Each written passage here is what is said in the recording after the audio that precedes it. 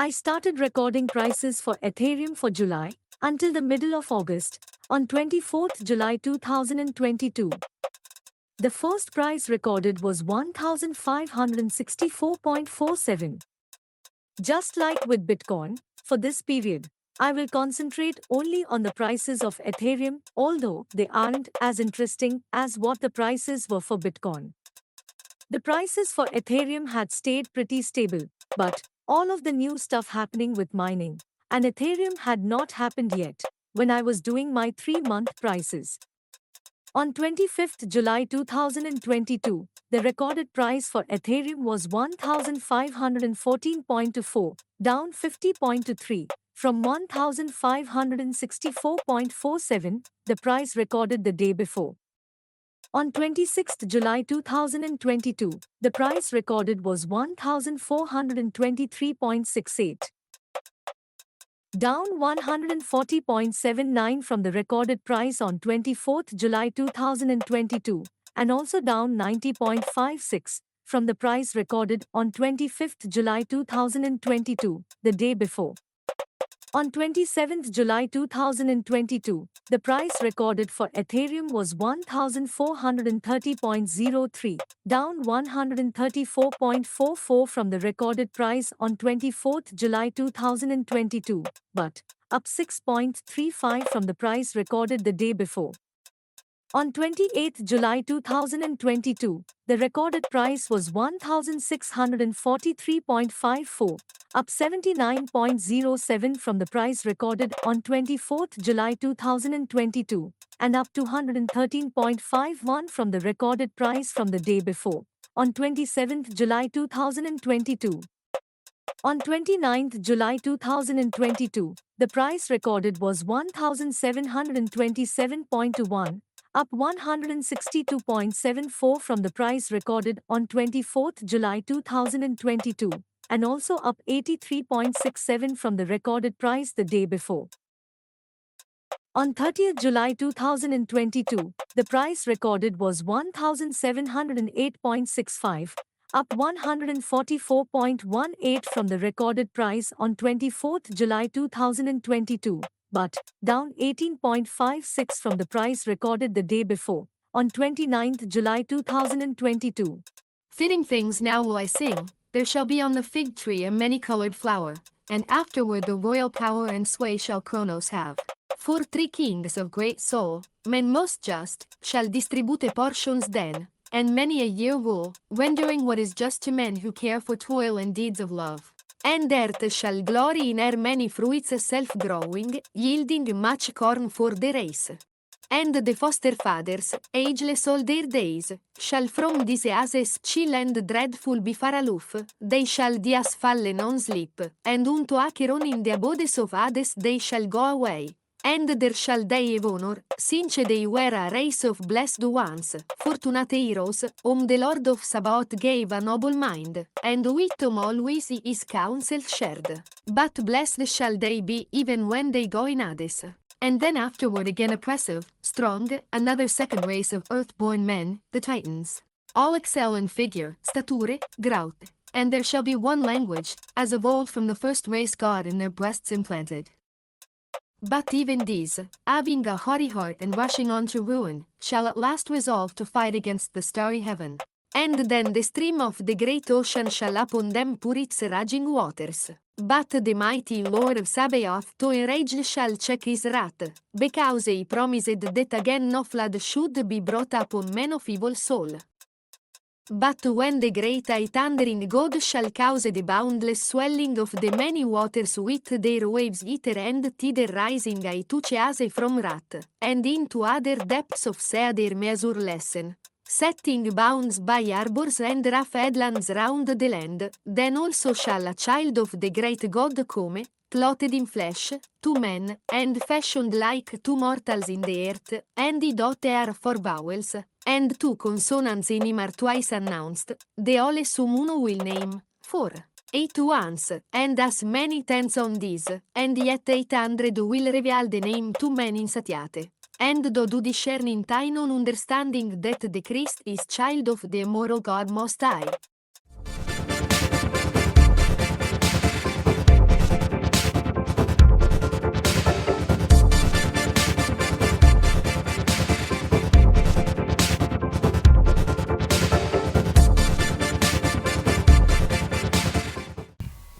For this reason, with glimpses we do have of the older Greek mysteries, have been taken as reflecting certain archaic aspects of common Indo-European religion, with parallels in Indo-Iranian religion.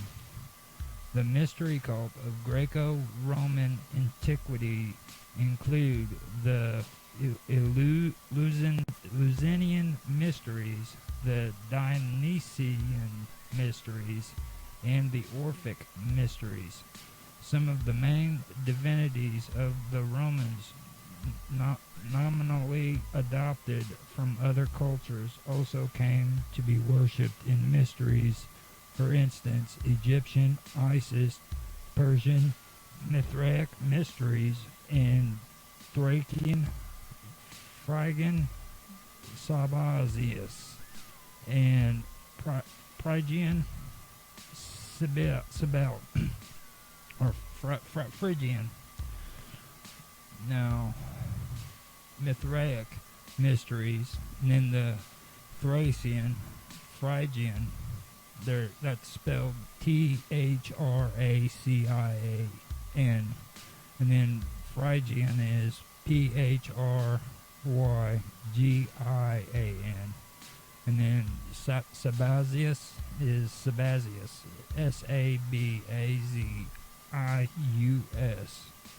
and then Cybele, which is Cybele.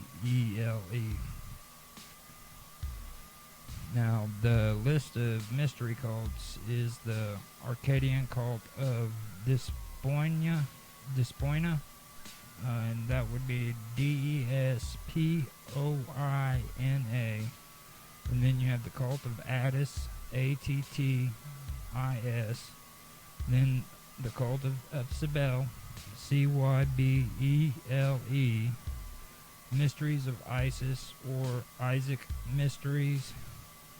And then cult of Trophonius, and that's Trophonius. Then Dionysian mysteries, Dionysian. Then Eleusinian mysteries, and that's Eleusinan. Then the Mithraic mysteries, and that's Mitraic. Then you have the Orphic mysteries, Orphic, and Sabazios. Sabazios is Sabazios. And then you have the Samothracian mysteries, Samothracean.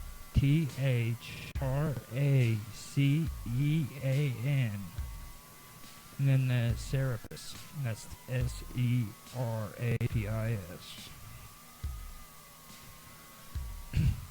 So that's my introduction into the mystery schools, to bring that up. And now I'm going to go on to Preparatio Evangelica. Now, that's spelled Praeparatio,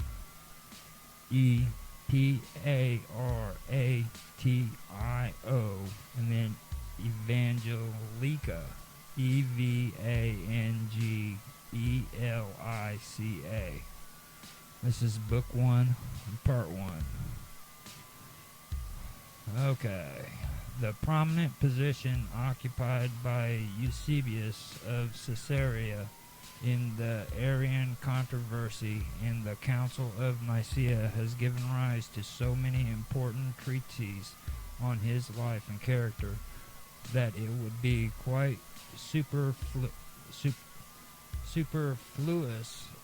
to prefix a formal biography to the present edition of one among his many literary works. It will be sufficient to mention a few of the best sources of information accessible to the English reader. 1. The article of Smith's Dictionary of Greek and Roman Biography of Eusebius of Caesarea by the late Bishop G. E. L. Cotton. 2.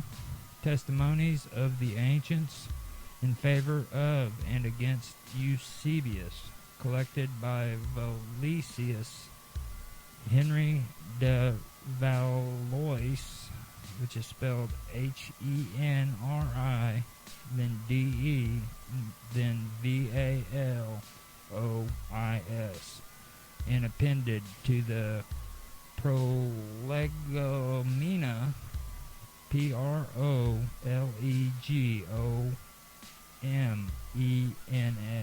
on the life and writings of Eusebius in Dr. McGifford's English edition of the Church History, Parker, Oxford, 1890. Then 3. McGifford's English edition of the Church History, Parker, Oxford, 1890. Wait, how about no?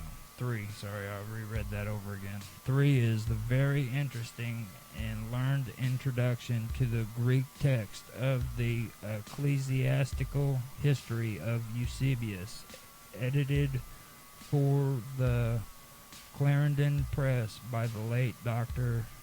W. Bright, Canon of Christ Church and Regius Professor of Ecclesiastical History, Oxford, 1872. Then 4. Bishop Lightfoot's article, Eusebius of Caesarea, in Smith and Wace's Dictionary of Christian Biography, II 308/48, of which Dr. McGifford says with perfect truth, Lightfoot's article is a magnificent monument of patristic scholarship and contains the best and most exhaustive treatment of the life and writings of Eusebius that has been written. In each of these works, the student will find abundant references to earlier sources of information. There is, however, one interesting and important BI question concerning Eusebius, for a satisfactory explanation of which I have sought in vain, even in these copious and excellent biographies. What was the true relation of Eusebius to Pamphilus? Pamphilus, Pamphilus. In other words, what is the exact meaning of the title? Your old Bible, it's written in strange writings. I can't tell you. But the inquiry is interesting because it is in connection with Pamphilus that we first hear of Eusebius, and it is not unnecessary because the older traditional explanations are very various, while in our own critical days we find the title sometimes rendered as Eusebius Pamphilus, and even as Eusebius, the beloved of all, a strange designation for one who was so well hated by his more orthodox brethren. It will be convenient to begin with the summary account of the traditional notices given by Fabricius in his great work, Bibliographia Graeca, which is spelled Graeca, and Bibliographia, which is Bibliographia,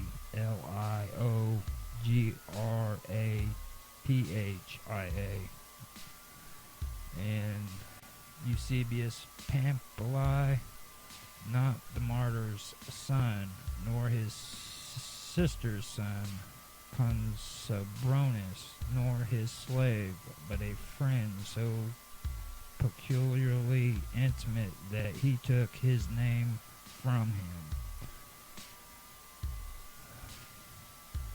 On the supposed relationship, it is sufficient to quote Bishop Lightfoot's judicious remark, Nicephorus Salistus makes him a nephew of the martyr, yet it is somewhat strange that he himself should never allude to this connection, if it were so close.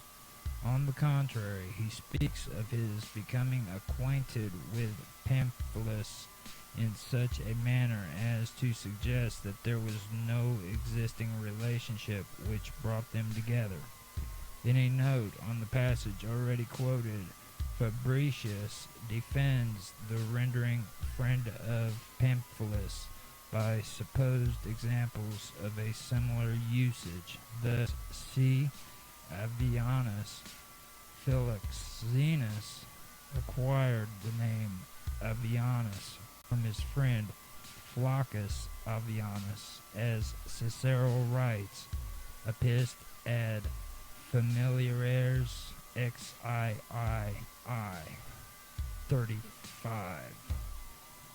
The name of Varius he received because there was no man with whom he was more intimate than with Flaccus Avianus, who, as I think you know, was my own most intimate friend. XII. On this example, it is enough to say that the Latin usage is no authority for the Greek.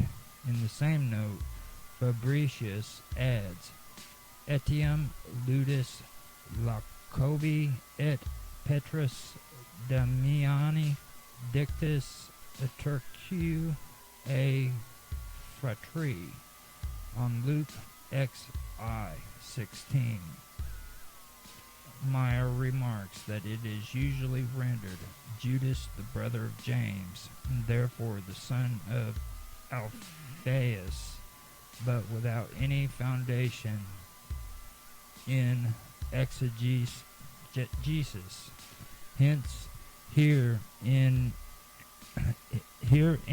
in Acts I 13 we must read Judas son of James, of which James nothing further is known.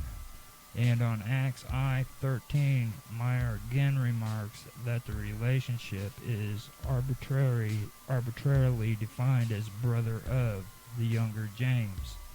It is son of and otherwise unknown. James, this interpretation is now almost universally accepted.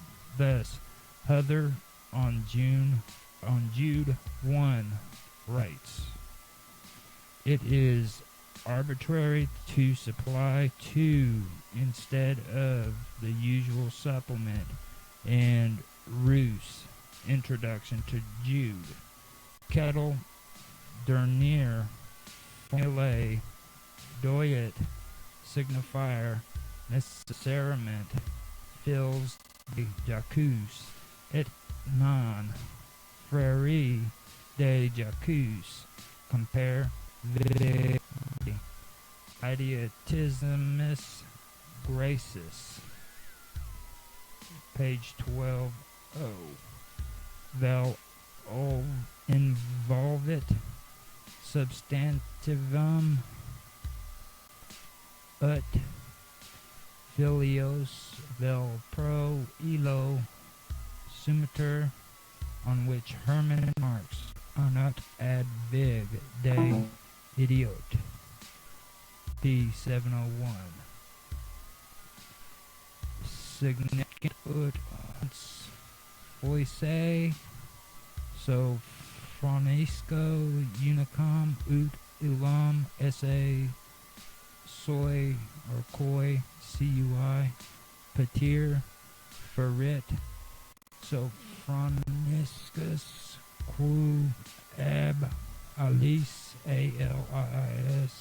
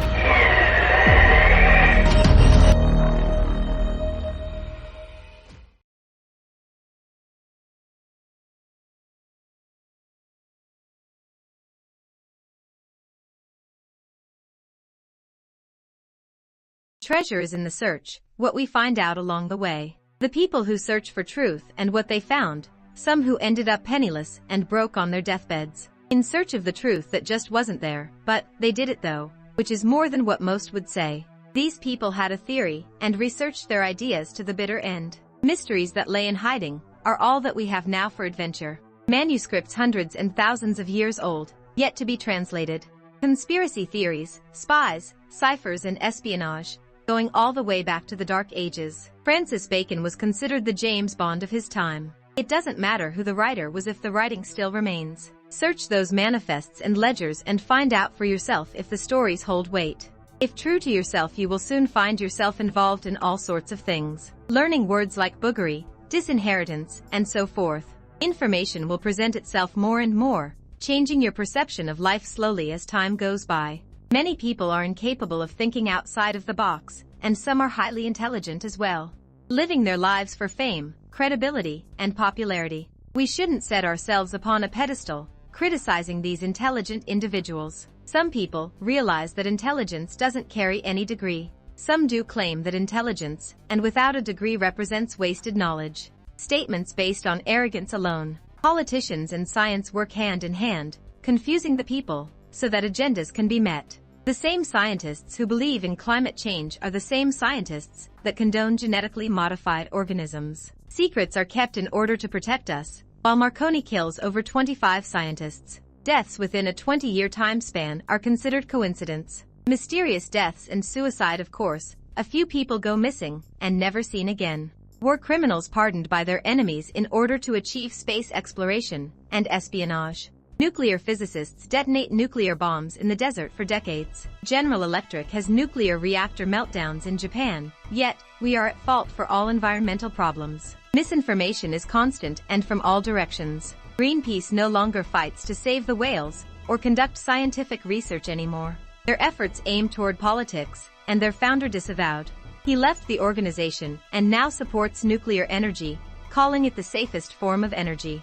As a society, we listen to parasites that gather crumbs from the table in order to eat. Intellectuals covet knowledge with copyright laws. People wish for fame and fortune through their achievements, instead of having satisfaction from the achievement itself. The powerful determine who is heard, and the media is a form of mesmerization. Whether it's television, newspapers, scientific journals, it doesn't matter. Exploration is replaced with economics, time frames, and alliances. Organizations replace democratically elected officials and force social reforms on the citizens. Referendums and counter-referendums are still being used in today's world. Cooperation and compliance is your only salvation. Politicians give credibility to a cause to achieve political agendas while pretending to be for the people. Setting up systems of control and creating ignorant, lazy people who believe statistics and polls. Without method, words become laws that are manipulated so that the people can't understand what is being said. Hearing these words and becoming convinced of their ignorance and their need for help. We as individuals are too ignorant to govern ourselves, so we must be governed. The institutional man is trapped by ignorance and by his own consent. A poor man marches into the courtroom and is introduced to the thought that he needs a public defender. Being poor, he couldn't possibly defend himself, even if he is innocent of all charges. So he takes the public defender, surrendering his right to be heard in court and separated from the judicial process. Only his representation can speak on his behalf, while agreeing by stipulation to whatever his representation pleases. The ignorant man rants about freedom, saying this country was built on the backs of the free, but what does his conscience really say? Follow the leader and fight for the cause? Together we stand and divided we fall? People confuse honor with loyalty, choosing strategy over honesty. Heroes are chosen, but soldiers have mothers, wives, and children at home. Lives filled with sleepless nights and worry. Heroes are placed in front of the people as martyrs, as trophies, so that their grandeur reflects onto the leaders they serve. Society idolizes leaders like kings sitting on a throne, and worshipped like gods. Leaders wear masks, nothing more than actors who pretend to be what we wish them to be. In secrecy, and behind closed doors, they are liars with sorrow in one hand, and peace in the other. Deceit is the only thing they know, with strategies played from days long ago. We worship new gods of cruelty, hate, suppression, and greed.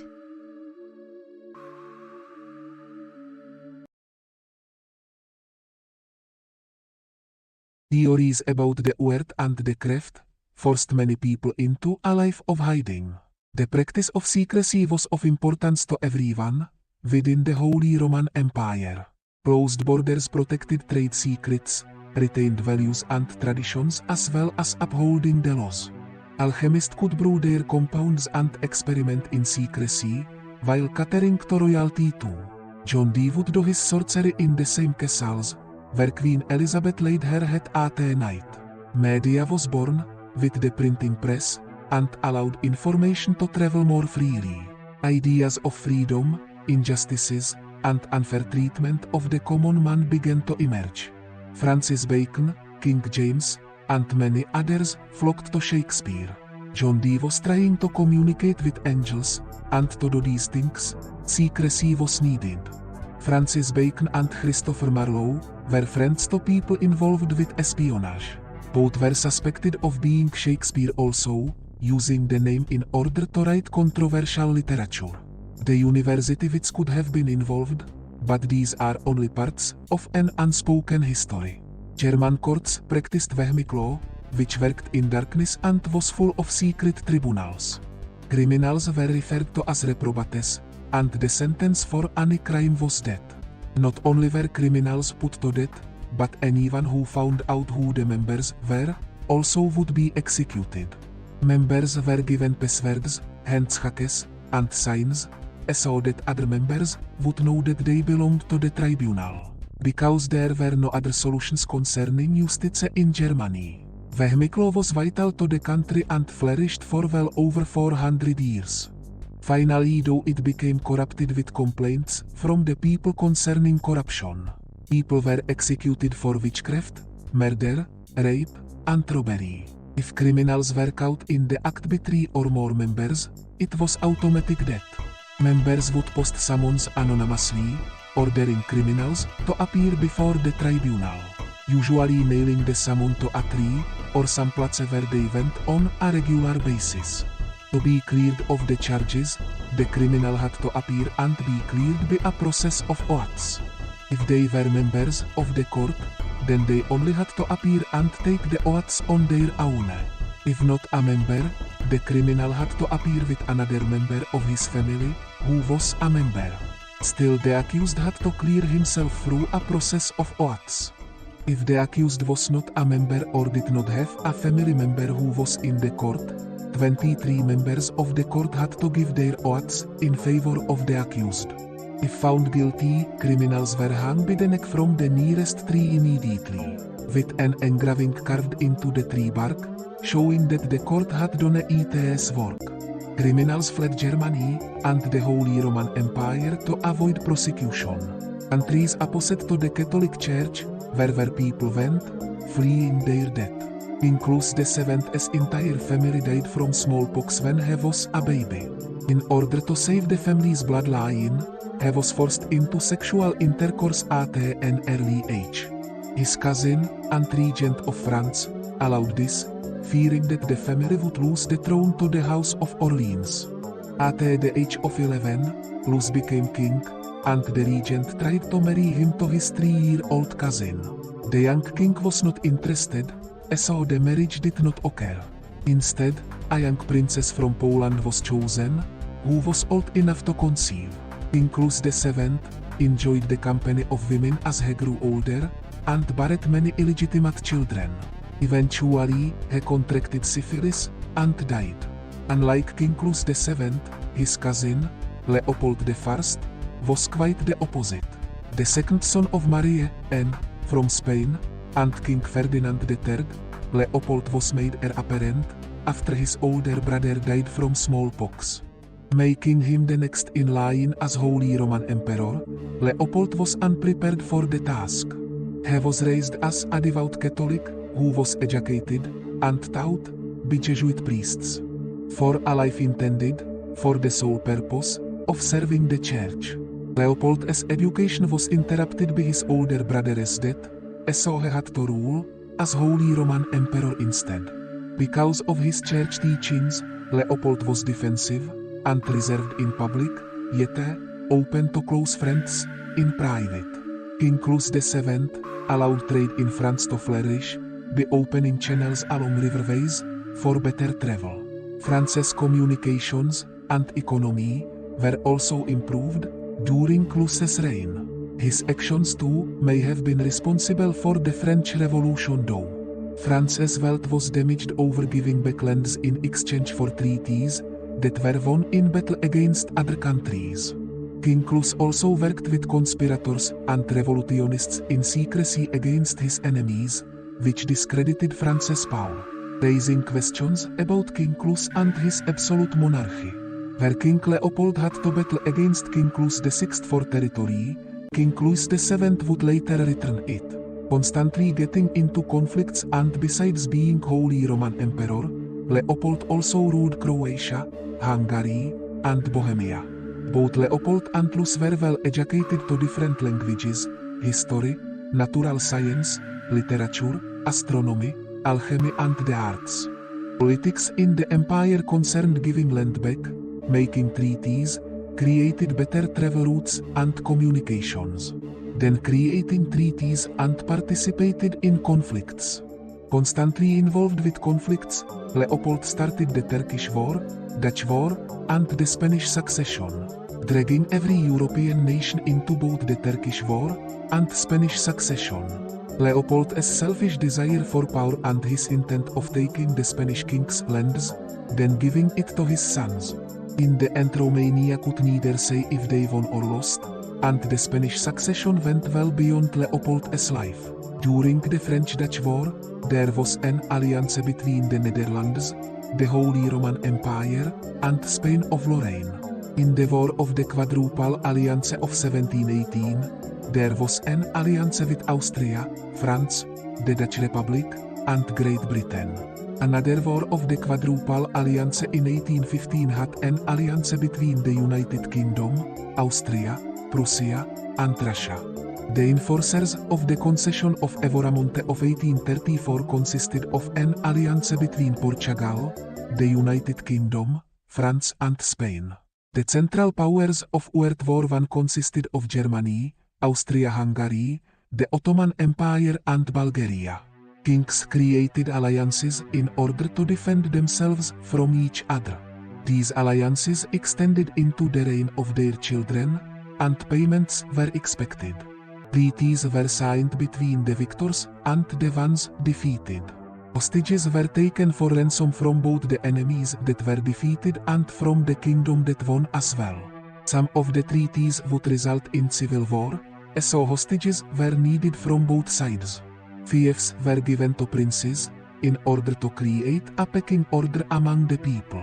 Princes would side with kings, in order to take over other kingdoms, ruled by the same royal families. Alliances between kings drew more of the royal families into the conflict also. During the Second Northern War, Georgi II Rakoczy, Prince of Transylvania, allied with King Charles X of Sweden, attempting to claim the throne of Poland from King John II, who was allied with Leopold I. An alliance which extended from Leopold's father's reign before him. Of course, with this alliance there was also payments for service. Helping defeat Transylvania and Sweden, Leopold campaigned even further into Sweden, and was able to obtain the Treaty of Oliva. Because of his treaty with the Ottomans after the Turkish War, Georgi agreed to ally with Charles X. Georgi Rakoczy renounced the Catholic Church, and converted to Calvinism as a child, because his mother's wishes. Part of the treaty made after the Turkish War allowed Transylvania to become a tributary of the Ottoman Empire. Participating in an unauthorized war against Poland resulted in Georgi Rakoczy being dethroned by the Ottomans. His son was automatically made prince, but the Ottomans proclaimed that no Rakoczy was to ever sit on the throne again. From that day forward, every member of the family was held hostage by the Holy Roman Empire. Eventually Georgi died at the hands of the Ottomans, and 2 generations of his family were held hostage by Leopold I. After his death, Georgi's wife and children reverted back to Catholicism, in order to gain favor with the Habsburg court. Francis Rakoczy was appointed a count, but being the son of Georgi, he could not sit on the throne. He was still able to marry a Croatian countess and join a conspiracy though, which he later became the leader of. Later it was involved in creating an uprising of noblemen in Upper Hungary. This resulted in the executions of all the noblemen, except for Rakoczy, because of a counter-reformation movement that his mother was a part of, and ransoming of a few castles, with money.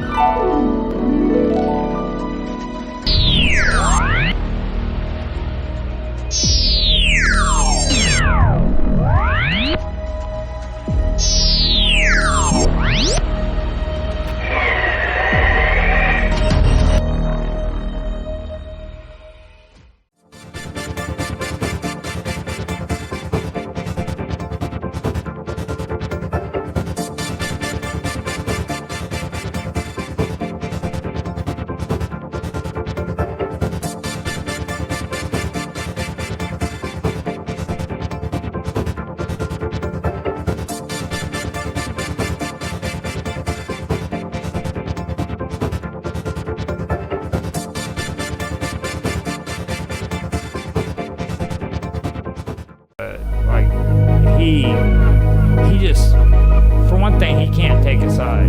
You know what I mean? He's always thinking he has to straddle the fence. You know, and I just, this thing with DMT, we were talking about that the other day, and the freaking hypo, what do they call that again, Karma? The cerebral thing, the gland. The pineal gland. Yeah, the pineal gland. You know, and him and freaking what's his face? He's the one that freaking talks about the early dry ice all the time. But he Hancock and him are like getting on the internet promoting DMT, saying that it's gonna make you a better human. You know, you're gonna evolve into this higher being by taking a drug. You know, and I'm like, come on, dude. You'd like to hear this? You remember that video, that movie I dropped in the chat, the link to? Why were they talking about these? Like everything we talked about on our show that, or in your show that day, it was so wild because, like, yo, everything that we talked about, all the way down to the DMT, I'm like, you have to be kidding me.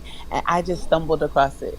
Like, it's so crazy because we were talking about it, and then I stumbled across the fact, like, we were just that drug. Like, I had never heard of it until you said something about it, and I didn't. I was just talking to you about mainstream stuff. This is what the majority of conspiracy theorists talk about. I mean, and I even mentioned Carl Jung to you, you know, stuff like that. I mean, it's all there.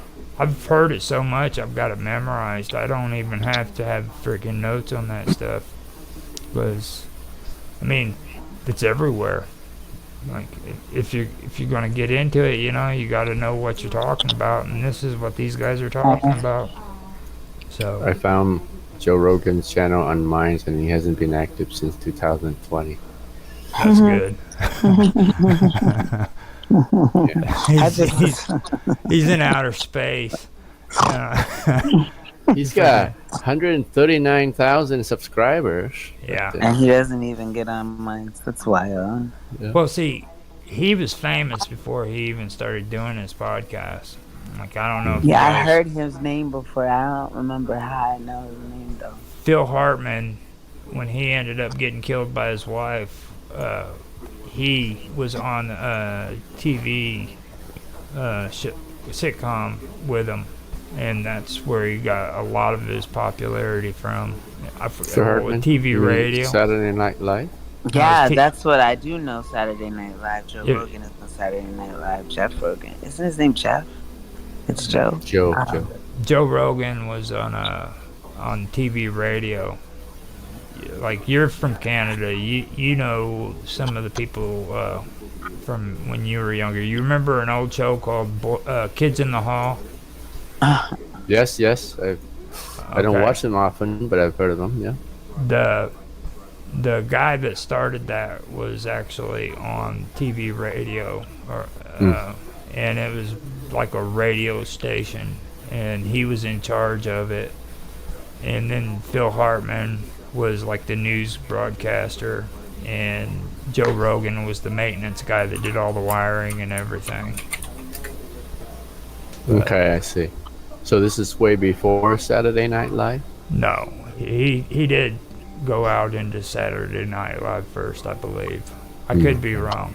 I used to watch Mad TV a lot, and then Saturday Night Live, but they kind of overlapped each other because it was like 11 to 12, and then Saturday Night Live started. So then it was like, and then Saturday Night Live was a bit more explicit. So my mom was like, sometimes. So when I grew up, it was just kind of already in my head that Saturday Night Live is naughty. So I don't really engage with it as much.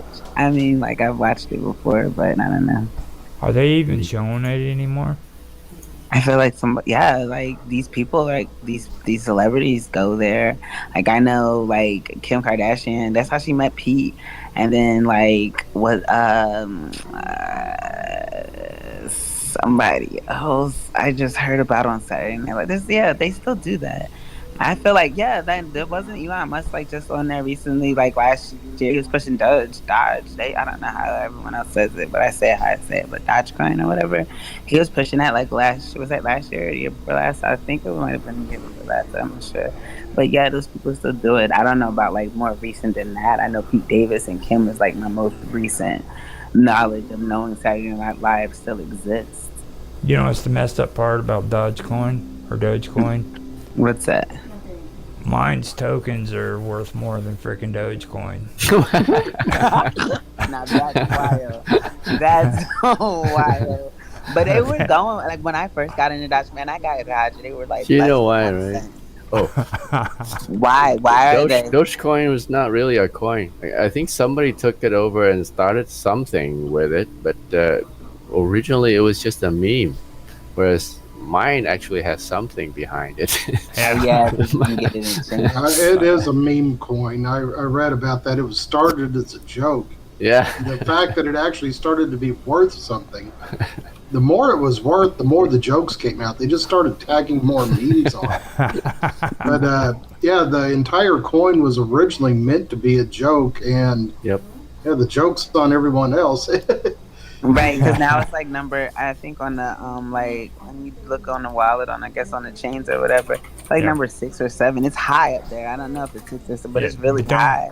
Don't fall for that though, because like I actually went in and bought some cryptocurrency last year, and I kept records of it, and like I went back after I finally gave up on doing the records and compared what I still have today to what I started out with, and it's like right there at the borderline of cutting even. So you know what I mean? I mean, this year did not lose. Hey Roger, switch back to your room.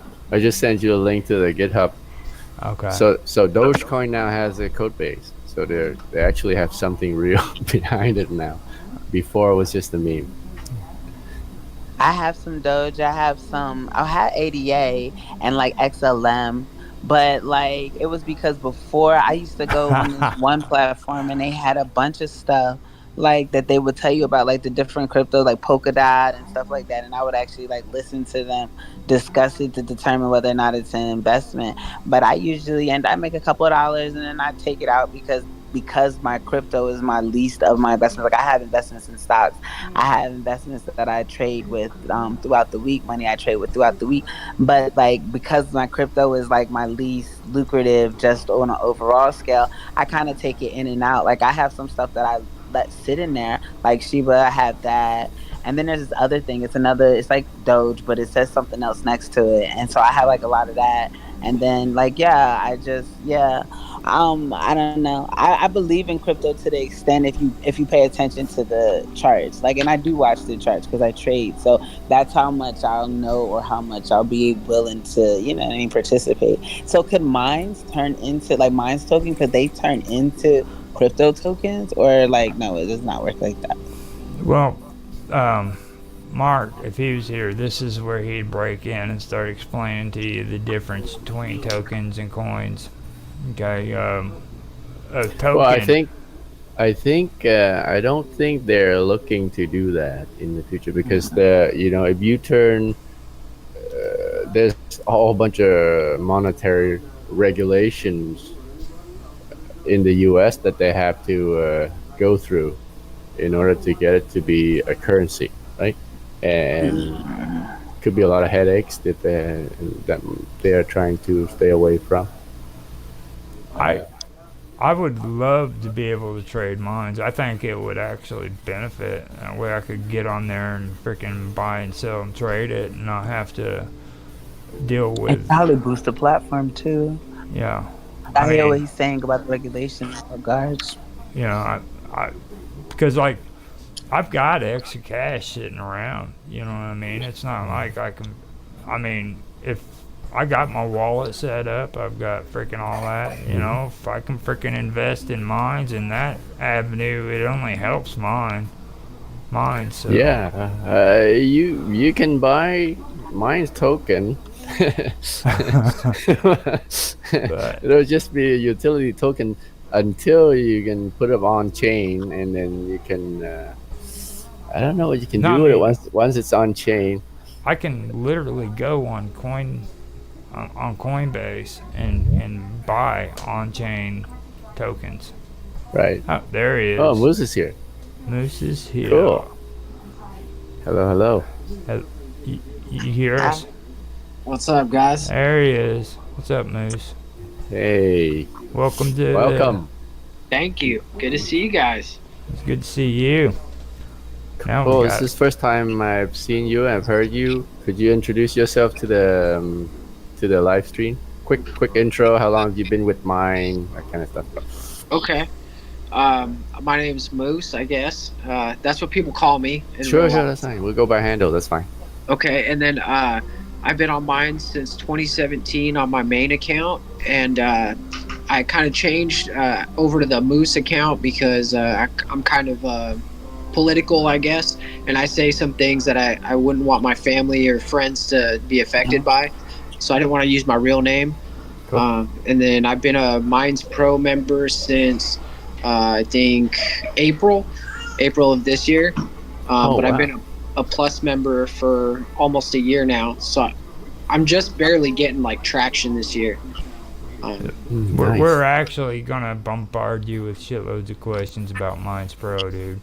Yeah, like you. Because we were just talking about Pro at the beginning of the show, and you have a Pro account, so we'd love to hear your thoughts on. Don't run away, dude. No, I'm listening. The baby's about to go to sleep. I'm listening though. Oh crap! All right, maybe take care of your baby first and then come back. Take care of your baby. I'll be right back, guys. Yeah. Mama's got her, but I'm gonna put her to bed real fast. Okay, man. No worries. That was cool. That's hilarious. Cool. Great. He's a great sport then. He was willing to join. It was like don't run away. Okay, dude. so yeah. Roger, you don't mind us going a little extra long on this, especially we have. No, because this is the weekend roundup, man. Yep. You know what I'm saying? Like we're all having a good time, and that's what we were actually talking about before. You know, just having a good time where we can kick back and chill out and get to know one another. So I was even thinking about, like, if nobody showed up, I was still gonna at least show the freaking chat. You know what I mean? That way, if somebody did come in, they can listen to some music and watch the chat.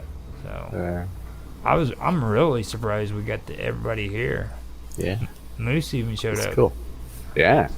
I'm sitting here updating my resume, doing all the little tweaks. You getting a new job? What are you doing? Sitting in your boss's office, updating your resume. He said pretty much, yeah. That's exactly what he said that last stream. That's so funny. No, I'm still at work right now. I've been working on it for an hour and a half. I'm gonna run to the restroom. Good.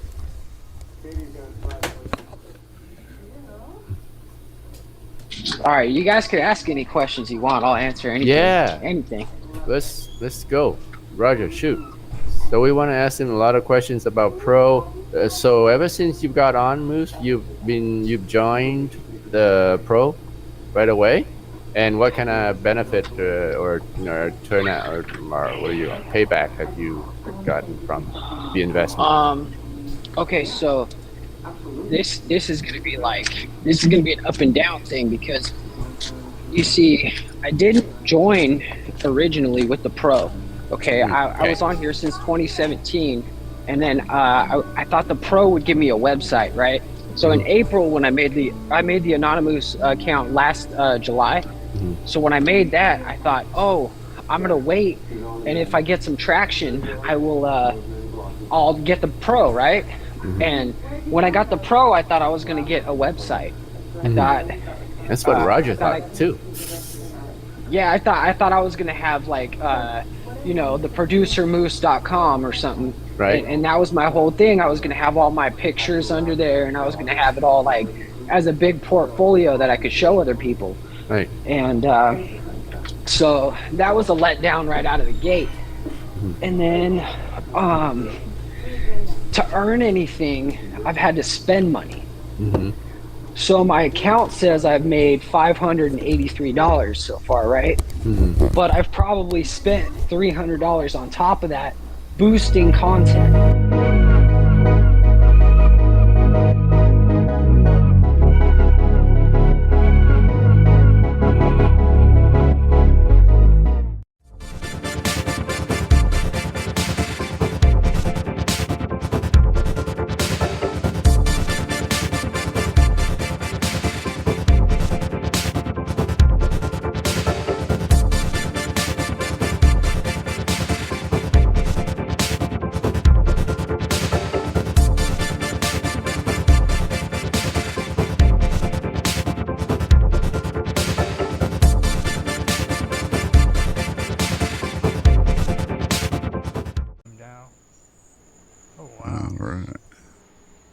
Yeah, I probably got some radiation off of them. What do you think? It's very bright. Straight out of the Gulf. And it's almost directly overhead. Yeah, I weren't kidding when I said I got really bright. close ones. You do not need night vision to see it. Oh wow, there's two of them right there. And it just flashed me back.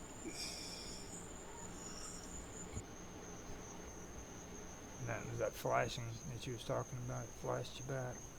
Yep. It said it was south.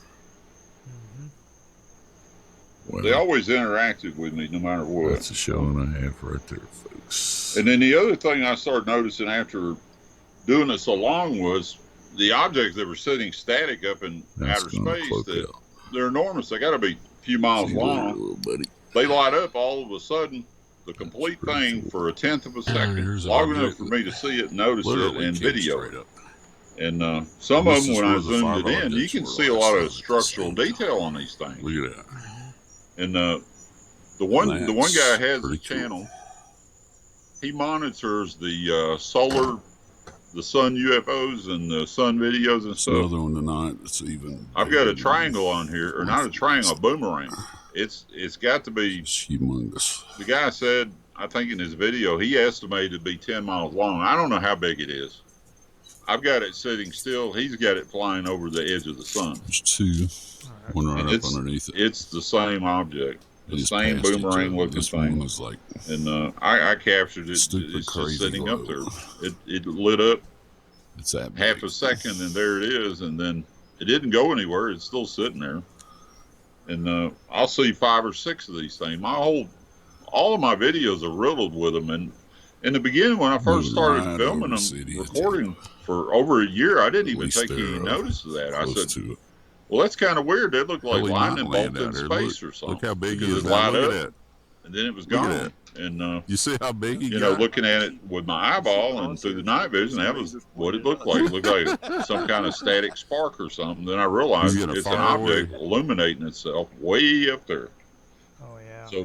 So if you zoom it in and you take a screenshot of it and you slow it down right when it illuminates, you can see it just real clear. Well, even with this one, it was far that's out, a show like and a you half said, right and then there, it came folks. in close to you, and then it freaking lit up. Yeah. That's pretty cool. So, I mean, it intentionally came in closer to you, and then... See you later, little buddy. That's pretty good. Here's a very bright Yeah, it ain't too bad for amateur, I guess. Yeah. Straight well, it was out like of you the said, Gulf. though, it's like they seem to be targeting you. It is almost Yeah, directly. yeah, they definitely want me to video them for whatever reason. You do not need night vision to see it. It comes down to aliens And want to it be, just flashed movie me back. stars too. Problem is, So I ain't got no hello, followers. Well, Bob Dub's cat's kind of like that too. Like she does her streams, and that cat will come in there and lay up on top of his perch right next to her. And like if he's late, he'll come in there and freaking sit up on top of her table and like he's apologizing to her. Yeah, they do that. Flash. That's just too cool. Yeah, this is nice right here. This is a good compilation you put together right here. I mean, they're clear as well, that's a big well, flash. Clear as night, I guess you could say. Thank you, there, partner. The night vision I got it's 1040p, I think, the pixel. So my pixel is really good, and then the refresh rate on it is fast also. And I was so paranoid, I said, if this thing breaks, I'm gonna cry. I'm literally gonna cry. I better buy a backup. So I bought the newer one. Look at the big flash. With all these gizmos and buttons on it, and the refresh rate is half the speed of this one. And I'm like, are you kidding me? So I'm still using the same original one after 3 years. It just came out of the West Coast. It's very big and very bright. All right, I found the all that far. I found the one that strikes the truck. I gave up looking for it on YouTube, so I had to go over to Twitter to find it. I'm like, really? The energy coming off this thing. It's there. It's on YouTube, but the problem is finding it. I got so many videos. This thing flashes me. I'll probably get a damn sunburn. Here you go. I'll give you a link to it. Okay. This is the one where Tinkerbell hits my truck. It's changing direction. That's the one we got to see. It's heading to the north now. But that's the one we got to see. Let me switch it over to you on Skype real quick, and then I'll. That's just crazy. Put that one on. Yeah, you can hear it. You can hear it hit the truck. That's a funny part about it. Not too many people have a video like that. Yeah, exactly. And people couldn't believe it. They were like, "Oh man, you set that up. You faked that. That you must have did something to do that." And I'm like, "Dude, I'm just sitting in the same spot recording the orbs." Yeah. And then some people went, "Well, if you didn't use that laser beam, they could have seen where they were going." I'm like, "Dude, I wasn't using a laser beam. He just hit the truck, Mm-hmm. And my pointer, my little laser I use it's so weak, you just can't. Well, it's just not strong at all. It's like something you see in a classroom. But the night vision makes it look like it's some big industrial laser or something because it shows up. Mm-hmm. But it's not. But I've got one that shows up like a lightsaber, but I never use it. I never pull it out. I don't have to. They're playing in the yard, so why would I have to need that? It hit right at the beginning of the video, didn't it? Yeah. I slowed it down, and then I did it normal speed, and it's pretty traumatic how hard that thing actually hits. Like I heard it right as soon as the video started. I heard it, and that was irregular. Yeah, Jack over at Cosmic Road, I sent it to him so he could take a look at it. And dang, he made a whole show about it on a Sunday. I was like, wow, Jack. Yeah. That was... Every time it hit the truck, he'd go, damn. That's pretty profound, actually. Like, you've actually got a sound to go with it. Yeah. Because, man, it shook the whole truck, and it really never crossed my mind that, how the hell did something shake the truck? My tires on that military truck they're almost 4 foot tall. That's how big the truck is. Yeah. I mean, it's just a humongous truck, big old Caterpillar diesel engine in it, and I bought the thing just to have it. It didn't run, and just song and a dance, and well, we got that thing going. I drove it home, and it's been sitting in the same spot ever since. And I use it for recording off of. Like I say, it's probably saved me $200 in bug spray so far.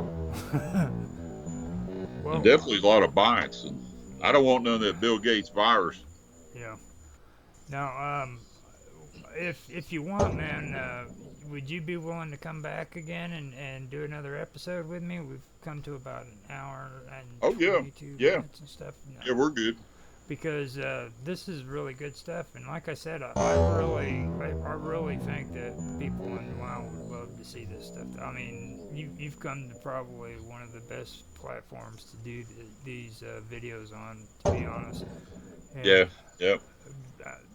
That's the thing that really annoys me, is because, like I said, I had to actually delete the ones we had, and I would love to have you come back. And like I said, Now anytime. you got a bunch. You got a bunch you can use now, so feel free to use any of them that you need at any time. So That's good to know. And I still want to have you come on to WoW Talk with me and do this yeah, stuff. So I mean, yeah, we usually do shows on Thursday. If I don't have somebody to live stream, I'll do recordings. So yeah, I'll edit this up to like 15 minutes, and I'll post like 15 minutes of this again at a time, yeah, so that yeah. people will get more views on it. So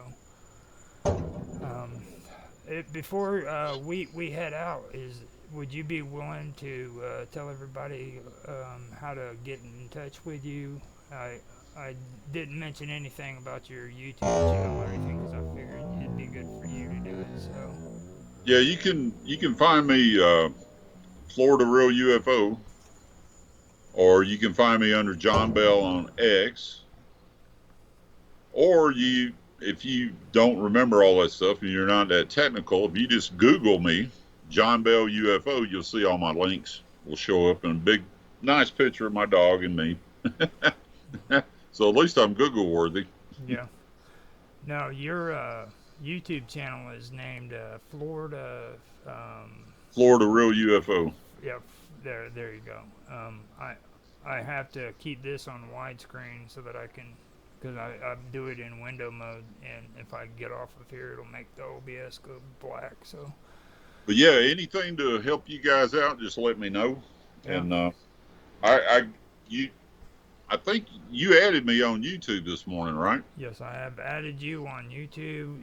I added you on Skype, and if you want, I don't know if you're on Discord or not, but if you are on No, there, not on Discord, but I'm on the X. So if you could get me on X, would be great too. yeah, I actually have your videos from X on here, so all I have to do is Yep. freaking follow you. And now, are you on Minds.com? No, Oh, okay. I'm just I'm on Skype for the radio show every Wednesday. I'm on there, and I don't know, they're just kind of funny sometimes. It's like last week I had a bunch of announcements, different UFOs and stuff like that. I do almost like a weather report with UFOs, and people listen to it. I mean, they actually listen to it. And anyway, I didn't even get a chance to even say anything. Mm-hmm. And that was a show the week before last. And then last night I showed up and I was like, well, hell, everybody's here now. Yeah. And I forgot the microphone was on. I was like, shit, they didn't need me. And the guy kept calling me over and over on Skype. And I'm like, dude, why would you keep calling me? And the only time I do, they usually they let me talk just before the show is ended. Mm-hmm. And I'll have just a few seconds or something. But, other times they give me half the damn show when there's nobody shows up. So. Well, I can do all kinds of subjects, from the ghost hunting to all that stuff. I've got experiences with the spiritual stuff, and I just don't roll that way. I don't sit there and seance and Ouija boards and all that stuff, walk around the house with a meter in my hand. I've been on ghost hunts with Nancy, and Nancy was in the original Ghost Hunter. She was part of that team, and that's where she comes from. Yeah, you was telling me that last night. She's got talent. She's the only one that we went up to a prison from the 1800s, and we did a tour in there, and shit, that place. I mean, they got the original cells, everything in there. No air conditioner. You can imagine how hot the damn place is. It's in South Georgia, and I walked in the door, and I try not to tune anything like that. To tune in with it. I don't want any shit following me around.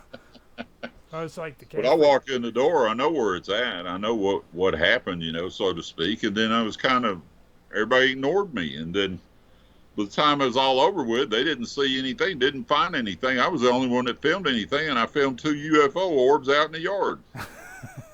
That was it. I was the only one that had any footage of anything. And I told Nancy, I said, I keep waiting on seeing a black demon standing behind you, but I just couldn't capture him. I was trying.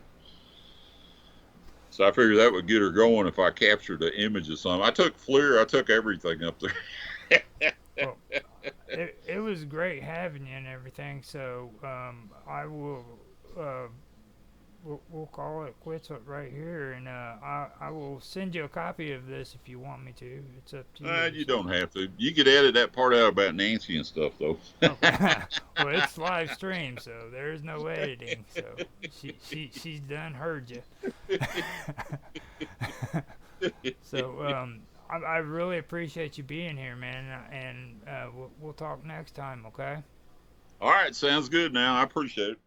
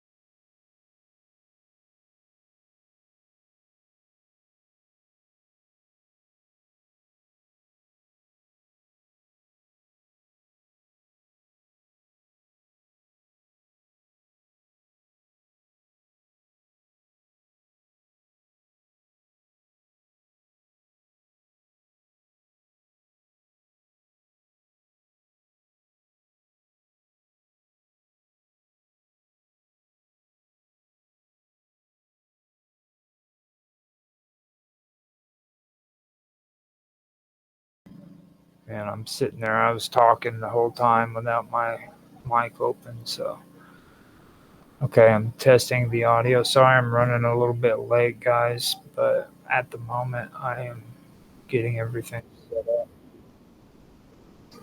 Audio sounds okay. Everything sounds good on Beam. Everything sounds good on Twitch. Everything sounds good on Kick. All right, YouTube is up. Let's see what it sounds like. That kind of. Okay, everything is good on YouTube. Kick it or D Live is up and running, and so is X. Let me test the audio on X, make sure it's good. Got the little wheel turning on there, so. All right, so we are good to go. Today is going to be, I think it's going to be a good episode. This is just building up from where I've started off in the year. It seems like more information is just coming out of the stuff that I did so far.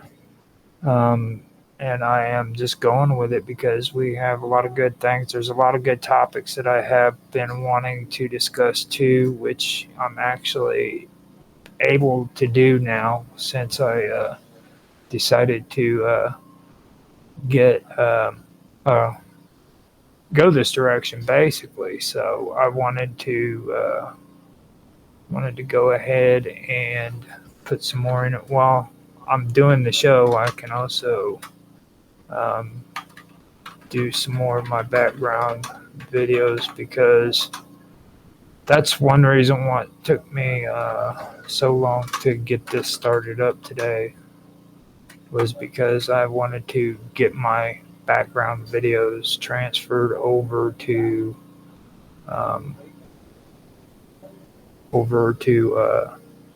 Rumble. on the Rumble Studios. That's where I'm going to be doing this from now on. And just like before, I haven't had anybody who's eager to actually come on to this show and then talk to me about the topics. So I'm going to be soloing this today. I've got a beginning to this topic for the stream, and it's going to go a lot farther than that. This is some good stuff. We were talking about the Diletnev Pass in Siberia, and I got interested in the agrarian groups that were involved up there, and it eventually got me to where I wanted to get into what I've been wanting to do for a while, and that's talk about Indo-European languages and the belief systems that they had back then and stuff like that. So this is my perfect chance to get into all of that, and I've started out in the right direction.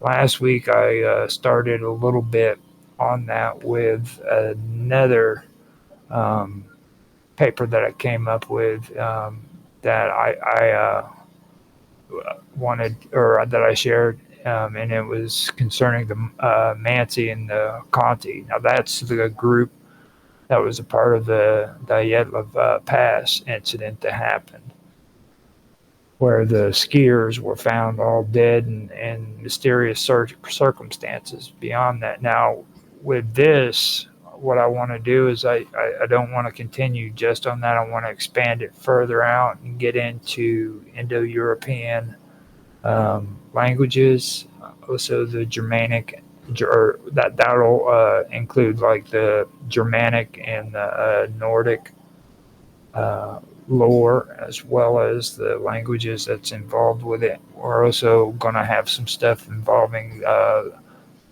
Romanian lore and stories behind that. That's all related to the Indo-European languages. So Indo-European, pre-Indo, this is something important to say, pre-Indo-Aryan languages as well, because there is a difference, and that's something that I keep forgetting to point out. And I also had an issue there where I needed to distinguish between them two. Now, when I've gotten it down pat when I start talking about the Babylonians and the Sumerians, because I do, and the Assyrians even, because there is a difference between those three. But the same thing has to be said when it comes to the Indo-Aryan languages, as well as the pre-Indo-Aryan languages, and then you have the Indo-European languages, and there is a difference between those three. I was saying for the longest time that they were the same thing, they just changed the names, but come to find out, I did more research into it, and there actually is a difference. So I wanted to make that clear before I get started. I smoked my cigarette, and I got me some coffee, just took a drink of it. So with that being said, I don't even have to actually record anything. So today is all set up and it's good to go. So let me do a last audio check. It sounds good on sounds good on Beam and Twitch. Sounds good on Kick. It sounds good on YouTube. Sounds good on DLive. And sounds good on Minds, or X. So if you guys are on any of those, thank you for being on here and watching. And with that being said, I am going to go ahead and get into the topic. So what I'm going to do is just stop here and start reading. Stop talking, start reading. because this is where it gets interesting. Okay, the term is not a commonly recognized phrase in literature, science, or general usage. However, it could refer to the decay or decomposition of water-based organic materials, often resulting in the breakdown of compounds into simpler substances, accompanied by foul odors or a change in appearance. Phrase putrescent of water compound might be used symbolically to describe the transformation or degradation of materials in a philosophical or metaphysical sense. It could appear in Gothic horror or macabre writing to invoke vivid imagery of decay and rot involving liquids. While not common, it might relate to processes like petrification, where organic matter decomposes, often in water-rich environments. In alchemical and mystical texts, particularly those influenced by Greek mythology and ancient cosmogonies, the putrescence of water compound could symbolically relate to the primordial chaos or the formless state of existence before creation. This concept often connects to the mythological ideas of Mot or mud, representing the primordial waters of creation, or the raw material from which life emerges.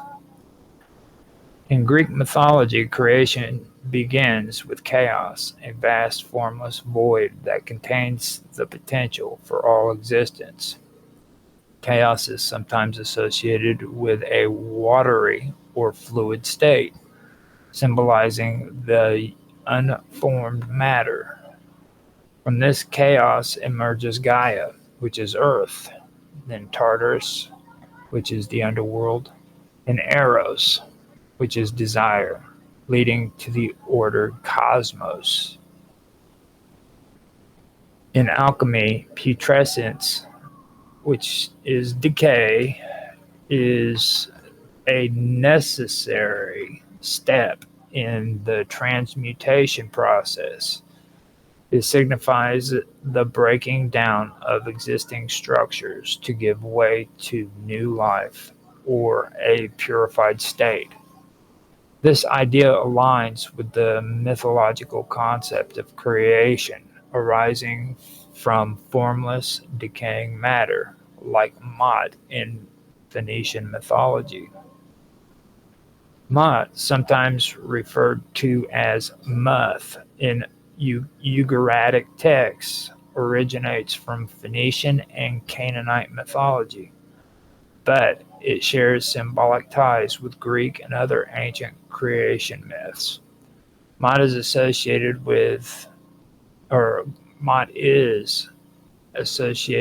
as the god of death or sterility. Mot embodies decay and transformation. Mot also symbolizes the formless, fertile mud from the primordial waters, which aligns with the alchemical idea of life emerging from decay or dissolved matter. This concept resonates with the alchemical principles where watery compounds, symbolic of chaos and dissolution, are a medium for transformation. Putrescence is a metaphor for the necessary decomposition before regeneration or the creation of higher forms. Just as Greek myths speak of the primordial chaos, the Phoenician cosmogony by Sanchuniathon, an ancient author, describes Mot as arising from the interactions of wind and primordial waters. Mot represents both the mud and the first principle of life, embodying decay and potential creation. In Empedocles' philosophy, creation involves the interplay of the four elements: earth, air, fire, and water, and love and strife. The watery compound could be an allegory for the mixing of elements leading to life. In Heraclitus's doctrine, flux and transformation, symbolized by water, are central to existence. No, are central to existence, resonating with the cyclical nature of putrescence and rebirth.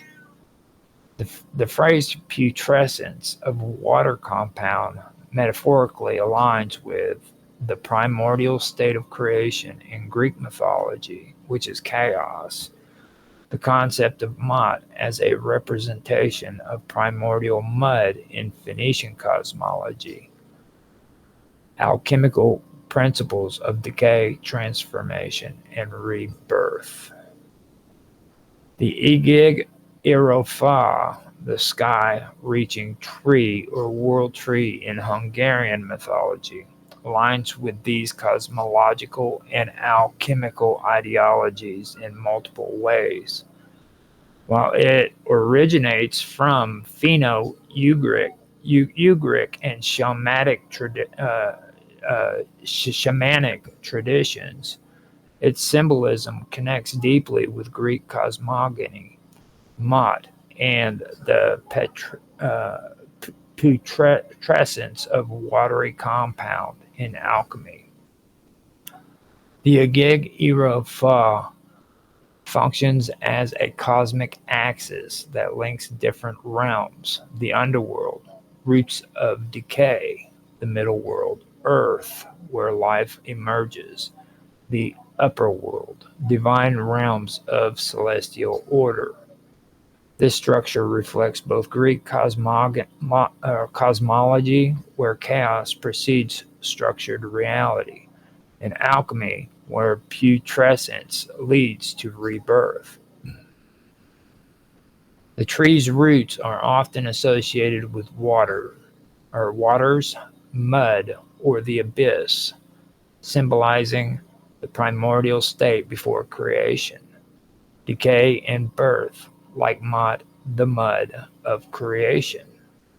Alchemical dissolution, negredo, and that's before transformation. Much like the primordial waters in Greek and Phoenician myths, the Igig Irofa emerges from the undefined, formless, or decomposed state before reaching the heavens. The concept of Mot as putrescent mud, which brings forth life, mirrors the tree's roots in the underworld growing out of decay.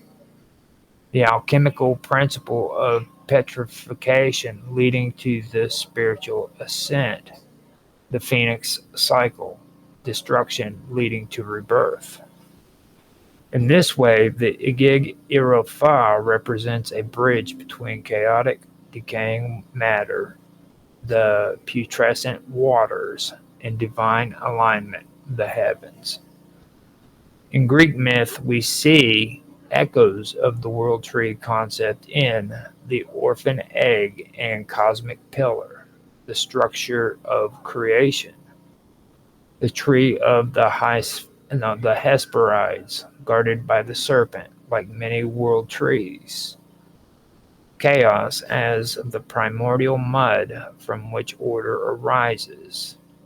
These align with the Igig Irofa, where the roots touch the primordial abyss. The trunk represents the middle world, which is our reality. The branches reach the divine, the celestial realms, enlightenment, or ultimate transformation. The Agig Eropha fits into the Greek creation myth, Venetian mod, and alchemy because it arises from the waters of chaos, similar to the putrescence of watery compounds. It connects death and rebirth like Mott and alchemical petrification. It serves as a cosmic axis uniting all realms. This tree symbolizes the journey of the soul, transformation, and the cycles of the decay and renewal, all key elements in mysticism, alchemy, and ancient cosmology. The tale of Kiskadas, or the little herdsman, fits within these cosmological, alchemical, and mythical frameworks, including the Agig Eropha Mott and the putrescence of watery compound. The tale contains elements of initiation, descent into the underworld, death and rebirth, and cosmic ascent, which align with Greek creation myths, alchemical transformations, and shamanic cosmology. In the Hungarian folklore or folktale, Kiskantas, Kishkantas climbs the Erig Eros Fa to reach a higher realm, passes through multiple worlds or layers of existence, encounters trials and supernatural beings, often in otherworldly settings. This ascent represents spiritual transformation and transcendence, mirroring the orphan ascent of the soul in Greek mysticism. In the alchemical Greek work, where base matter is purified through trials. It's also with the shamanic world tree, which uses the travel between realms. Before reaching the celestial realm, Kiskandas often encounter Kiskaskas often encounters he encounters a deep, dark abyss or an underground world. Passes through stagnant waters. Decay or darkness. Faces monsters or obstacles that test his transformation. Now, the only reason why I tried to do it like that is because there's different versions of the story. So I was trying to say that in some accounts it's this, but not in all accounts. So he encounters a deep, dark abyss or an underground world, and he passes through stagnant waters, decay, or darkness.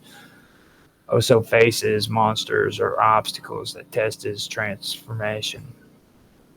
Now, this underworld journey aligns with Mott as the primordial mud from which life emerges. It also aligns with chaos and Greek cosmogony, where order must be carved out of the formless void. It also aligns with alchemical nigredo, which is blackening, the stage of purification before rebirth. The fact that Kiskandas emerges from these depths stronger or wiser follows the mystic cycle of death and rebirth, much like the presence putrescence is necessary for new life. The tale of Kiskandas echoes Greek myths, particularly with Orpheus and Eurydice,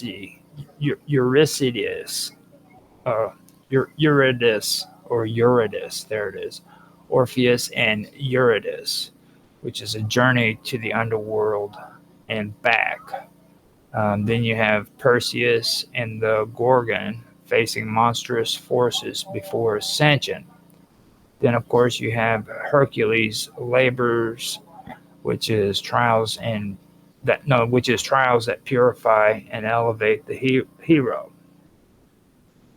Like these heroes, Kiskandas moves through darkness to reach enlightenment, much like the Igig Irofa growing from the depths of the heavens.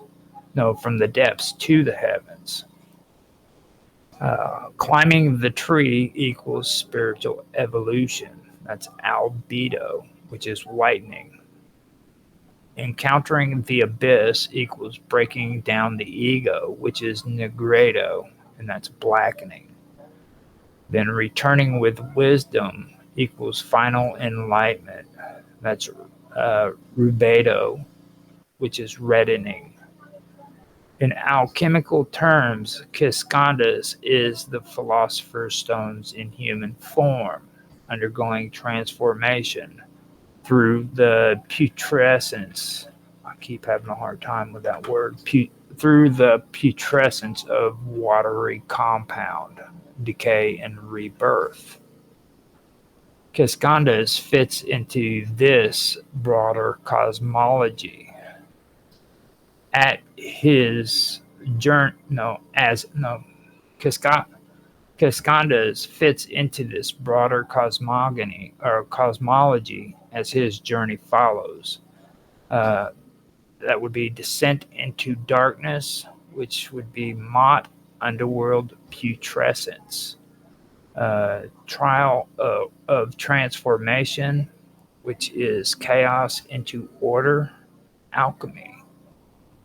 Ascent into enlightenment, Agig Irofa, which is divine knowledge.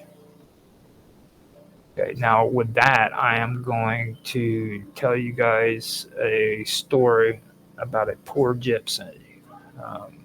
This is old folklore that I do want to share. It's actually pretty cool. It's an old gypsy story, so let me put it on there. And I'm going to have to find a site that I can watch to where I can keep track of time because I don't want to overdo it and go over. So here it is.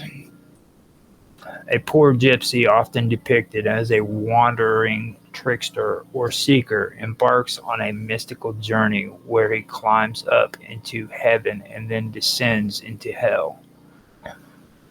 The structure of the tale follows the cosmic axis model, where he must navigate different realms of existence. The gypsy climbs a great tree, a ladder, or a golden rope that reaches the heavens. He enters the celestial realm, often encountering saints, angels, or the divine judge. The heavens reveal hidden knowledge, cosmic laws, or prophecies. However, he is either denied entry, makes a mistake, or is sent back down. This phrase mirrors the Igig Irofa, where the tree connects earth to the divine. The alchemical albedo stage, which is purification and enlightenment. Orphic ascent of the soul, which is reaching the celestial sphere but unable to remain. After being rejected or forced to leave heaven, the gypsy falls or descends into hell. Hell is often depicted as a watery abyss, a putrid swamp, or a dark cavern echoing mud, and decay. He meets demons, spirits, or suffering souls, witnessing the consequences of sin and corruption. He must outwit the devils, sometimes using tricks, riddles, or bargaining. The descent phase aligns with the putrescence of water compound, decay before rebirth. Negredo, in alchemy, breaking down impurities before transformation. Greek underworld myths like Orpheus, Odysseus, or Hercules. Catabasis. Also, the gypsy escapes hell, often by tricking the devil or using an object of power. He returns to Earth, now possessing wisdom, magical gifts, or a new destiny. Sometimes he becomes a king, a prophet, or a mystic wanderer. In some versions, he shares visions of the afterlife, warning others of heaven and hell. Libido in alchemy represents the completion of transformation, the cycle of death and rebirth, mirroring initiation rites. The hero returns with knowledge, much like Prometheus bringing fire or Hermes as a psychopomp. Like the Igig Aralfa, the gypsy moves up and down the axis of existence. Heaven and hell mirror the duality of chaos and order and enlightenment. No, the heaven and hell mirror the duality of chaos and order, petrification and enlightenment. Hell is often described as a dark, wet, and decaying place, aligning with Mott and alchemical Negredo. The gypsy's time in hell represents a spiritual death before rebirth. Ascent to heaven equals purification, which is albedo. Descent into hell equals petrification, which is negredo. Return to earth equals enlightenment, which is rubedo. Orpheus's journey to the underworld to retrieve wisdom is a good example. Or Hermes as a psychopomp traveling between worlds. Chaos as primordial mud from which divine order arises. The Igig Irofa, which means sky-reaching tree, growing out of a reindeer or horse, is deeply symbolically linked. It's linked to symbolic cosmology. Hold on a minute. I have some errors in my writing. There we go. The Igig Irofa, which is the sky-reaching tree, growing out of a reindeer or horse, is deeply symbolic, linking shamanic cosmology, Indo-European myth, and alchemical transformation. The imagery is not arbitrary. It represents the axis mundi, the cosmic cycle of life and death, and the bridge between the realms. Yeah, so now I am going to start talking about the horse and the reindeer. Okay, now the horse and the reindeer is something about it has to do with the Igig Arosfa, and this tree is supposed to be growing out of a reindeer or a horse, is what the folklore is about. So I will be discussing that now. It's a very, very interesting topic. Now, the horse and reindeer as psychopomps, guides of the soul, in many shamanic traditions, the horse and reindeer serve as psychopomps, guiding the soul between the realms of life, death, and rebirth. Their role in the Igig Aralfa myth suggests a vehicle of ascent. The horse or reindeer equals The horse or reindeer transports the shamanic hero into the upper world. A sacrifice that births renewal. The tree growing from the animal represents the cosmic cycle of destruction and creation, a connection to the other world. These animals are often associated with the spirit world, transformation, and transcendence. In Siberian and Mongolian shamanism, reindeer are spiritual mounts that take shamans into trance states. In Norse mythology, Sleipnir, Odin's eight-legged horse, carries him between worlds. In Greek mythology, Pegasus, the winged horse, ascends to the heavens, symbolizing spiritual elevation. Thus, when the Agig Erofah grows out of the horse or reindeer, it signifies a gateway to cosmic knowledge, just as these animals carry the soul into higher realms. The tree growing from the horse or reindeer represents the axis Mundi, the central pillar of the cosmos. In many traditions, it connects the three worlds. The roots is the underworld, the trunk in the earthly realm, and the branches in the heavens. It symbolizes spiritual growth. Just as the tree ascends, the hero must climb it to reach enlightenment. It represents life emerging from sacrifice. The animal's bodies nourishes the tree, showing the cycle of death and rebirth. Now, from this point on, I'm going to mention Yggdrasil. Now, Yggdrasil is Norse, and this is the world tree, which connects all realms and is linked to sacrificial wisdom. Odin hangs himself to gain knowledge on this tree. So that's what this is about.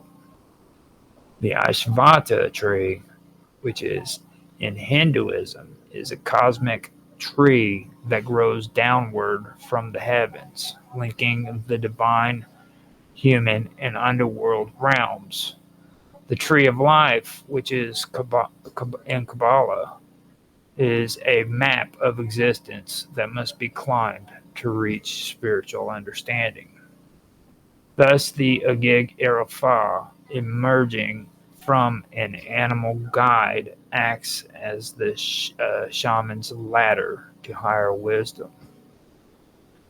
In many Indo-European myths, divine knowledge or cosmic structures emerge from a sacrificed being. The horse or reindeer dying to birth the world tree aligns with shamanic sacrifice. The animal gives its life to create the cosmic bridge. Alchemical putrescence, death and decay lead to new transformation, which is Negredo and Rubedo. The primordial chaos giving rise to order, just as mud and decay births creation. The animal's sacrifice generates the cosmic tree. Now, here in a comparing mythologies, I want to bring up Ymir, which is Norse as well, and that would be the first giant whose body is dismembered to create the world. Then you have Purusha, which is Hinduism. That's a cosmic being sacrificed to create the universe. Then you have Panju, which is a Chinese myth, and that is a giant who dies to form the heavens and earth. In this sense, the reindeer or horse is a divine offering, ensuring the connection between the earthly and the celestial realms. The horse and reindeer are also associated with cosmic cycles. The reindeer equals moon. In Siberian shamanism, reindeer are moon animals, symbolizing mysticism, dream states, and inner journeys. The horse equals the sun. Indo-European mythology links the horse to solar chariots, cosmic travel, and celestial fire. Since the Igig Irofa reaches into the heavens, its origin in the solar lunar animal suggests a cosmic balance between the forces of light and darkness. Why does the tree grow from the horse or reindeer? The horse or reindeer is a psychopomp. It carries the hero's soul between the realms. The tree is the axis mundi. It connects the underworld, earth, and heavens. The animal's sacrifice enables cosmic growth, like Ymir, Purusha, and Panju. The animal's death brings forth new creation. It represents alchemical transformation. Putrescence, which is death, leads to enlightenment. It symbolizes the balance of solar and lunar energies. The reindeer, which is the moon, and horse, which is the sun, embodies cosmic duality. Thus, the Agig Irofa is not just a tree, it is a portal to transcendence, emerging from the sacrifice cosmic beast that enables the journey of the shamanic hero.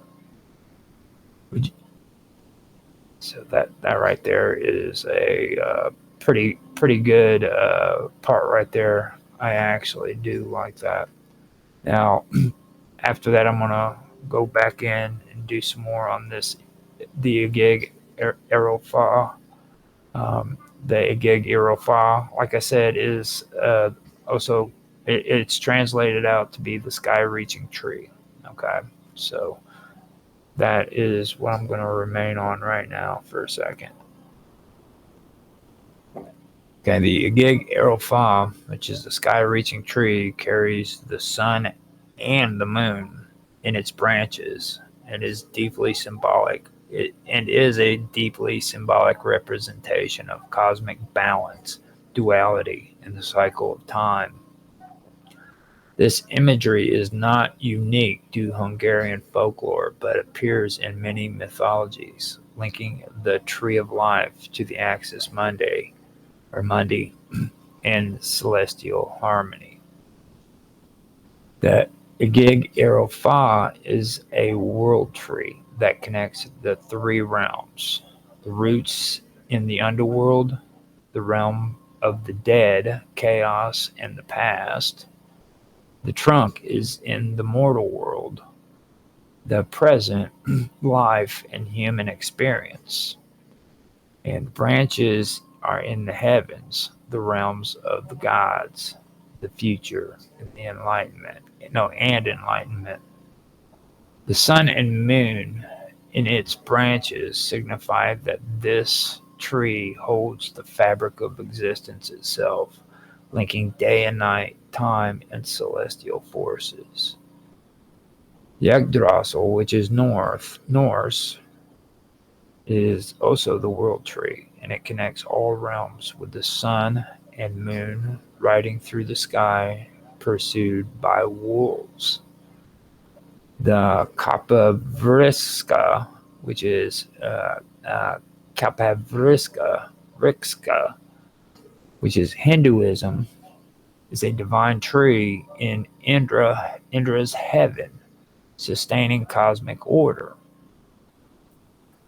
The Kabbalistic tree of life is a spiritual structure mapping creation, balancing light and darkness.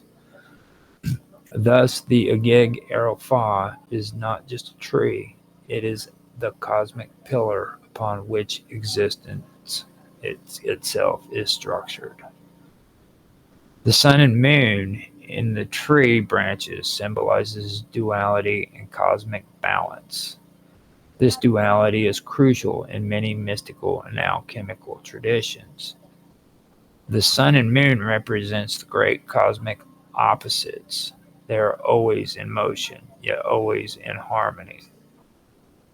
Alchemical conjunction, the merging of Sol, the sun, and Luna, the moon, creates the Philosopher's Stone, symbolizing spiritual transformation. The sun is often a golden bird in Hungarian folk beliefs, the turtle or phoenix, while the moon is a silver deer, both resting in the trees' branches.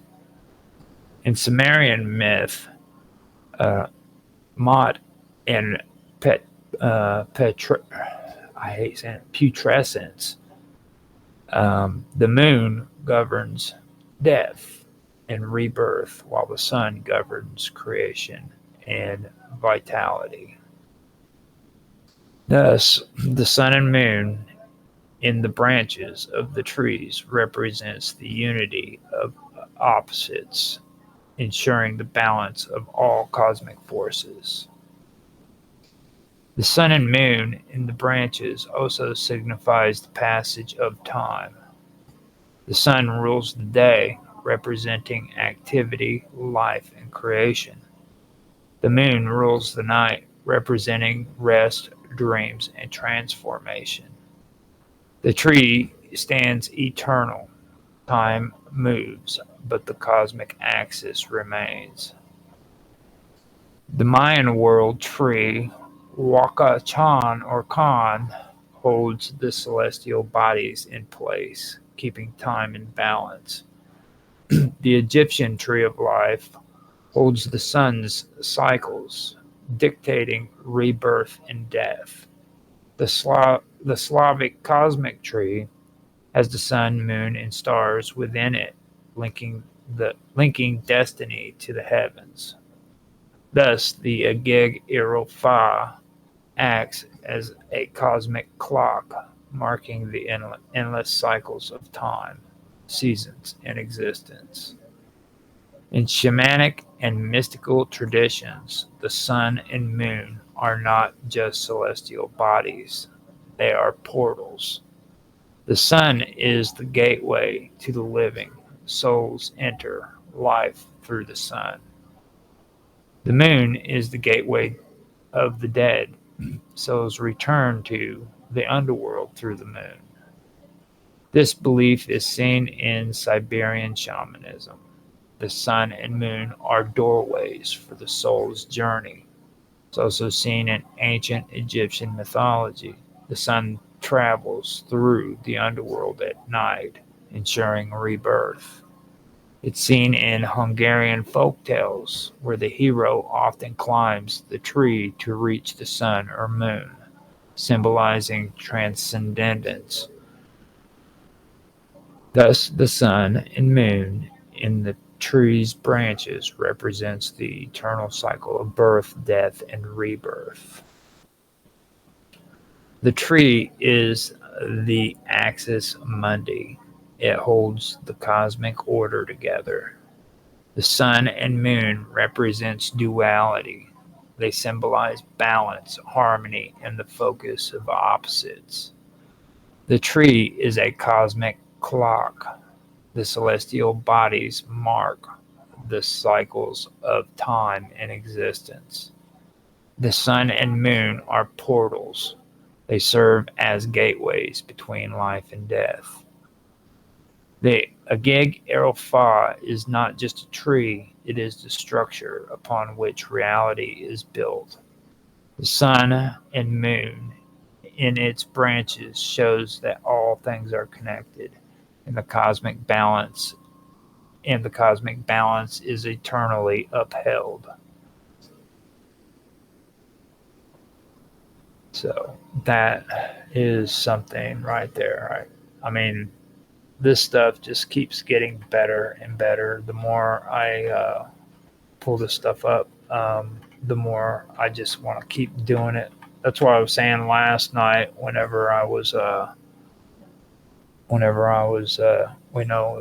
few nights ago. I'm getting my days mixed up, but if I like keep doing this stuff, I'll end up having a hard time keeping my head out of the clouds because I just love to read this stuff, and it puts me in a different world. It's great stuff. So I am going to continue on a little bit more, but I do want to try to at least keep this down to about an hour and 15 minutes. I don't want to get too carried away with it. So I just want to let you guys know that. And I am going to get back to the reading. Now now we go to the world mountain. So we've discussed the world tree. I'm going to move on to the world mountain for you guys.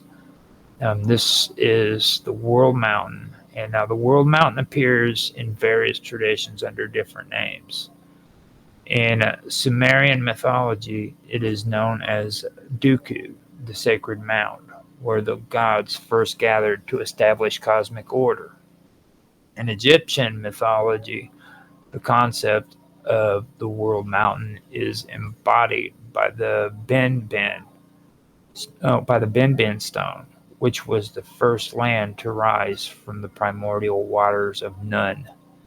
Hindu mythology describes Mount Meru as the cosmic center of existence, where the gods reside.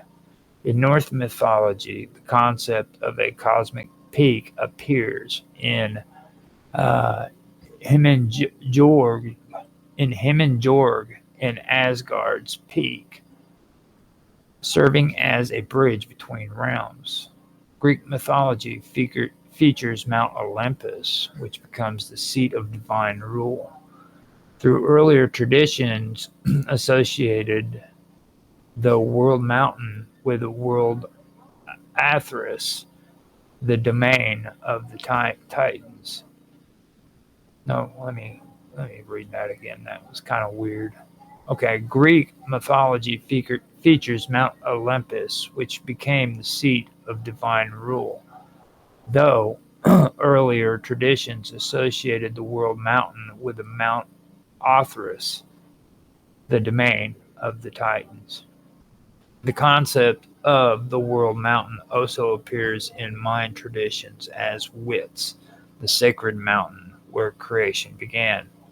In Hungarian and Uralic traditions, the sky-reaching mountain serves as the sacred height connecting different realms, often associated with the world tree. In all of these traditions, the world mountain is the highest point of existence, touching the heavens and acting as the founding of the cosmos. It is the center of the universe, a divine axis that connects the celestial and terrestrial worlds. The world mountain is also closely tied to the axis Mundi, which represents the vertical link between heaven, earth, and the underworld. The world mountain is often seen as the physical representation of this cosmic axis. It is the highest peak in the world, often depicted as touching or supporting the sky. It serves as a bridge between realms where gods, shamans, and heroes ascend. It also holds the celestial bodies, including the sun, moon, and stars, ensuring cosmic balance. In many traditions, the world tree is said to grow from the peak of the world. No, it's said that the world tree is said to grow from the peak of the world mountain. This combination represents both stability and the continuous cycle of life. The mountain provides the foundation of existence, while the tree symbolizes growth, renewal, and the passage of time. The connection between the world mountain and the world tree appears in Hungarian, Siberian, and Indo-European traditions, where the sky-reaching tree is rooted in the summit of the cosmic mountain, linking all realms together. The role of the world mountain in creation myths varies across cultures. In Egyptian mythology, the Benben stone was the first land to rise from the chaotic waters, and the creator god Atum stood upon it to establish the world. Similarly, in Sumerian mythology, the Duku, or Holy Mound, was the first sacred place where the gods gathered to shape the cosmos. In Hindu cosmology, Mount Meru is described as the mountain that emerged from the primordial waters and became the center of creation. Many myths also describe the world mountain as the structure that holds up the heavens. In Norse mythology, the body of the primordial giant Ymir was used to create the mountain that support the sky. Mountains was used to create the mountains that support the sky. In Hindu cosmology, Mount Meru is the pillar that keeps the universe in balance. Greek mythology features the Titan Atlas, who in some interpretations was originally a mountain that held up the sky. Hungarian and Uralic traditions also depict the world mountain as the cosmic structure that supports the celestial bodies. In addition to being the foundation of creation and the cosmic pillar, the world mountain is often considered the home of the gods. In Greek mythology, Mount Olympus is the dwelling place of Zeus and the Olympians. In Hindu and Buddhist traditions, Mount Kailash is the abode of Shiva. Norse mythology describes Asgard as the fortress of the Aesir, while Canaanite mythology associates Mount Zaphon with the domain of Baal. These myths illustrate that the highest peak of the cosmos is often the place from which divine rule is established. Hungarian and Uralic mythology features a version of the world mountain that is closely tied to the world tree. Some versions describe the mountain as the structure that holds up the sky, while others describe the world tree growing from its summit. A unique element in these traditions is the image of a great reindeer or horse carrying the world tree on its back. This concept is linked to shamanic journeys, where the shaman ascend the cosmic tree or mountain to reach the heavens. The reindeer or horse serve as a spiritual guide, transporting the shaman between the worlds. The sun and moon are often depicted resting upon the branches of the tree, symbolizing cosmic order. This imagery appears in the Uralic and Siberian myths, where the shaman must climb the world mountain to attain enlightenment. The world mountain represents the foundation of the universe. It is the first land to rise from chaos. It is the cosmic axis that supports the heavens and the dwelling place of the gods. It serves as the pathway between worlds and ensures the stability of the cosmos.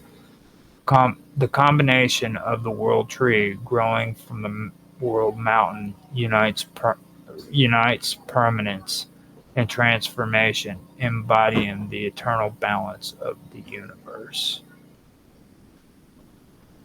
The concept of the world mountain fits well with the 9 worlds of Yggdrasil in Norse mythology. Yggdrasil, the world tree. Wait, I gotta fix an error in my writing. The world tree serves as the cosmic axis, which is the axis mundi connecting the different realms of existence. Similarly, the world mountain is often depicted as the central structure at the cosmos supporting the heavens, linking different planes of existence and serving as the foundation of creation. Is how the world mountain aligns with Yggdrasil in its 9 worlds. The cosmic center. In many mythologies, the world mountain is the highest point of existence, just as Yggdrasil is the center of the North cosmos. Both serve as the foundational structure upon which the universe is organized. The world mountain supports the heavens, while Yggdrasil's branches stretch across the 9 worlds. The connection between realms. The 9 worlds of Yggdrasil are distributed along its roots, trunk, and branches, linking the heavens, the earth, and the underworld. Similarly, the world mountain is often described as a vertical structure that unites celestial, terrestrial, and chthonic realms. In many traditions, the shaman, hero, or deity must climb the world mountain or ascend the world tree to reach divine knowledge or immortality. The role of the underworld. Yggdrasil has roots that reach into Helheim, the realm of the dead, just as the world mountain often extends downward into the underworld. In some traditions, the base of the world mountain is the entrance to the underworld, much like how the roots of Yggdrasil touch the realm of Hel. In Norse mythology, Asgard, the home of Aesir gods, is located in the highest branches of Yggdrasil. This mirrors the idea that the summit of the world mountain is the dwelling place of the gods. In Hindu tradition, Mount Meru is the home of the gods, and in Greek mythology, Mount Olympus serves a similar role. Many myths describe the sun and moon resting on the branches of the world tree or being positioned at the peak of the world mountain. In Norse cosmology, the sun, or Sol, and the moon, Mani, are pursued by wolves across the sky, and their movements are connected to structures of Yggdrasil. In Uralic and Siberian traditions, the world tree holds the celestial bodies within its branches, ensuring cosmic order. Yggdrasil is prophesied to tremble and decay during Ragnarok, signifying the destruction and rebirth of the world. Likewise, many myths of the world mountain describe cosmic battles, the fall of divine rulers, and the eventual renewal of the world. In Hindu traditions, Mount Meru is shaken during the churning of the oceans, and in Mesopotamian myths, the sacred mountain is often a battleground for divine struggles. Yggdrasil has beings that dwell within it, such as the eagle at its top, the serpent Nighthawk at its roots, and the squirrel Ratatoskr running between them. Similarly, the world mountain is often guarded by mythical creatures such as dragons, serpents, or divine birds. These creatures serve as protectors of knowledge, challengers of ascension, or agents of cosmic balance. In summary, Yggdrasil and the World Mountain share fundamental similarities in their function as cosmic structures that link the different realms of existence. They both serve as the center of the universe, uphold the heavens, connect the earth and the underworld, and house divine forces. While Yggdrasil is primarily envisioned as a tree and the World Mountain as a towering peak, they both fulfill the same role in their respective mythologies, being the axis upon which the cosmos is balanced. So, let me see what time it is. Okay, I can take it down to, yeah. So, I can go ahead and cover the 9 worlds of Yggdrasil, possibly, but let me see what time we got. Yeah.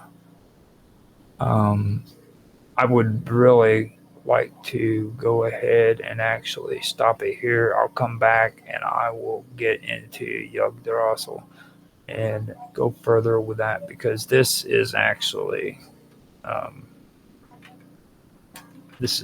good part where I can actually start from scratch, because it'll explain the 9 worlds of Yggdrasil in the Norse mythology, and we can start from there. This ends up getting really, really good. This all stems from Indo-European mythology with Germanic and Norse traditions, as well as Romanian. We always hear about Romanian traditions about vampires and stuff like that, but nobody really knows about the old pagan folklore that comes with it. You know, there's a lot more. And then you have the gypsies and their traditions and their beliefs, which is also a part of all of this history. And that's not even counting the linguistics and, the Indo-European and the pre-Indo-Aryan language. That all of that is just cool, in my opinion, and I really enjoy that. And I've always been a fan of ancient history and history. So this, like I said, doesn't, for me, I don't categorize it as ancient history. Maybe in that region it was ancient history, but like for me, I just would rather keep everything in the BCE era as newer history, or as ancient history. The BC era, yeah, as ancient history, and everything that is Common Era or AD, I keep that as like more modern history. I know that's weird, but that's just how I do it. So if it's AD, it's not ancient history for me. So that's just how I feel about it. So with that, I am going to check my channel, see if anybody's made any comments. Doesn't look like anybody has, which is fine. I didn't understand boxing. What are you talking about? I'm talking about history, ancient lore, stuff like that. So that's what I'm talking about. Understand boxing. That's off of YouTube. Yeah, I'm discussing Nordic folklore, mythologies, Germanic, Romanian, as well as Indo-European languages and how they relate to all that. So that's what this is about. Thanks for making a comment. I do appreciate that. All right, let's see if we got anything else. Doesn't look like there's anything on D Live or on X. And usually there's never any comments or anything like that on X, so I'm okay there. So we have come to an hour. I've marked the next part so that I know where to start up from. I will like to thank to everybody for coming in and making comments. Angelic Angel posted a heart and a robot on Beam Studio. That's much appreciated. Thank you very much for that. And I don't even know what the heck is going on Rumble. I forgot to even go to Rumble today to check it out. So let me pop on there real quick and see if anybody's actually said anything in chat. I'll find out here in a second. No. Oh, I couldn't tell even anyhow. Oh. I hate that. I actually had a commercial pop up on there that drives me nuts. That's the one thing I do not like about Rumble, man. It's just saturated with commercials. Every time you watch something, it just hits it. So I appreciate you guys for watching, and thank you for stopping in, making a comment. I understand boxing. That was really appreciated. So if you guys want to leave a comment, feel free to leave a comment. It'd be much appreciated. Watch, like, comment, subscribe, do all of the cool stuff. Mostly make comments because I do love to talk to people in the comment sections. That's really something I enjoy doing a lot. If you guys want to check me out, you can check me out on Rumble. You can check me out on Beam. You can check me out on Twitch. Rumble, you'll have to contact me. It's The Wonderful World of Weirdness on Rumble. On Beam, it's just Roger_Hanson, I believe. And on Twitch, I go by Infamous 1969. That's a tough one because I always keep forgetting that one.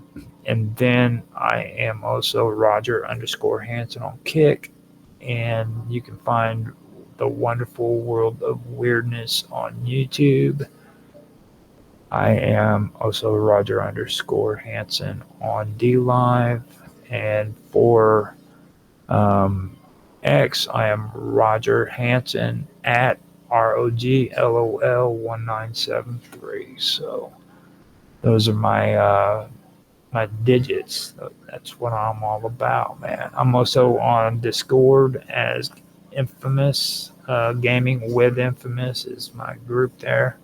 I also have the Wonderful World of Weirdness on Discord. That's where you can get on there and have conversations with us. They're all in the descriptions for the posts that I make on X. And if you guys want to find out how to get on there, you can find it through those links. I'm also on Skype. I have groups set up for the conversations that I do for the Wonderful World of Weirdness, as well as other things that I get involved with, other topics. So there's a lot of ways of finding out how to find me. I have all the information in the description. So I almost ran out of breath saying all that stuff. That's the reason why I don't like talking about it, because it's just really a pain in the ass.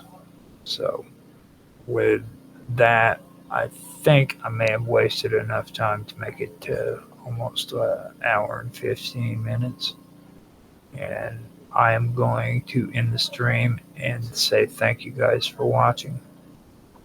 Bye.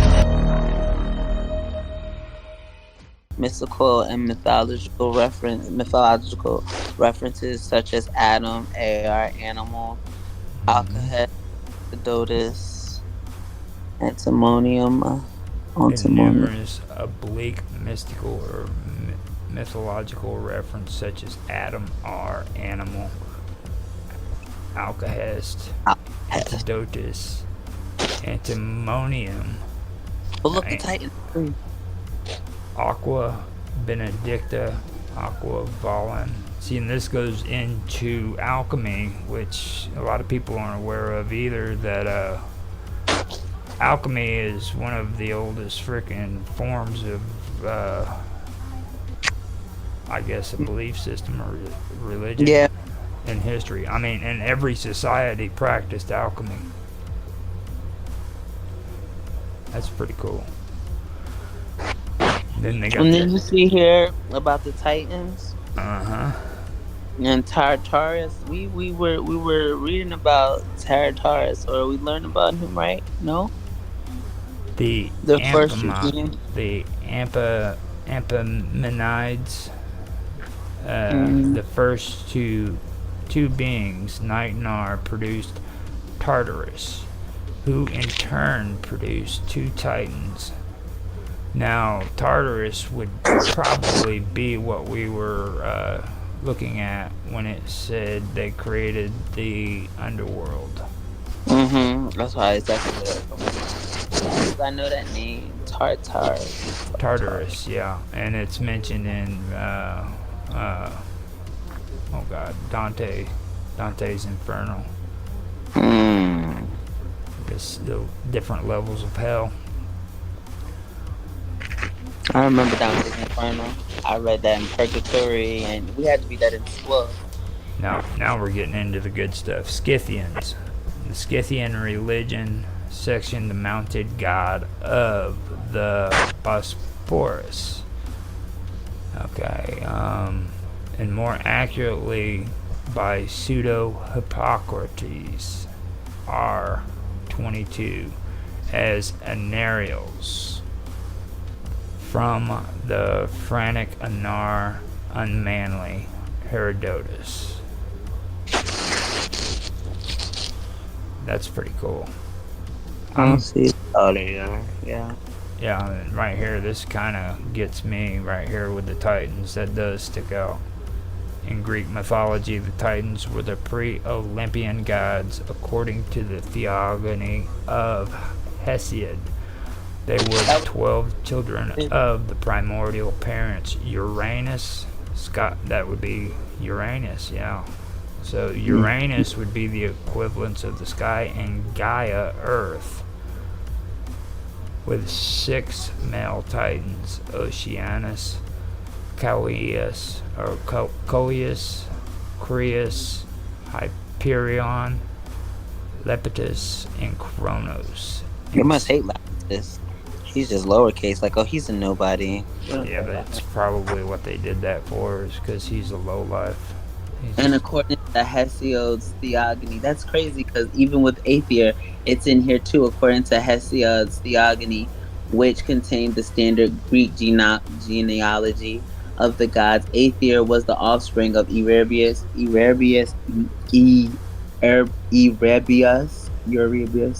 and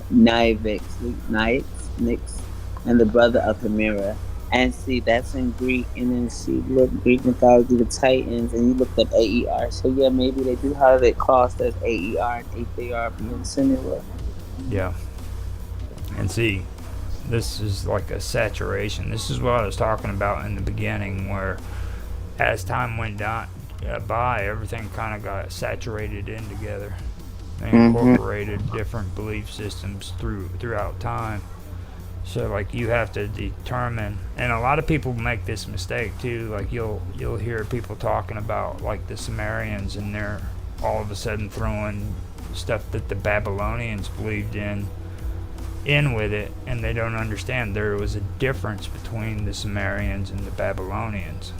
They might practice somewhat the same thing, but during the Sumerians' time period, they believed in this, and then as time went by, here came the Babylonians, and they had to somewhat same structure, but it was a different belief system altogether. You know what I mean? But see, what I don't understand is how can they not tell the separation? Like, would there not be distinct like characteristics based off of the religion, or just based off of the Well, practices, based off the culture? look at what we're doing. Okay, we're actually Yeah, researching. You know what I mean? Like right now, the Titans. I guarantee you, the Titans are way, way after what me and you just read, with the Canaanites and the Phoenicians. You know what I mean? The Titans is more of a Greek version of what the Phoenicians were talking about. And then like the Scythians, being honest, the Scythians are probably where most of that came from. Even, well, I'm not. Well, yeah, I could say the Phoenicians too, because the Scythians are. You had the Scythians, and then you had there was another group. But anyhow, you remember hearing about the Amazons? Amazons is Wonder Woman. I remember Wonder Woman. Yeah.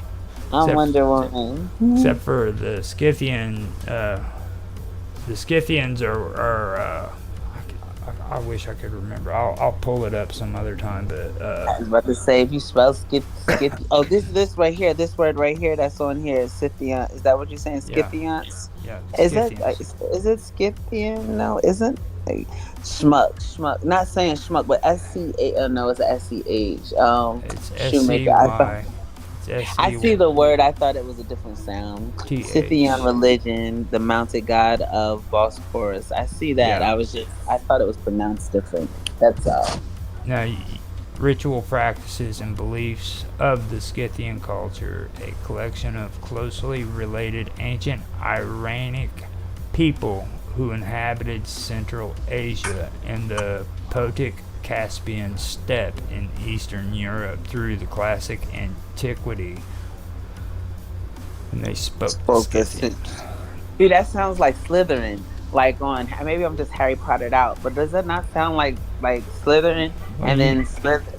You know that she actually did a lot of research on stuff too, so she probably... I don't doubt it, because one of the main characters is called Draco, and they were like, "Oh, good job, Draco," and I'm like, "Wow!" I was like, "That's in Roger's book. He's in Roger's book."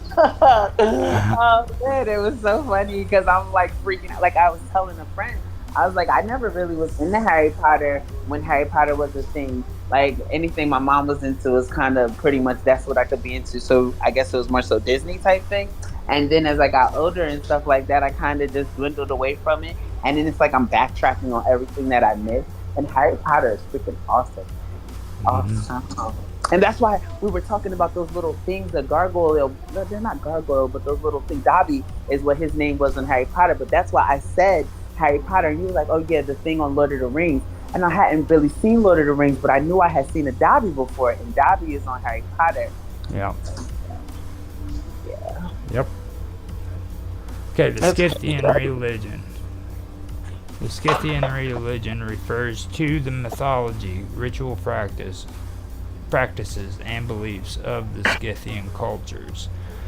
A collection closely related ancient Iranic people who inhabited Central Asia and the Pontic Caspian steppe in Eastern Europe throughout classical antiquity spoke the Scythian language, itself a member of the Eastern Iranic language family, and which included the Scythians proper, the Cimmerians, that's Cimmerians with a C, and they're another. Then I see Sarmatians. Yeah, now the Sarmatians are the name that I wanted to remember. Okay, so you had. Whole time I thought Sumerian was spelled SY. That's a different culture all the way. Okay. This gets confused too. Okay, these are the Sumerians. They're a different culture. Marion and Well, South Marion. yeah. Okay. So I wish I could move my mouse without this map. Okay, yeah. No, up here, this is the area they're talking about. Can you see my finger thing there? Yeah. Okay. Now, down here is the Sumerians. So you're talking about two different groups. Figuria, I see that. And then the Sumerians over here by like Gamer and cultures. And Now the Scythians are up in this area, in between the Black Sea and. Oh, that's so neat. Look, it says Phoenicia on the map. It usually says Lebanon and other stuff. It doesn't really usually say Phoenicia. That's neat. Yeah. Oh, and Babylonia. Look at that. Look, it even has Babylon. Yep. We were doing that the other day. Oh, neat. What is this? What is this for? Hold on. Let me put this word in here. This is for the Scythians. Yeah, let me put this. Now see, up in this region, you had the Scythians, and then you had the freaking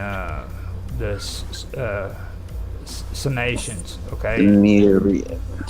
Now the Sarmatians are the equivalents of the Amazons.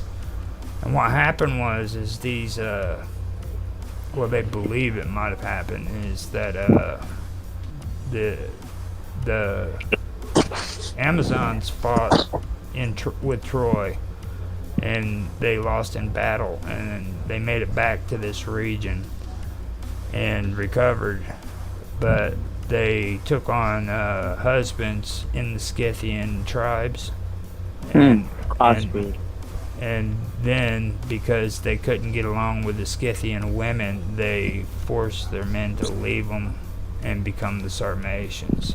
That's what happened with Wonder Woman, because then when they went back into the Flashpoint in the Flash Paradox, Wonder Woman was having an affair with Aquaman, and then when she went and had the affair, he was married, and then the wife came in and she was about to kill Wonder Woman, so Wonder Woman slaughtered her and then started wearing her crown on top of her head, and then that caused the war with the men. That's wild. That's so wild. Oh my gosh, who knew Flash knew so much history? That's so dope.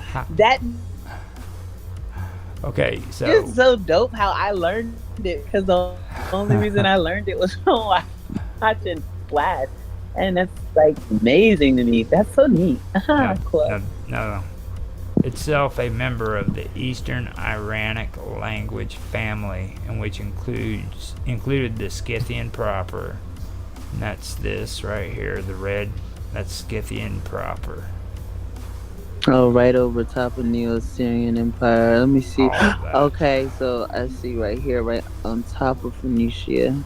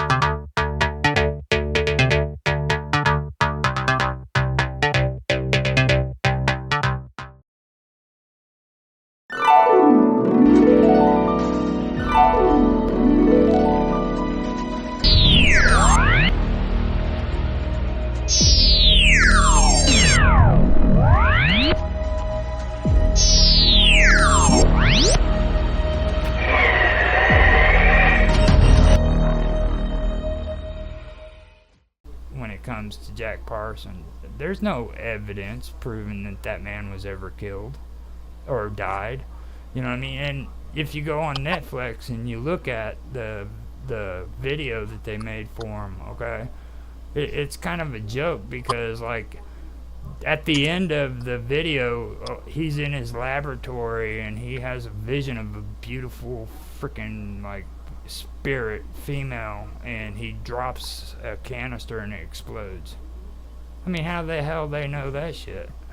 You know what I mean? They're just filling that crap full of banter, making him out to be an idiot. Why would they do that?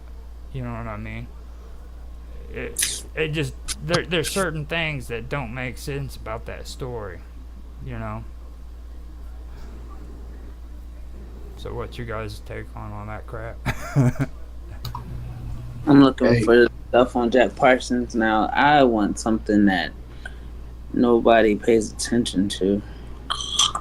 Well, they don't pay attention to him. Period. Like, think about how many other things you've heard about, and you barely hear the topic on Jack Parsons at all. Yeah, no, I just started recently hearing about him and Casey, and I know that it's not the same supposedly, but it parallels, and people get cocky. So like especially like, I don't want to say like murderers, but people that feel like they got a little bit of power about themselves, they always get sloppy somewhere.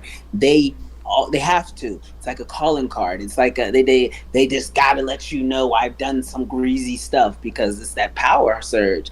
There's somewhere that what you're talking about makes sense, or he's here still. He's still here, but he's reincarnated. He's be dead now. No, he's not, because he's established a way in order. He would be dead by now. I mean, there's no way he's alive today. There is no way that he's alive today, but not alive for what you're used to. Well, again, light we're energy. Talking about 1935. He was 1952 is when it says he passed away. Yeah, I see. You know, I mean, 1914 he was born supposedly. Yeah, we're basing this off of what they're saying. He was at the height of his career in the 30s. You know what I'm saying? Right when rocket science was really taking hold. You know what I mean? People were actually freaking learning about it. Like he was one of the pioneers. This wasn't like some crackerjack shit. You know what I mean? You hear about people freaking who did all these great things in NASA back when the NASA was first started out, but this was before NASA was even thought of. You know what I mean? So, I mean, you're talking about pioneer days when it came to freaking space exploration and rocket science. Yeah, it's been forever since I read up on any of the early rocketry stuff, but I'm pretty sure I've read about him. He's pretty hardcore. I mean, it really is. Like, and nobody even pays attention to it. You know what I mean? I mean, it's like freaking everybody wants to talk about the bad side of it, like Aleister Crowley, because Aleister Crowley is exciting. You know what I mean? And like, wasn't he his protege? Yeah, wasn't Parsons his yeah, he was his protege. If he wouldn't have died, he would have became leader of Aleister Crowley's cult. At least that's what they say. I don't know if that's true or not, because Aleister Crowley had his ego. You know what I mean? And he ended up in the end too losing everything he had. He was one of those hardcore people, you know, that just... How has he done podcast interviews? 66 of Jack Parsons podcast interviews. How does he do podcast interviews? Podcasts didn't even exist when this man was alive. That's what I mean. These people take be old reaching. Footage. I can listen to old footage too. I guess it's the same how they have Napoleon, because I listen to Napoleon Hill and Earl Nightingale, and like, it's just... But yeah, they have old footages or old audio sound bits that they put together and they make it into a podcast. Have you ever done anything like a seance or channeling of the spirits or extra? Or you said you did dark magic before. Have you channeled energy in order to become more insightful? It's with a lot of the stuff that I learned about, it's all about meditation, and Mm-hmm. you have to create a ritual where you can invoke a spirit or an entity into coming into our world and doing your bidding for you instead of you doing it yourself. Mm-hmm. First, you have to start out in deep meditation, and you have to visualize yourself in a dark room. And when you're in that dark room, you have to visualize a candle, or at least some inanimate object that you can focus on in your mind. Then, after that, you envision a doorway. And inside of your conscience, when you get to this stage, you're supposed to stand up and walk through that door. And that door is supposed to be filled with a stairway, I believe, that leads up to another door. You go into that door, and it's solid white. And within that area, that's when you're able to create an environment where you can actually freaking speak to these entities. And later on, you create the ritual after you've made contact with them, and you can summons them into our reality according to the books.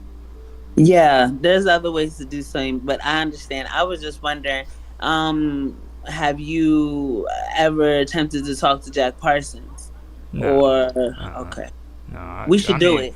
We should do it. back when I was a teenager, I didn't even know who Jack Parsons was. I only found out about Jack Parsons in later part of my life. I mean, like this is the time of the internet and technology and information. You know, I mean, I'm talking about freaking 80s and early 90s and shit. We You had should do it. We we should had do it. bookstores. I had to steal my first book of the Necronomicon, dude, and come to find out that was just a fraud. I mean, H.P. Lovecraft was a science fiction writer, you know, and me I being the wonder. idiot I was, He would freaking probably channel you I better believed than it 100% to be true, mine. man. And everybody kept saying, "No, dude, that ain't real. That's I not bet real." Elon Musk could channel him real good. I really wish we got to get him on here. Like, I mean, like, and talk in real time and talk about like this, because like I want to channel this guy, Well, and I want to know if I just want to see what he's on. Jack Parsons. I mean, Elon's a no brainer. But I mean, Jack Parsons, that might take some work. I want to kind of, and I feel like that might actually be him. And I know that sounds crazy, but I think he knows that because, like, I just found out about Tesla, so I don't doubt that like that's him, well, that is him. Dave, what do you think about my idea about Jack Parsons? You know, I don't put anything past our government. If he was too big of a pain in the ass, especially when it came to the secret, you know, the dark projects, Mm-hmm. yeah, they'll off him. There's no doubt about that. Uh, I don't have enough solid knowledge in my mind to really have any opinions on him. I do know, tying the religious part and the science part together, I do know post World War II, Operation Paperclip, a lot of the Apollo and earlier project scientists, the top scientists, would do satanic rituals on the landing pads or on the launch pads. Mm-hmm. So I know the occult and NASA, there's some ties, especially historically, but unfortunately, I don't know enough about what you're talking about to really say a lot. I just know it's been baked into the space program, at least in its older iterations. I didn't see any direct evidence of that while I was there, but no, that was after all the paperclip guys were gone, so I don't know. Yeah, and you know, on Jack Parsons too, it might not have been them offing him off either. It's just a fact that maybe they didn't want him to be in the public eye anymore because they found out that he was affiliated with Aleister Crowley, you know what I mean? Or maybe even they all were a part of Aleister Crowley's little hangout, you know? And he just had to go, you know, under the freaking curtain, basically, you know, instead of killing him off, make it to where freaking he just, everybody thought he was dead, you know. He could have been living and doing his work in secrecy, and nobody would know. I mean, he was supposed to have died in his home, you know. Or he didn't get killed and he just continued his work. He didn't get killed, more like he just separated himself from your existence in order for him to work freely. I can relate to that. That makes so much sense. Now, I do have a general question, just to be skeptical. There's all these stories of fiction about people faking their own deaths and continuing on their life somewhere else. Yeah. And I've seen stories of basically nobody's pulling it off, usually criminals pulling it off for a long time and eventually getting caught. But how many times have we actually seen where a celebrity level individual faked their own death? That's a good question. Yeah, I don't recall anyone. If you're doing it right, then you did. Listen, hold on. If you do it right, then we should be zero. Well, if they did it right, we'd never know. Exactly. If we know about it, then you've messed up somewhere along the line. The big thing too is, like, when you get into that topic, Dave, have you ever found out or checked out how many scientists who have died mysteriously since I know World War people II? who have unpopular opinions or go against the opinion being pushed sometimes go away. I don't know about doctors, scientists so much recently, but a lot of natural doctors died in waves before the COVID-19 thing hit, and some afterwards. They were actually trying to do, real medicine. So I know about. And then what happened? They disappeared? No, they died. No, they just died. Yeah, there was like 10 doctors in a 2-week period, something like that, that died because they were natural doctors. I was actually worried that people with COVID might go, because she was a pharmacologist who became a doctor later and makes her own medicine and didn't believe any of the bullshit. I'm surprised she survived. She's still practicing.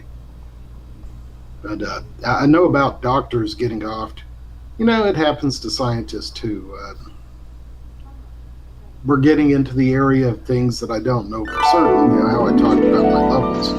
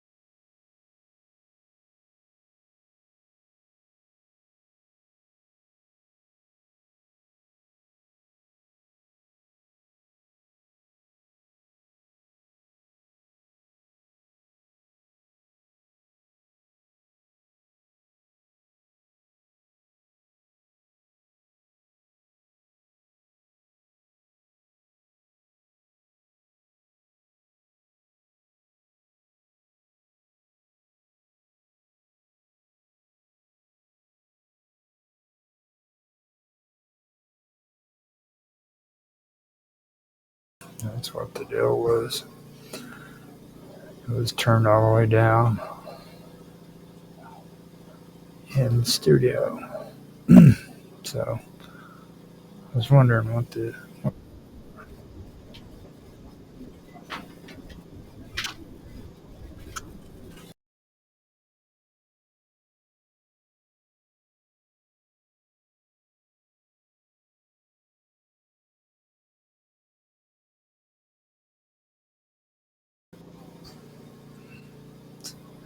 So yeah, I had a loop started there. Listen to see what it sounds like on the Rumble.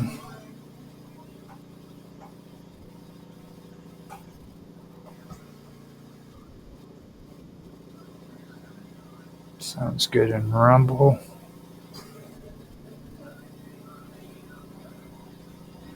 Sounds good on Beam.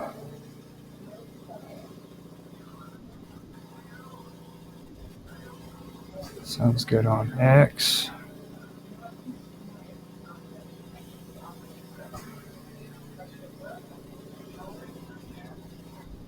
Sounds good on DLive. Sounds good on Twitch. Sounds good on Kick. YouTube is up and going.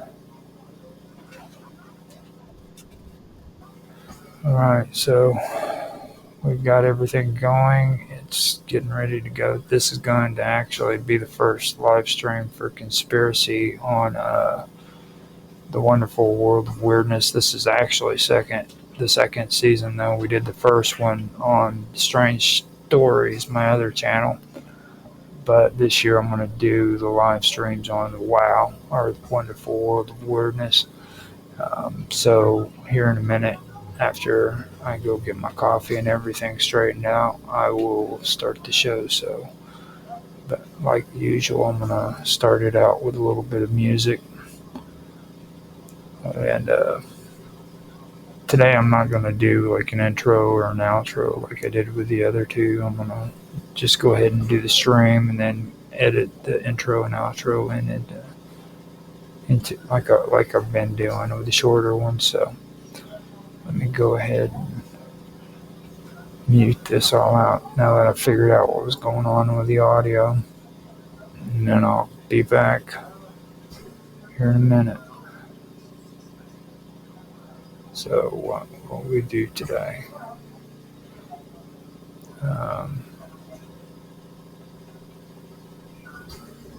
Celestial blueprints. Here we go. I'll do the War Machine for Mr. Robot.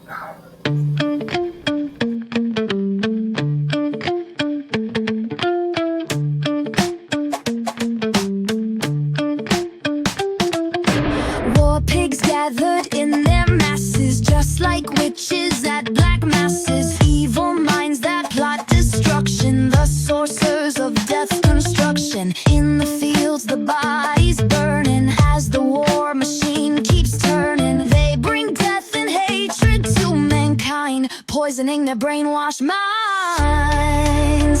Oh Lord, yeah. Leaders gathered in their chambers, deals struck in shadowed whispers. Evil hands that draw the borders, blood for oil, the world disorder. In the streets, the children crying as the bombs keep falling, flying. Death in silence claim the land, genocide by ruthless hand. Oh Lord, yeah. Politicians hide behind their walls, they only profit from the war. Why should they care who lives or dies? They leave the suffering to the poor. Yeah, yeah. Time will tell on their hollow lies, stealing lives for a barrel of gold, treating nations as their chessboard. Wait till their judgment takes hold. Yeah.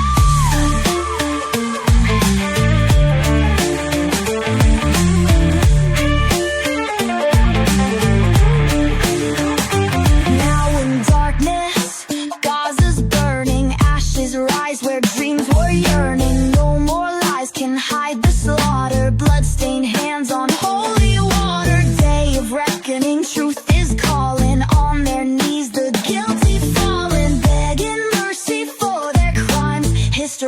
judges through the times. Oh Lord, yeah. Blowback echoes, fires raging, terror blooms from seeds they're planting. Cities scream, the home front bleeding. War machine still feeds unyielding. No matter who sits on the throne, the gears of death grind on alone. Empire's hunger knows no end, our lives just fuel to spend. Flags may change, the lies stay constant. Promises fade, the war stays honest. They sell us fear, they sell us hate, while they carve up another state. The cycle spins, the wheel keeps turning. Hearts keep breaking, cities burning. When will we break their deadly game? Or will we burn in their endless flame?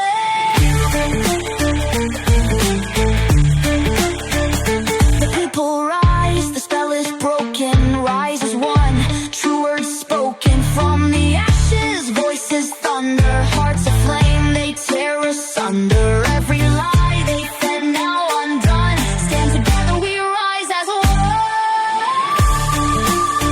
Oh Lord, yeah, humans will be free.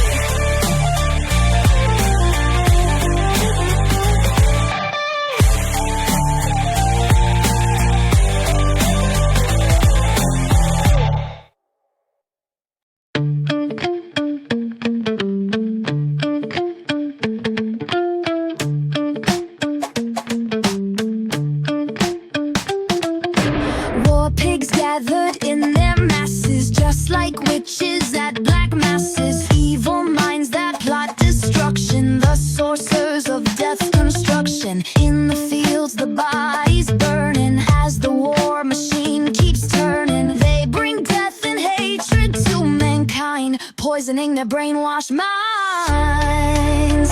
Oh Lord, yeah. Leaders gathered in their chambers, deals struck in shadowed whispers. Evil hands that draw the borders, blood for oil, the world disorder. In the streets, the children crying, as the bombs keep falling, flying. Death and silence claim the land, genocide by ruthless hand. Oh Lord, yeah. Politicians hide behind their walls, they only profit from the war. Why should they care who lives or dies? They leave the suffering to the poor. Yeah, yeah. Time will tell on their hollow lies, stealing lives for a barrel of gold, treating nations as their chessboard. Wait till their judgment takes hold. Yeah.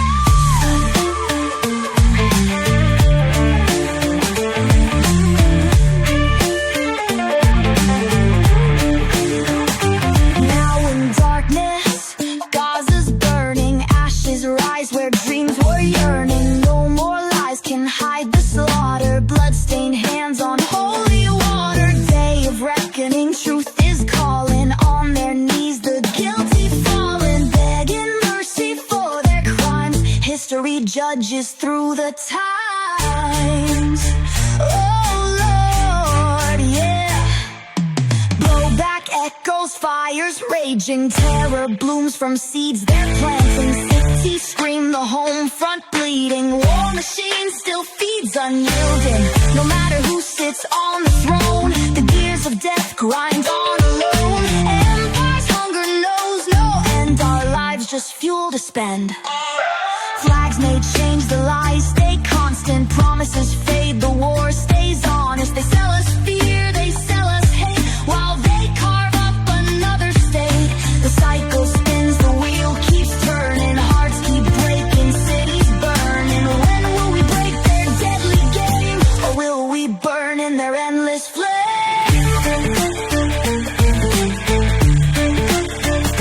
The people rise, the spell is broken. Rise as one, true words spoken from the ashes.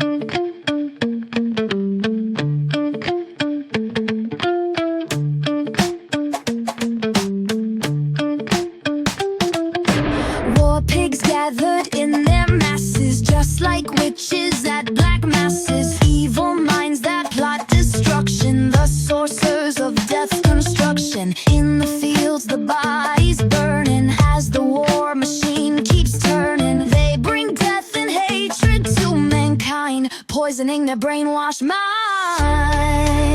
Oh Lord, yeah.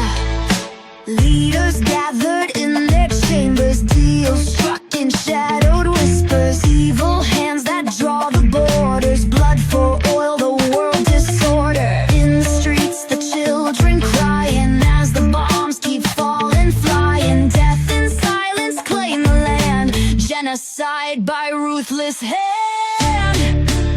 Oh Lord, yeah. Politicians hide behind their walls, they only profit from the war. Why should they care who lives or dies? They leave the suffering to the poor. Yeah, yeah. Time will tell on their hollow lies, stealing lives for a barrel of gold, treating nations as their chessboard. Wait till their judgment takes hold. Yeah.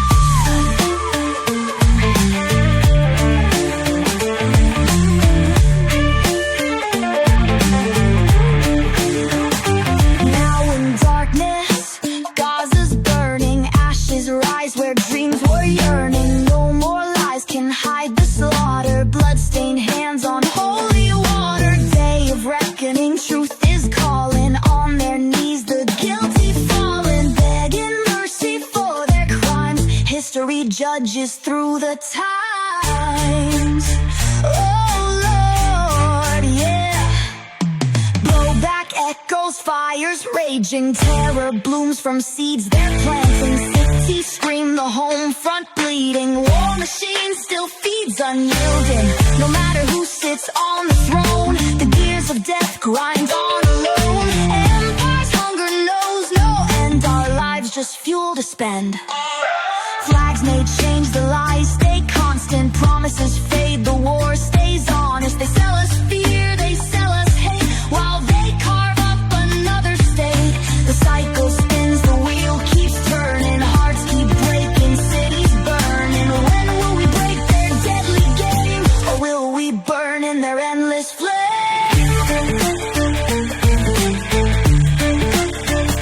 The people rise, the spell is broken, rise as one, true words spoken from the ashes, voices thunder, hearts aflame, they tear asunder. Every lie they fed now undone, stand together we rise as one. Oh Lord, yeah, humans will be free.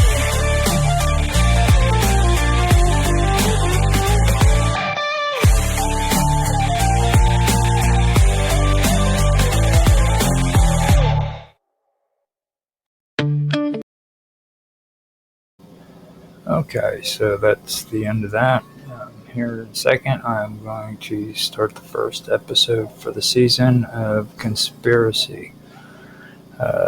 This today is going to be about the JFK assassination, and since we had the recently released files and everything, I figured that would be the perfect beginning for this series this year. So here in a minute, I'm going to go ahead and start my countdown in my head by myself, and then I'll get into the episode and start the topic. So here we go. Let me take a drink of my coffee.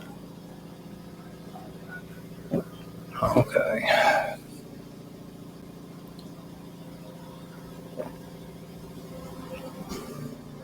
Hello everybody, and welcome back to the second season of Conspiracy. This is the first episode of the second season. I'm Roger Hanson. I'd like to welcome everybody here. Today's topic is going to be, it's perfect considering what's happened, the current events that's taken place here recently with Donald Trump releasing 18,000, I believe, files of the JFK assassination. I've actually done some research on this, so I do have information that I did pull together, and I wanted to go ahead and do it. I did that before any of this. This goes back a few years some of it was a little bit foggy in my head because I haven't really gotten back to the topic for a few years now, but I was able to pull together most of the stuff that I thought was important when it comes to this. Now, before I get going, I do want to mention too that when it comes to a lot of the information that was released,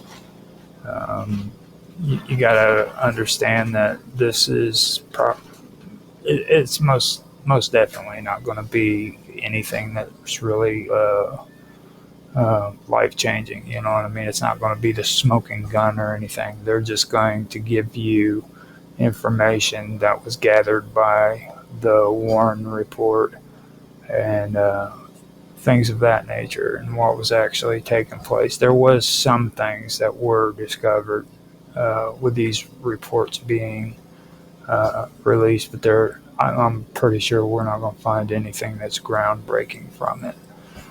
So, with that being said, I'm going to go ahead and discuss some of the things that I personally felt was pertinent to the assassination of JFK that wasn't necessarily mentioned in the Warren report or any investigations that were done, things that were overlooked that I felt could have been looked at, but was, in my opinion, purposely overlooked and not investigated.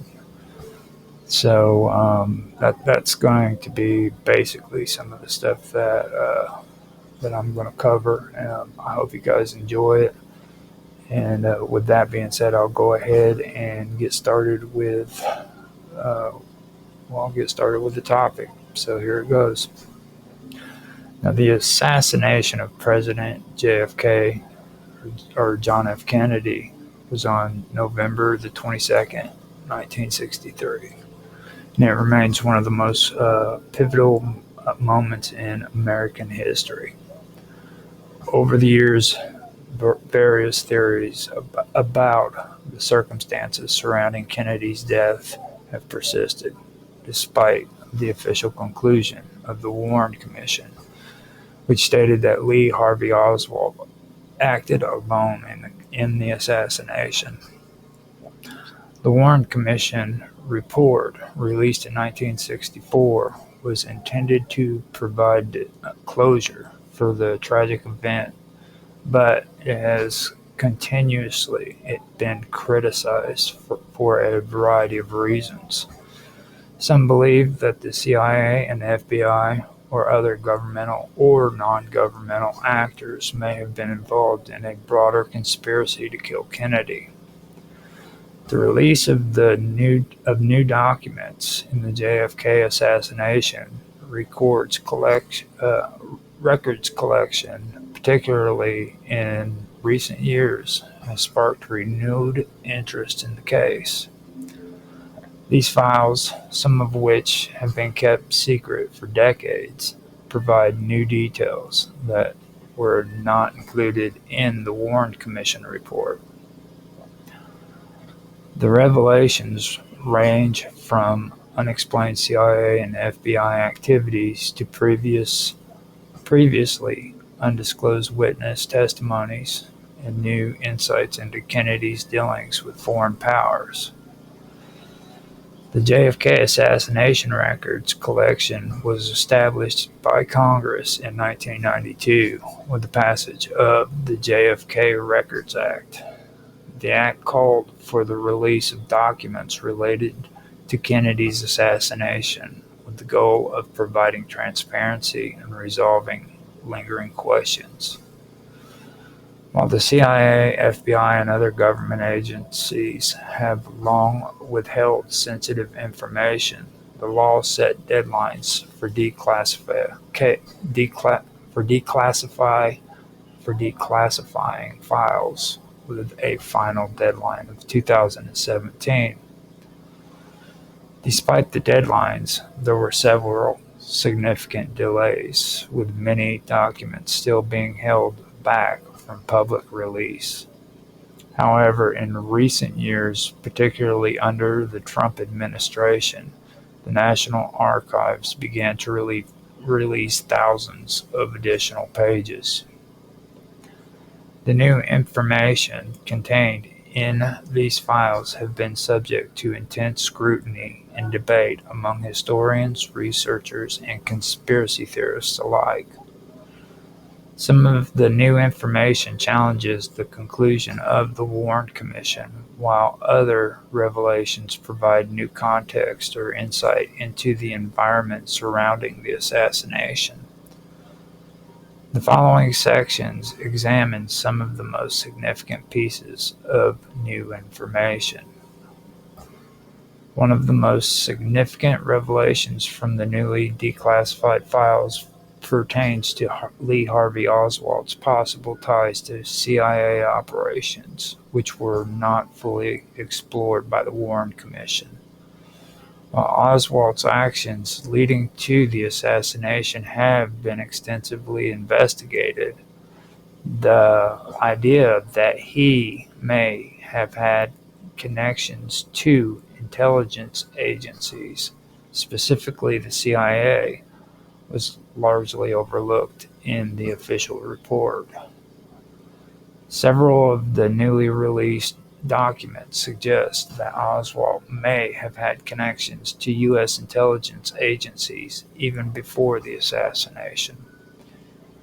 In particular, reports hint that Oswald might have been recruited by the CIA during his time in New Orleans in 1963, as well as during his time in Mexico City the year before. These revelations challenge the Warren Commission's assertion that Oswald was a lone gunman without connection to broader political or intelligence networks. In one of the newly declassified memos, there are mentions of CIA surveillance of Oswald and concerns about his involvement with a network of anti-Castro Cuban exiles. These documents show that Oswald was under watch by intelligence agencies at a time when the U.S. government was heavily involved in covert operations aimed at undermining Fidel Castro's regime in Cuba. The Warren Commission did not delve deeply into the possibility that Oswald may have been a pawn or a CIA operative in a broader intelligence operation. One of the most important aspects of the newly declassified files is their reference to Oswald's trip to Mexico City in the fall of 1963, shortly before the assassination. These files indicate that Oswald may have had meetings with Soviet officials and Cuban diplomats, but they also raise questions about whether he was acting as part of a covert operation designed to involve him in a larger political struggle against Cuba and Soviet influence. The Warren Commission acknowledged Oswald's trip to Mexico City but failed to fully investigate the possibility that Oswald was a CIA asset or that he had been part of a greater operation aimed at either targeting Castro or manipulating the international perception of the Cuban government. New evidence points to the idea that Oswald may have been manipulated by both the CIA and FBI to foster international tensions and create a justification for military intervention in Cuba. The newly released documents also shed light on the role that the FBI played The newly released documents also shed light on the role that the FBI played in the investigation into Oswald's background and his associations. The FBI was deeply involved in monitoring Oswald before and after the assassination. yet key details about his activities were either overlooked or deliberately obscured. One of the significant revelations in the declassified files is the FBI's monitoring of anti-Castro Cuban groups in New Orleans and Dallas, which were potentially linked to Oswald. These groups were part of a broader anti-communist movement in the U.S., which included CIA-backed operations aimed at destabilizing Castro's Cuba. While the Warren Commission reported Oswald's limited interactions with these groups, the new documents suggest that he was far more involved than possibly understood. These connections imply that Oswald's alleged lone wolf status may have been an oversimplification of his involvement in a larger web of political and intelligence activities. Some researchers believe that Oswald's interactions with these anti-Castro groups could have been part of a covert operation that involved creating political chaos in Cuba, something the CIA had been actively pursuing at the time. The newly released documents also raised the possibility that the CIA had a more significant role in the events leading up to Kennedy's assassination than previously believed. The CIA's role in Cuba and its involvement in the Bay of Pigs invasion, as well as its covert operations targeting Castro, have long been known. But the new files indicate that the CIA may have had knowledge of Oswald's activities far earlier than was disclosed.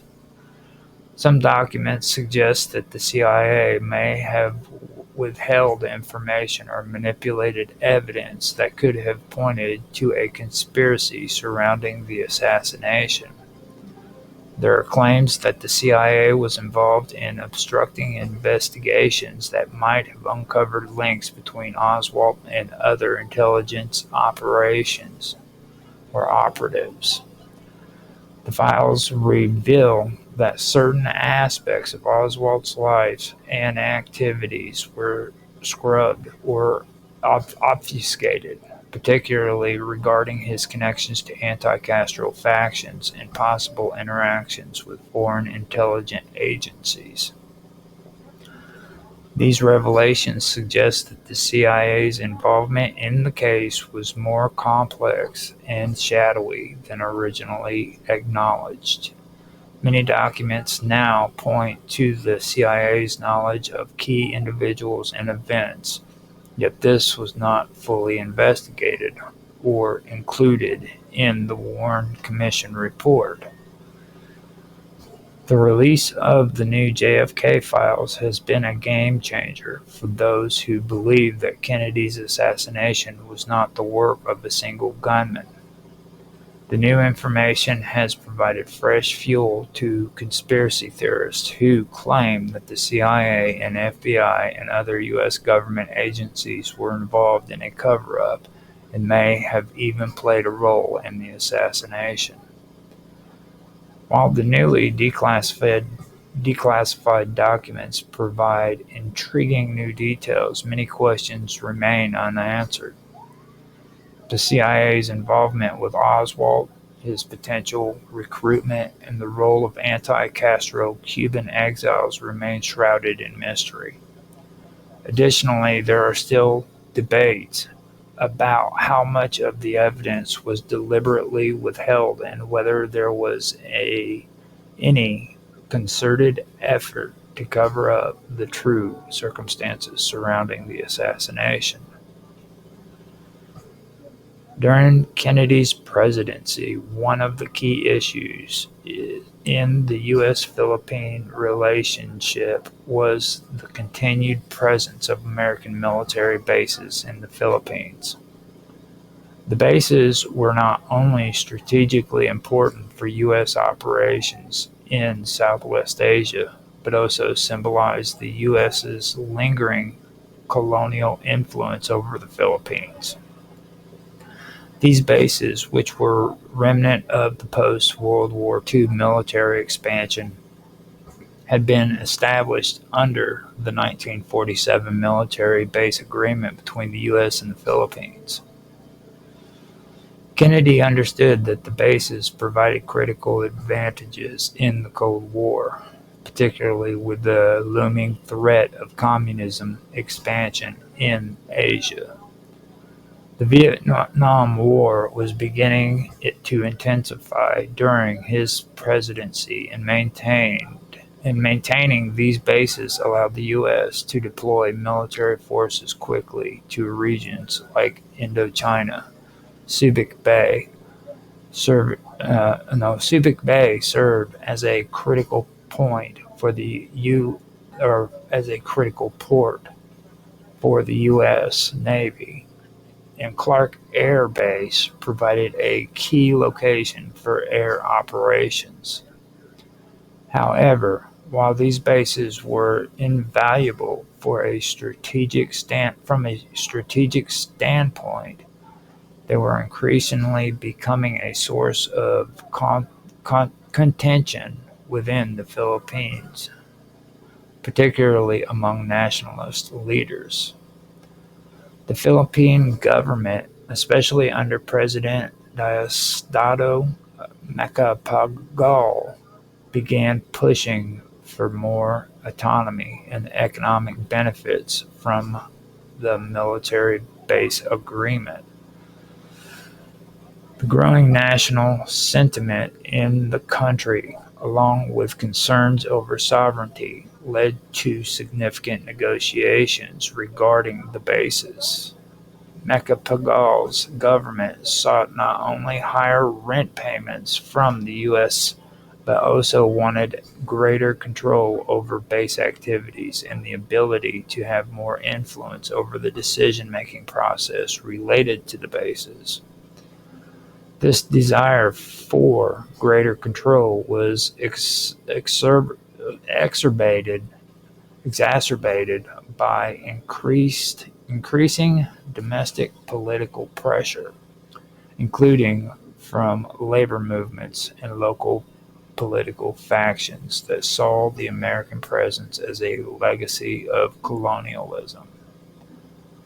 Although no significant breakthroughs were made before Kennedy's assassination in 1963, the negotiations between the United States and the Philippines were carefully managed. Kennedy recognized the importance of maintaining good relations with the Philippines, which was considered a pivotal partner in the region. However, the American military presence was under scrutiny, not only from the Philippine government, but also from the broader Filipino public, who increasingly viewed the bases as a symbol of U.S. imperialism. Kennedy's diplomatic approach was characterized by his attempts to balance the competing priorities of Cold War strategies and Philippine sovereignty. As such, Kennedy's administration offered increasing economic aid and military assistance to the Philippines in exchange for keeping the bases in place. This support was framed as part of the broader U.S. commitment to preventing communism from spreading into Southeast Asia, but it also served to ease tensions with the Philippine government. The Kennedy administration sought to smooth over public opposition by pledging to work towards fair compensation for the Philippine government and offering more political autonomy. Kennedy's eventual assassination in 1963 brought an abrupt halt to these ongoing negotiations, and the future of the bases would become a more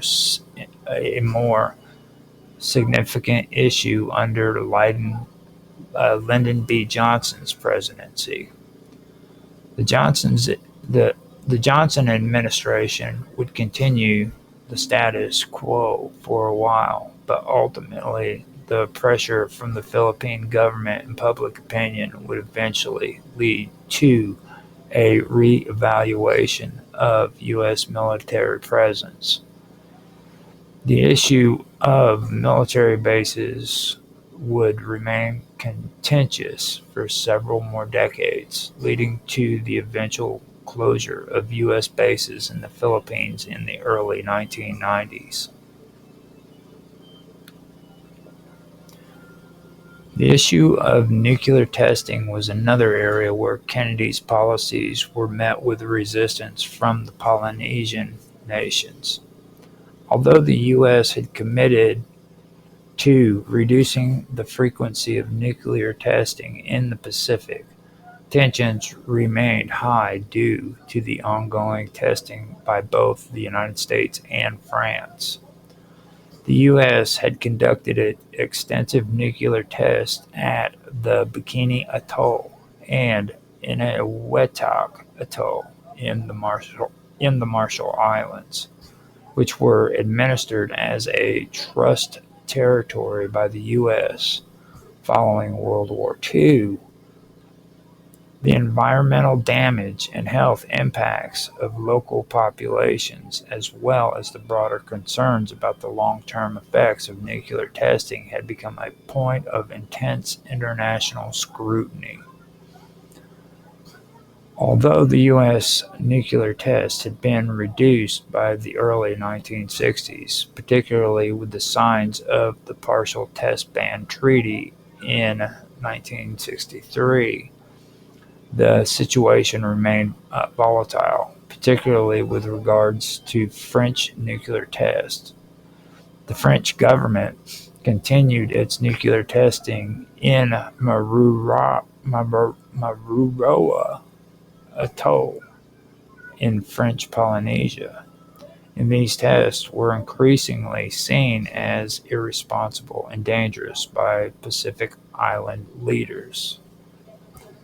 Kennedy's administration had already committed to taking steps to curtail atmospheric nuclear tests, which were the most harmful in terms of environmental degradation and health impacts on local populations. The Partial Test Ban Treaty, signed in August 1963, was a major diplomatic step in reducing atmospheric nuclear tests globally. The treaty, which was signed by the United States, the Soviet Union, and the United Kingdom, prohibited nuclear testing in the atmosphere, underwater, and in outer space. This was seen as a victory for the anti-nuclear movement worldwide, including in the South Pacific, where the negative effects of nuclear testing had been deeply felt. Despite the Partial Test Ban Treaty, France continued to conduct tests in the South Pacific, much to the frustration of Polynesian leaders and neighboring countries like Australia and New Zealand, which had opposed nuclear testing in the region. The French government's decision to carry out nuclear tests at Mururoa Atoll was a source of significant tension between France and the Pacific Island states, many of whom were calling for a nuclear-free zone in the South Pacific. Kennedy was aware of the growing calls for a nuclear-free Pacific, but his hands were tied in terms of pressuring France. The U.S.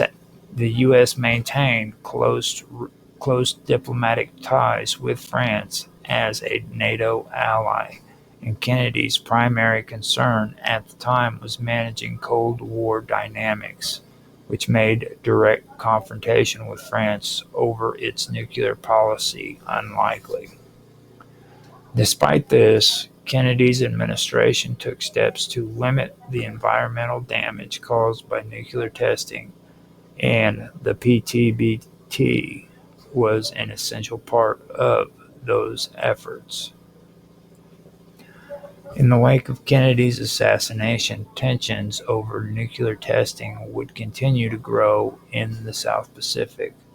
The growing resistance to French nuclear tests eventually led to the creation of the South Pacific Nuclear Free Zone, which was formalized in the Treaty of Rarotonga in 1985. The treaty, which established a nuclear-free zone in the South Pacific, marked a significant shift in regional diplomacy, as it reflected the wishes of the Pacific Island nations to rid the region of nuclear weapons and testing. While the U.S. had played a pivotal role in the development of the Partial Test Ban Treaty in 1963, it was not until the 1980s that the broader vision of a nuclear-free Pacific became a reality. Kennedy's efforts, particularly in terms of nuclear disarmament and addressing the environmental concerns of the Pacific Islands, laid the groundwork for these long-term diplomatic shifts. Kennedy's diplomatic efforts in the Philippines helped establish the U.S. as a key ally in the region, but the challenges related to military bases and sovereignty would persist for decades. Under President Johnson, U.S.-Philippine relations became more focused on the escalation of the Vietnam War and the region's broader Cold War dynamics.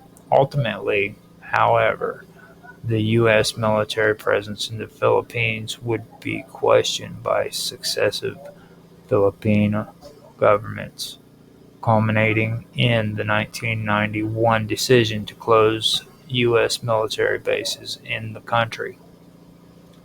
Kennedy's presidency did not provide a lasting resolution to the issue of military bases, but it did initiate a framework for continued U.S.-Philippine cooperation in the face of growing regional instability.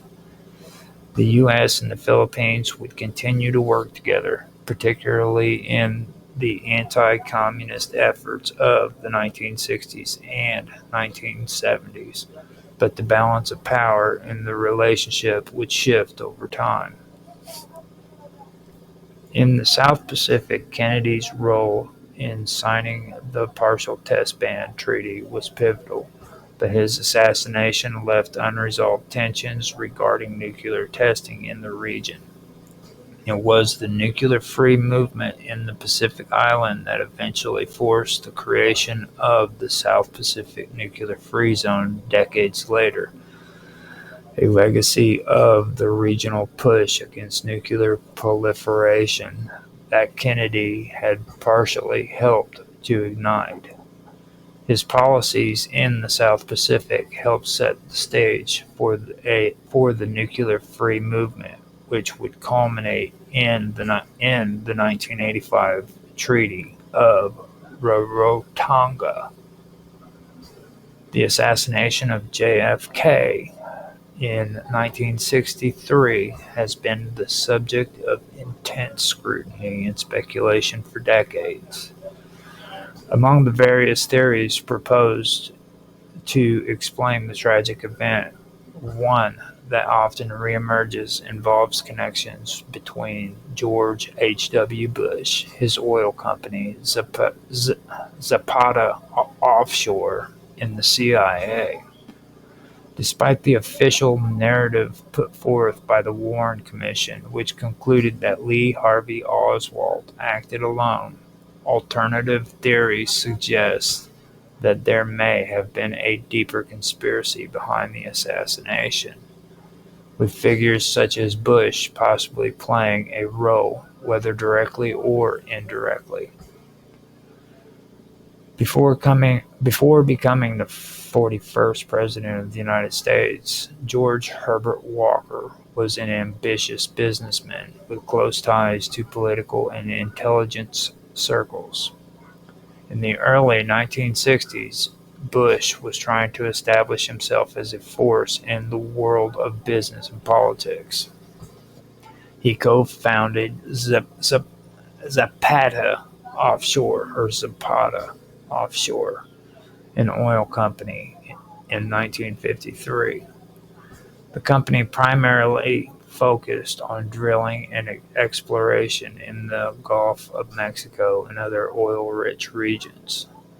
Zapata Offshore's operations were far from typical for a small company.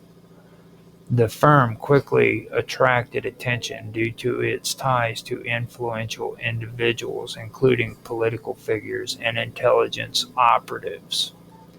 The CIA, in particular, had an interest in the company's operation due to its potential to facilitate covert operations, especially in regions where the U.S.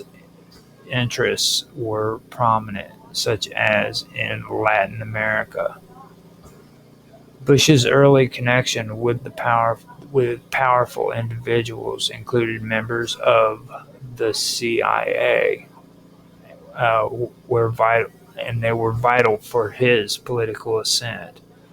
These connections would later raise questions about the role that people like Bush might have played in the circumstances surrounding Kennedy's assassination.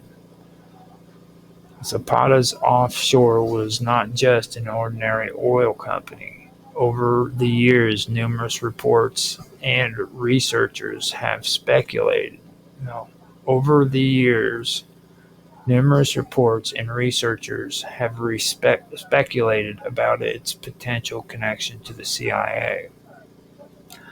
Some argue that Zapata Offshore acted as a front for intelligence activities, serving as a conduit for covert operations in sensitive regions.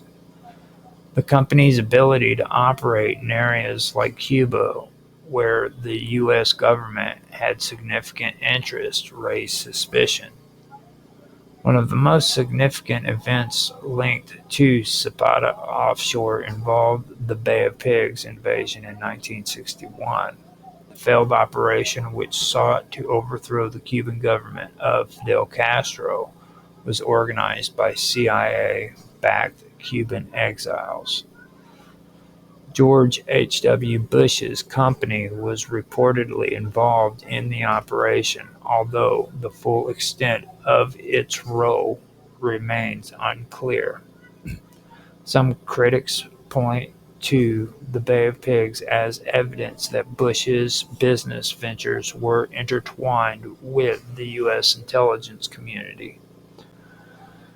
Zapata Offshore allegedly provided support to the operation by supplying ships and resources that were used in the invasion.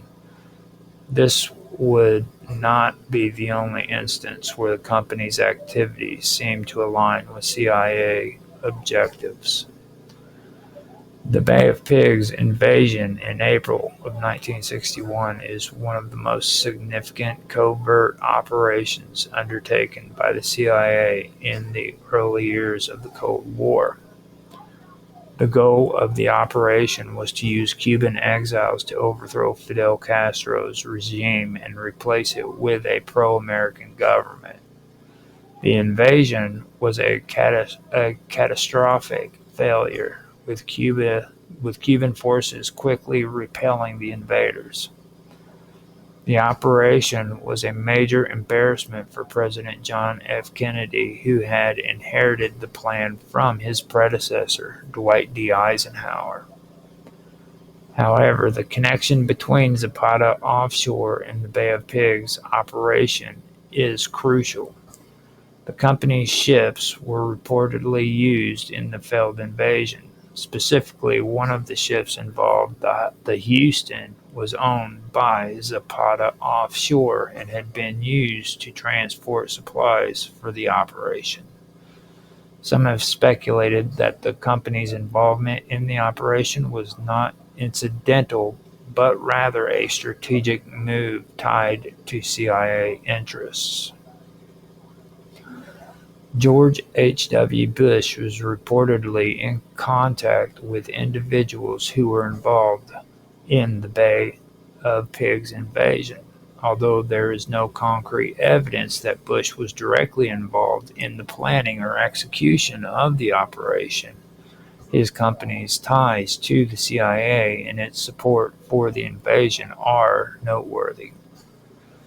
The fact that Zapata Offshore had assets and resources that could be deployed for such an operation raises questions about the nature of Bush's business operations and whether they were a vehicle for CIA activities. In addition to the Bay of Pigs, Zapata Offshore had indirect links to the Cuban exile community, which was critical in the broader effort to overthrow Castro. Many of the individuals involved in the Cuban exile community had connections to both the CIA and business interests, including those who were part of Zapata Offshore's network. Several members of the Cuban exile community were involved in various covert operations throughout the 1960s, often supported by the CIA. These exiles were part of a larger network of individuals and organizations that worked together to destabilize Castro's regime. The CIA provided funding, training, and logistical support, while businesses like Zapata Offshore could have been involved in providing ships and other resources for these operations. One of the most persistent and controversial elements of the conspiracy theory surrounding Kennedy's assassination is the question of George H.W. Bush's whereabouts on November the 22nd, 1963, the day that President Kennedy was killed. According to some accounts, Bush was in Dallas, Texas at the time of the assassination. This has raised questions about his potential involvement in or knowledge of the event. Several reports indicate that Bush was in Dallas on that day, although his exact location and activities are unclear. Some conspiracy theorists have pointed to this as evidence of his potential involvement in a plot against Kennedy. However, others argue that Bush's presence in Dallas was purely coincidental and unrelated to the events of that day. The issue of Bush's presence in Dallas is further complicated by the fact that at the time Bush was working in oil through Zapata Offshore, a company with extensive ties to intelligence operations. The presence of influential figures such as Bush with ties to both the oil industry and the CIA in Dallas on the same day as the assassination raised questions about potential connections between business interests, intelligence agencies, and the tragic events. In 1992, a memo was released that showed George H.W. Bush being listed on a CIA document as being involved in the intelligence community around the time of Kennedy's assassination. The memo was part of the declassified documents released during the investigation into the assassination, and it noted that Bush was in Dallas at the time.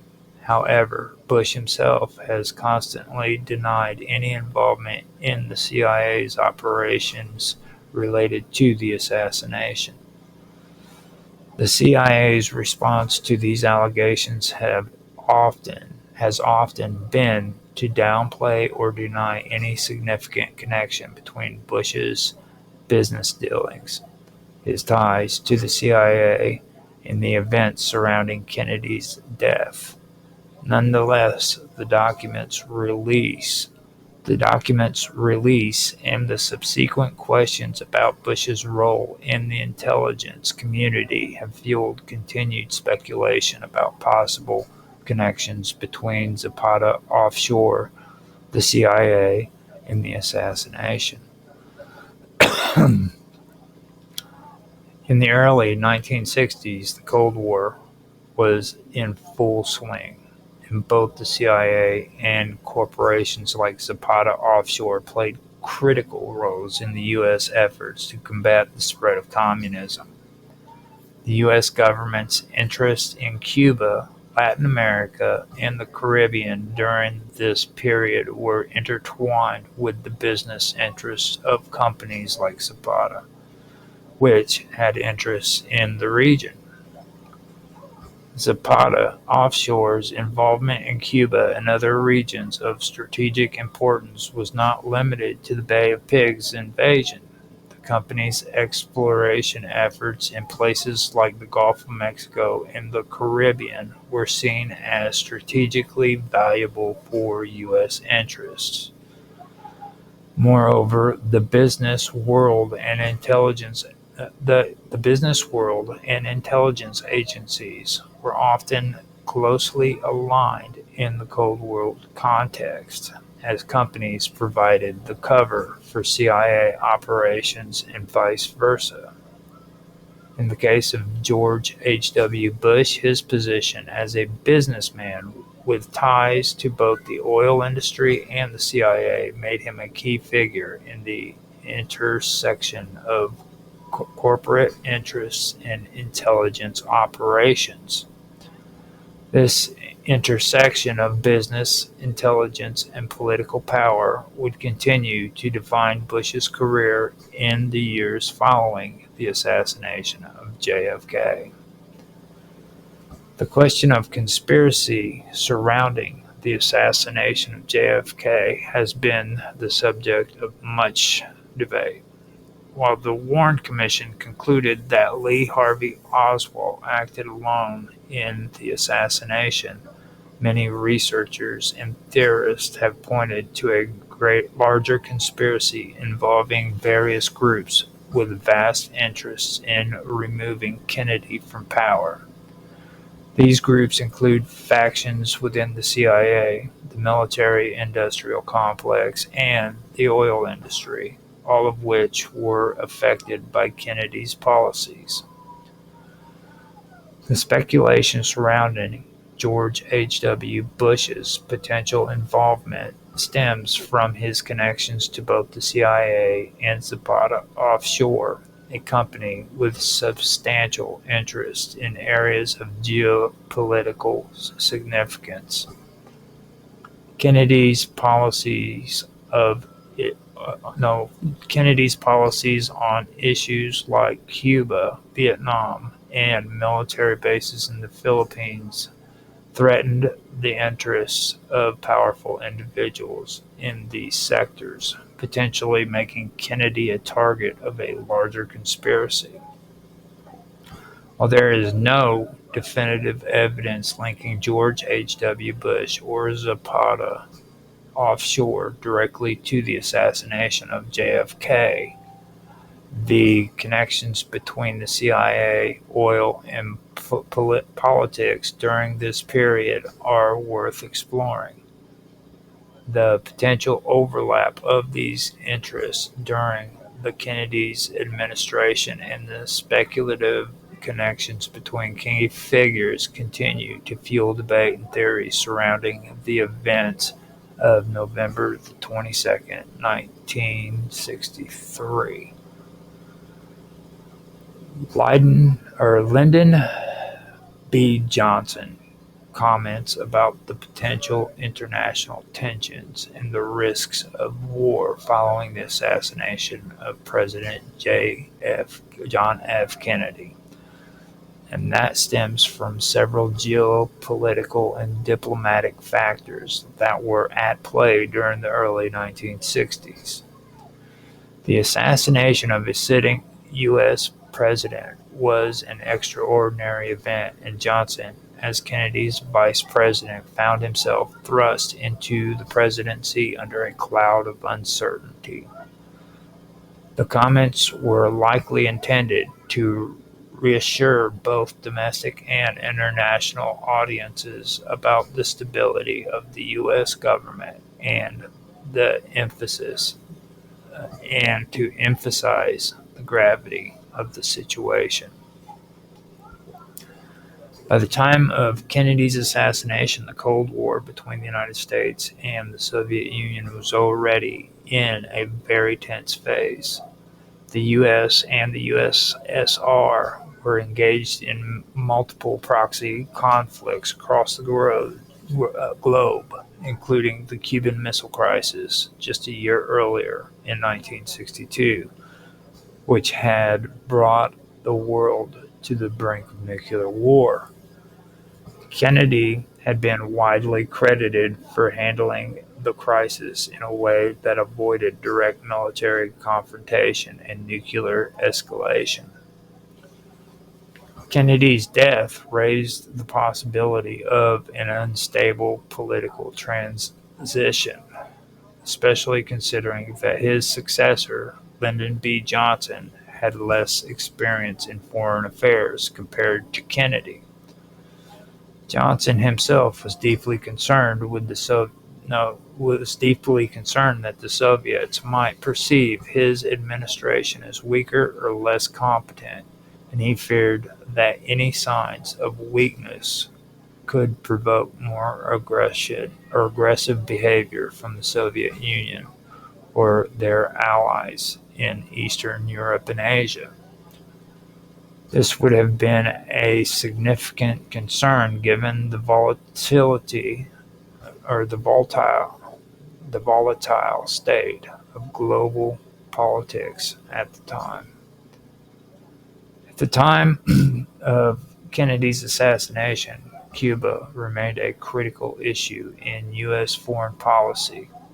The Cuban Missile Crisis had demonstrated the global stakes involved in any moves related to the Cuban government, which was under the leadership of Fidel Castro, a communist ally of the Soviet Union. The United States had been actively involved in efforts to undermine Castro's regime, supporting anti-Castro Cuban exiles and attempting covert actions, including the failed Bay of Pigs invasion in 1961. With Kennedy's assassination, there was uncertainty regarding the U.S.'s stance toward Cuba and the broader Latin American region.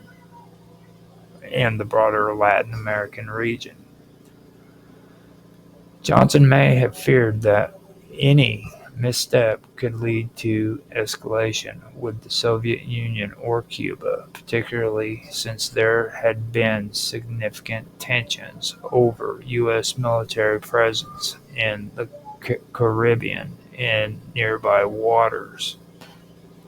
Additionally, Kennedy had been very vocal about his commitment to the Alliance for Progress, a program aimed to improving U.S.-Latin American relationships. The association raised questions about the continuity of these diplomatic efforts and the potential for instability in the Western Hemisphere. By 1963, the Vietnam War was already an issue that Kennedy had been addressing, though he had not yet committed large-scale U.S. military forces to the conflict. Kennedy had expressed a desire to limit American involvement in Vietnam, especially in terms of direct military combat. He had also spoken about the need for a negotiated settlement to the conflict, although his precise intentions remain a subject of debate. After Kennedy's assassination, Johnson assumed the presidency at a time when U.S. involvement in Vietnam was increasingly under scrutiny. Johnson's remarks about the risk of war likely reflected the concern that instability in Vietnam, along with fears of a Soviet or Chinese-backed expansion of communism, could spiral into broader regional conflict in Southeast Asia.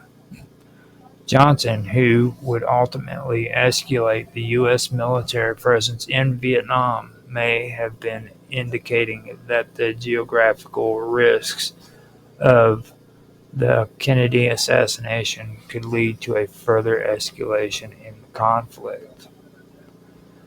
The association of Kennedy not only shocked of the assassination of Kennedy not only shocked the United States, but also had a profound impact on foreign leaders and governments around the world.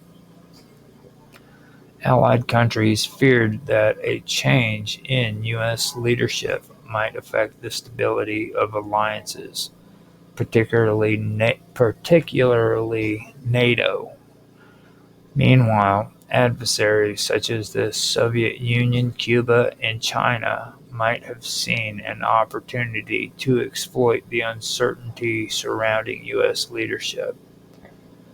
Kennedy had cultivated a reputation for being a strong, charismatic leader of the world on the world stage.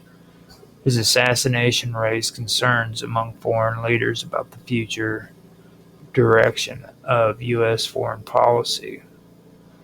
Johnson's remark about the risk of war could have been directed at assuaging global concerns that the U.S. would not falter in the face of such a significant loss. He wanted to reassure international allies that the U.S. would remain a stable, formidable global power. Beyond the immediate international concerns, Lyndon Johnson was keenly aware of the need for political stability in the aftermath of the assassination. Johnson had a reputation for his ability to work the U.S. Congress and get legislation passed, but he was aware that his transition into the presidency was clouded by the circumstances of Kennedy's death, as well as the conspiracy theories that swirled around the assassination. Johnson's focus on international tensions and the risk of war could have been a way to solidify his role as president and demonstrate his capability to handle crisis on the world stage. By focusing on the importance of maintaining U.S. leadership and standing firm in the face of global challenges, Johnson sought to reassure both the American public and the international community that the assassination would not lead to instability or chaos on the global stage. In the wake of Kennedy's assassination, Lyndon B. Johnson was not only grappling with the loss of his predecessor, but also the heightened tensions of the Cold War, growing conflicts in Vietnam, and uncertain diplomatic relations with the Soviet Union, Cuba, and other international players. His comments about international tensions and the risk of war were a reflection of the precarious global situation that existed at the time and the political pressure he felt as the new leader of the free world. Johnson's presidency would eventually see the escalation of the Vietnam War and continued confrontation with the Soviet Union, but his early focus on reassuring allies and signaling strength in the wake of Kennedy's death helped to ensure that the United States would not appear weak or divided in the face of adversity. In this context, Johnson's comments about the risk of war served both as a warning and a reassurance to both the American people and the world that the U.S. would remain steadfast in its foreign policy goals and would continue to navigate the complexities of the Cold War despite the tragic loss of President Kennedy. John J. McCloy, who was a member of the Warren Commission, had extensive business and political ties that included connections to Nazi Germany before World War II. His involvement in Germany's industrial and financial sectors before and after the war has long been a topic of historical scrutiny. Before World War II, McCloy was a prominent Wall Street lawyer with the firm Cravath, Swaine and Moore, where he specialized in international finance. His legal work brought him into contact with I.G. Farben, the massive German chemical and industrial conglomerate that played a significant role in the Nazi war machine. I.G. Farben was deeply intertwined with Nazi Germany's economy and was involved in the production of chemicals, synthetic rubber, and fuel that were essential to the Nazi war effort. McClure advised I.G. Farben and other German businesses before the war, particularly on legal and financial matters. He helped facilitate the U.S.-German business dealings at a time when American investment in Germany was still legal and profitable. McCloy later became Assistant Secretary of War during World War II between 1941 and 1945, where he played a key role in U.S. military strategy and policy decisions, including the internment of Japanese Americans and the decision not to bomb Auschwitz, despite knowing about the concentration camps. After the war, he was appointed U.S. High Commissioner for Germany between 1949 and 1952, effectively making him the most powerful American official in post-war Germany during the occupation. His role included overseeing the denazification process, but controversially, he commuted the sentences of several high-profile Nazis and industrialists, including figures from I.G. Farben, who had been convicted at the Nuremberg trials. Fritz Termeer, a high-ranking I.G. Farben executive convicted of war crimes, was released early under McCloy's orders. Many former Nazis and industrialists were reintegrated into German society and politics under McCloy's leadership. In 1963, McCloy was appointed to the Warren Commission, which investigated the assassination of President John F. Kennedy. His presence on the commission raised suspicions among some researchers due to his background in intelligence and finance, as well as his deep connections to powerful elites. Due to his background, critics argue that McCloy was part of a powerful network of business and intelligence figures who influenced global politics behind the scenes. His involvement in German industrial finance, his post-war clemency decisions, and his role in the Warren Commission have led some to question whether his participation in the Kennedy investigation was intended to reinforce the lone gunman narrative rather than explore potential deeper conspiracies. McCloy had significant financial and legal ties to Nazi Germany, particularly through I.G. Farben, before World War II. His influence in post-war Germany and his participation in the Warren Commission make him a controversial figure in the 20th century history. Some researchers believe that his presence on the Warren Commission was part of a broader effort to maintain the official narrative about JFK's assassination, while others see him simply as a high-level establishment figure with extensive government experience. Several members of the Warren Commission had backgrounds that have raised suspicions among researchers and critics as the official narrative regarding the assassination of President John F. Kennedy. Many of these individuals had deep ties to intelligence, big business, and Cold War-era politics establishments.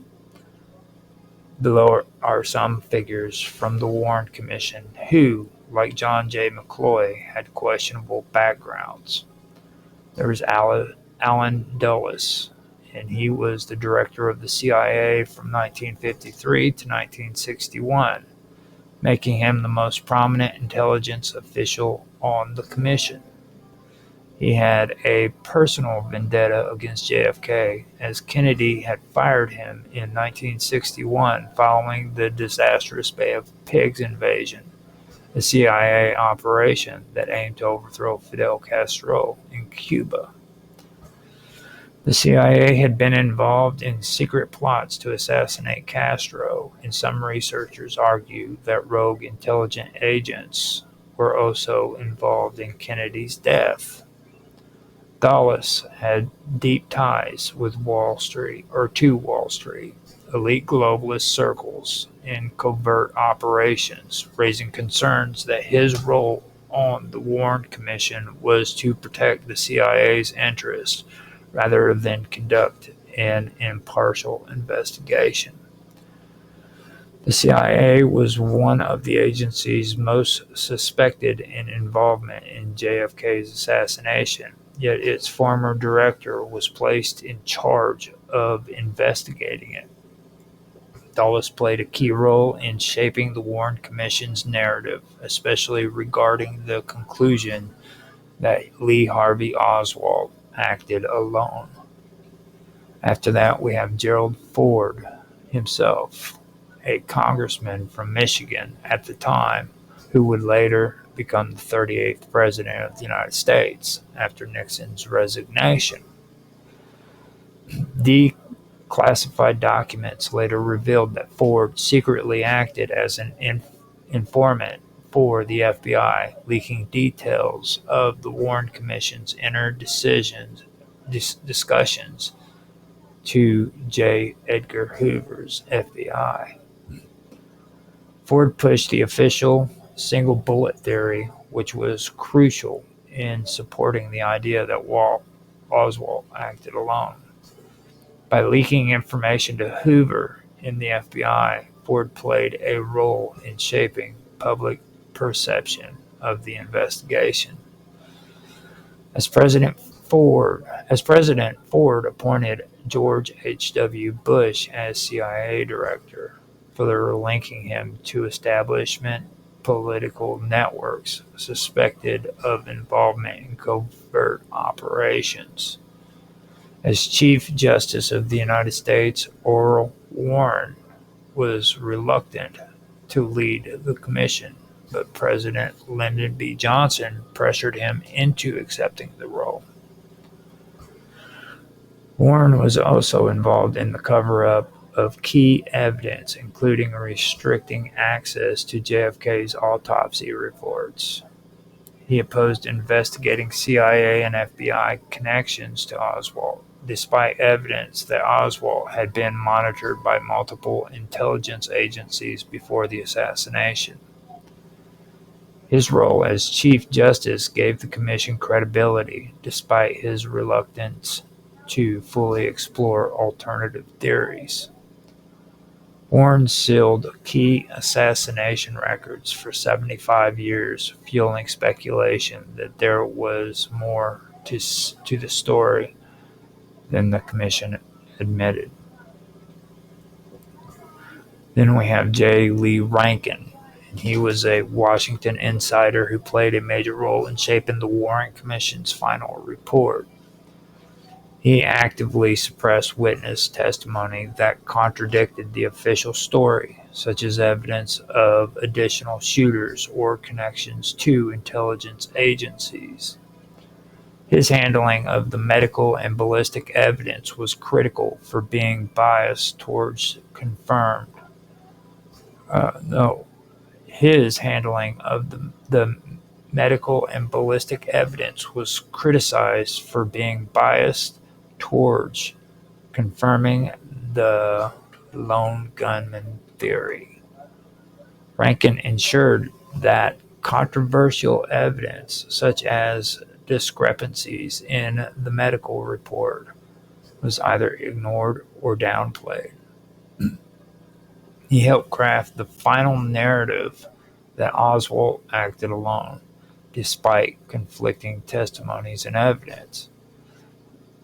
After that, we have Senator Richard Russell Jr., and he was a powerful Democrat senator from Georgia and an influential member of the U.S. military and intelligence establishment. He privately doubted the single bullet theory, but was pressured into signing off on the final report. Russell had deep ties to the military-industrial complex, which stood to benefit from Kennedy's assassination if it meant escalation in Vietnam. Russell's private doubts contrast with his public endorsement of the report, suggesting he reluctantly went along with the cover-up. His connections to powerful Cold War policymakers make him unlikely to challenge the official story. While John J. McCloy's pre-war financial dealings with Nazi Germany and I.G. Farben were deeply controversial, he was not the only member of the Warren Commission with a questionable background. Several other members had strong ties to the CIA, FBI, military-industrial complex, and intelligence networks, leading critics to argue that the commission was designed to reinforce the lone gunman theory rather than seek the full truth. Allen Dulles, who was the former CIA director, fired by JFK, helped shape the Warren Report despite the CIA being a potential suspect. Gerald Ford secretly leaked information to the FBI, pushed the single bullet theory, and later became U.S. president. Earl Warren restricted evidence, sealed records, and prevented deeper investigations into the intelligence agencies. J. Lee Rankin controlled legal proceedings and suppressed conflicting witness testimonies. Richard Russell Jr. privately doubted the report but was pressured into signing it. Given the background of these key members, many researchers argue that the Warren Commission was never meant to uncover the full truth, but rather to provide an official narrative that protected powerful institutions.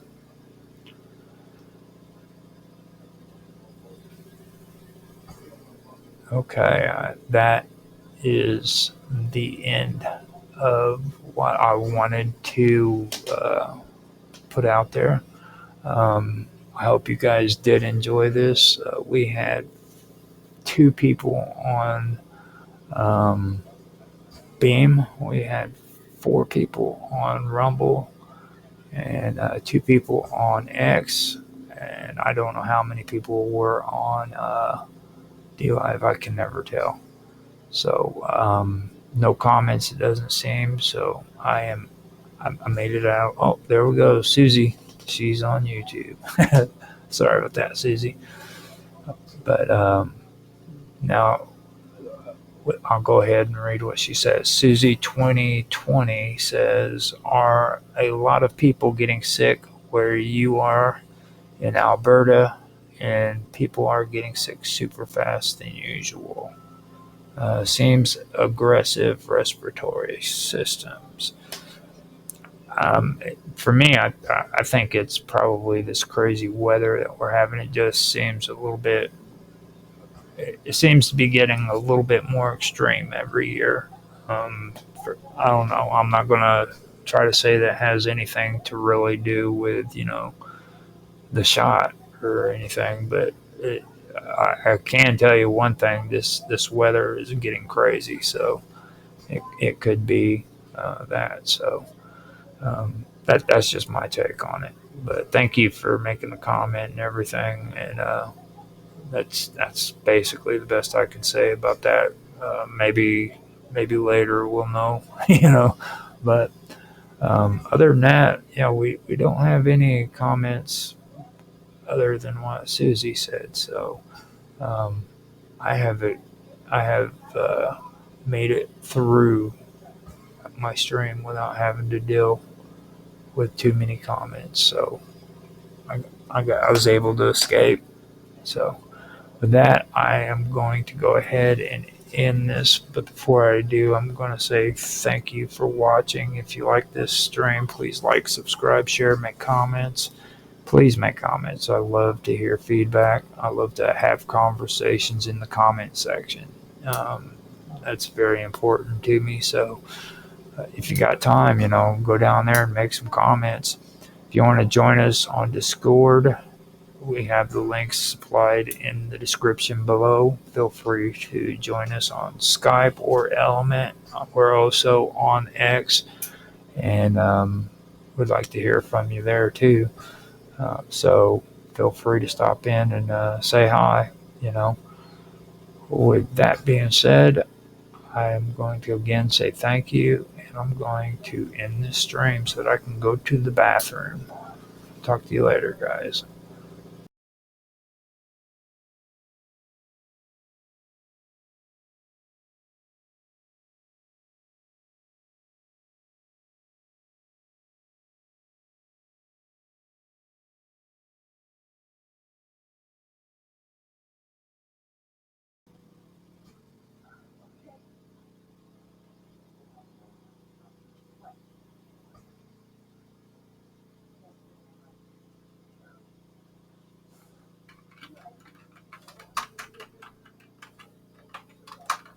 All right, doing my sound test. I screwed up accidentally and put or got everything started and forgot to set up YouTube. So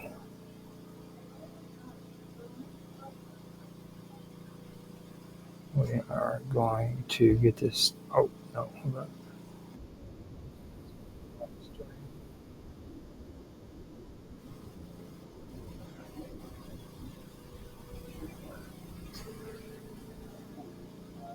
Sounds good on D Live so far.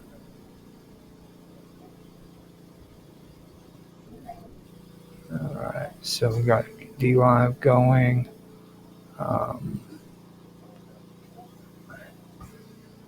Looks like Beam is started, but that is where my problem is.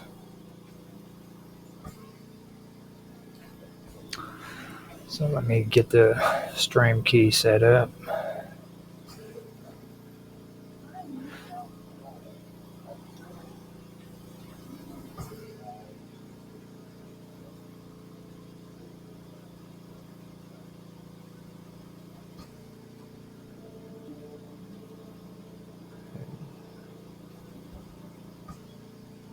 See what happens here.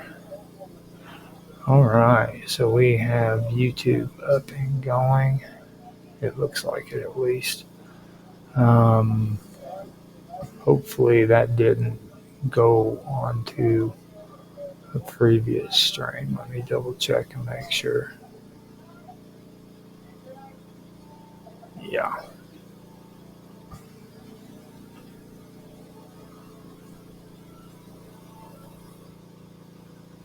Okay, yeah. It has me on. Yeah, delete that.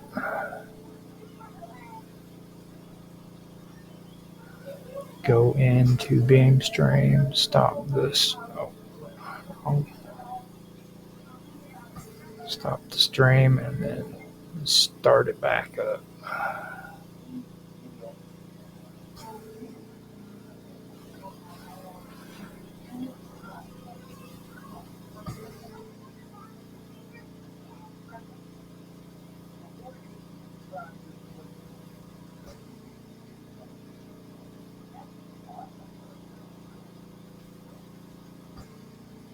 Let me see real quick. Nope.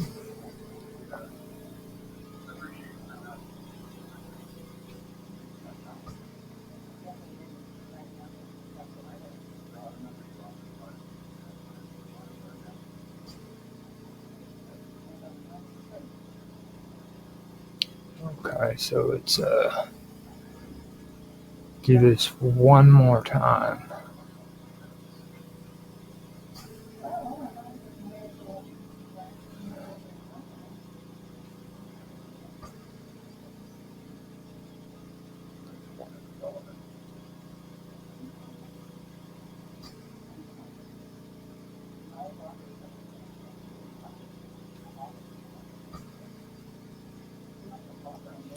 All right, so let's do this.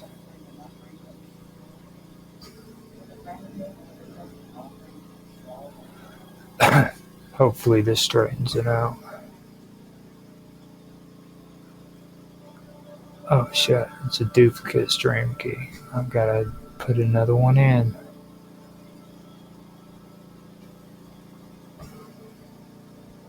This gets really, really annoying.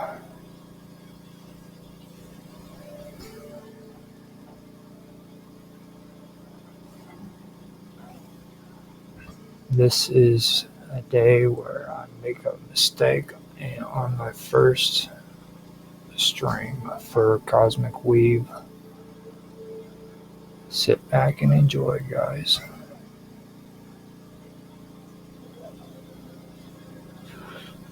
Okay.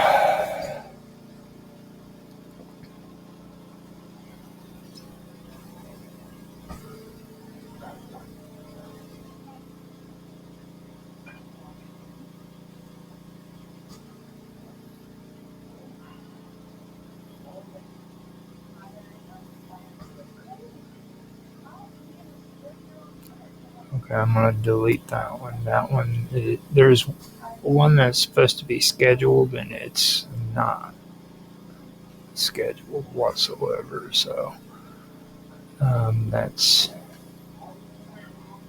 getting changed. Oh, wait, no.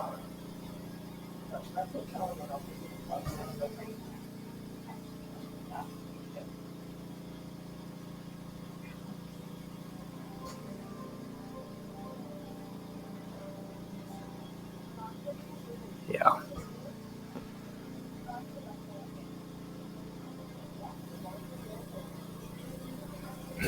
There we go. We got it. It switched it back to Bob Dubs. I'm going to have to go delete those. Okay, so this is actually Cosmic Weave. Let's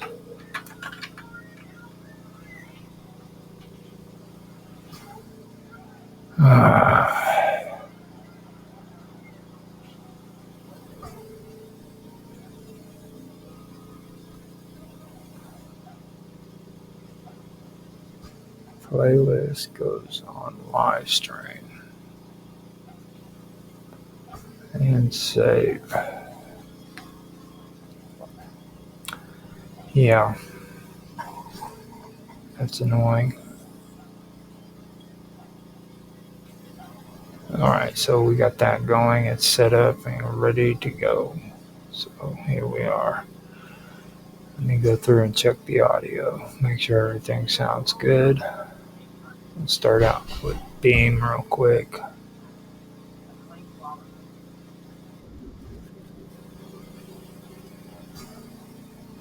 See if I can hear myself. Beam sounds good. Rumble isn't started yet. Let's see what it sounds like. Okay, so we got Rumble set up.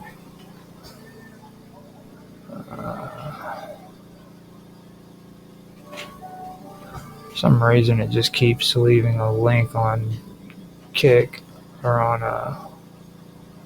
X instead of the actual stream, so that's kind of getting on my nerves. Media library. Go to producer. See what it looks like there. Because right now, it's not doing it. That sounds good. Yeah, now I have to start going to X Pro instead of going onto my profile and seeing what it sounds like there. Okay, so I know DLive sounds good. I'll hit it again. Let's see what Twitch sounds like. Twitch sounds good. X sounds good. So we're set up. I'm going to mute out for a second. We got 4 minutes. Put a song on for you.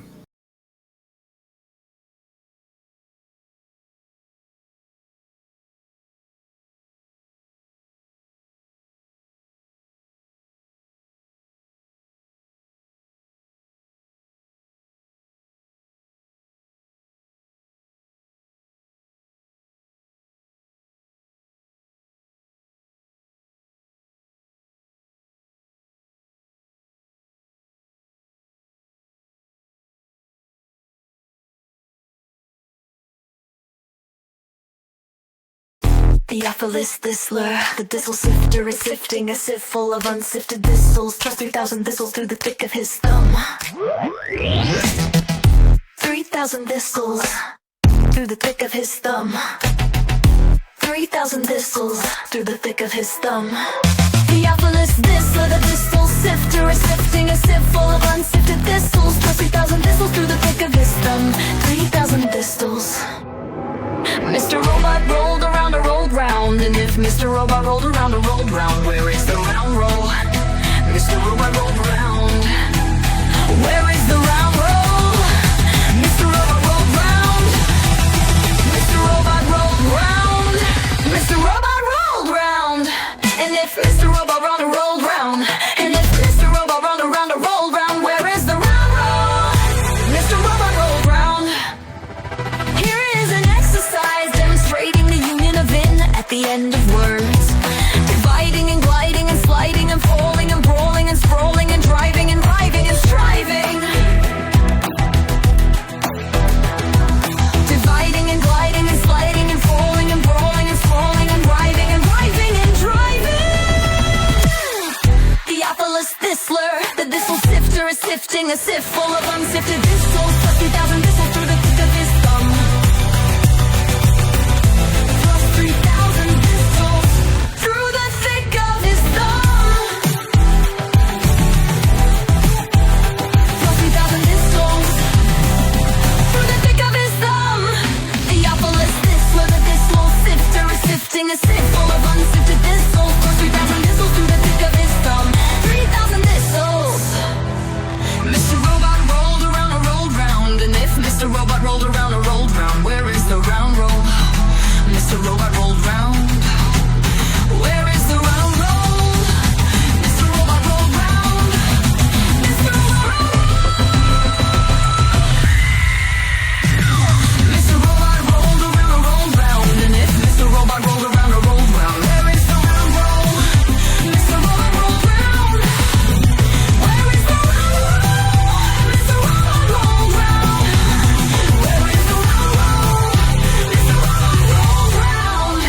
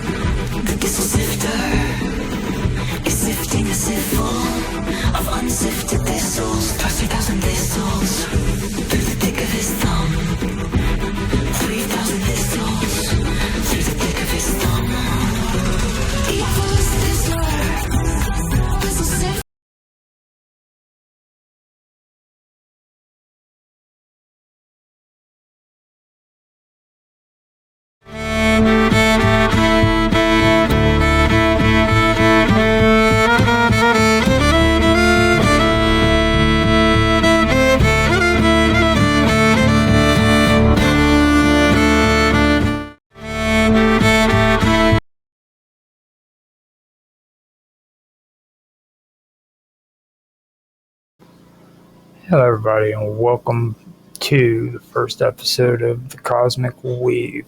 Today is going to be the beginning of a new series that I am doing, and this one is going to be something to add to the variety of weirdness that I've been bringing to the wonderful world of weirdness. I hope you enjoy. If you haven't noticed, I have been doing a lot of different content than what originally the channel used to bring, and this is adding to that so that we can have a variety of different things that are coming on. Now, in the description, I've mentioned that this, in my opinion, is probably the most popular, unpopular subject that you'll see on a lot of things ranging from lost uh, lost empires or lost civilizations to UFOs, but nobody ever really gives focus to it. What I wanted to do, and I've been wanting to do it for quite a while, this has been something that I've been working on for a while, is create a series like this to where I can talk about some of the stuff that I've done concerning my research over certain topics. So it's going to range from a lot of different things, but hold on. It's going to from a lot of different things, ranging from science all the way to philosophy into ancient lore, um, also into the science, the human body and the mind and how it works. So, with that being said, let me go ahead and get on with the topic. A large mass of matter located in the dorsal part of the brain, known as the diencephalon, integrates, filters, and coordinates sensory and motor inputs for brain function. More than just a function of mere relaying, instead ensuring the high-order brain functions like perception, cognition, and movement run seamlessly and efficient. Clusters of nerve cells and specialized functions making up nuclei within the brain receive input from various sensory and motor systems, while sending output to different areas of the cerebral cortex. The nuclei are responsible for processing specific types of information too, each serving a different function. The primary relay center for visual information coming out of the retina to the visual cortex is the lateral geniculate nucleus. Here, visual input is filtered and organized before being transmitted to the brain for more processing.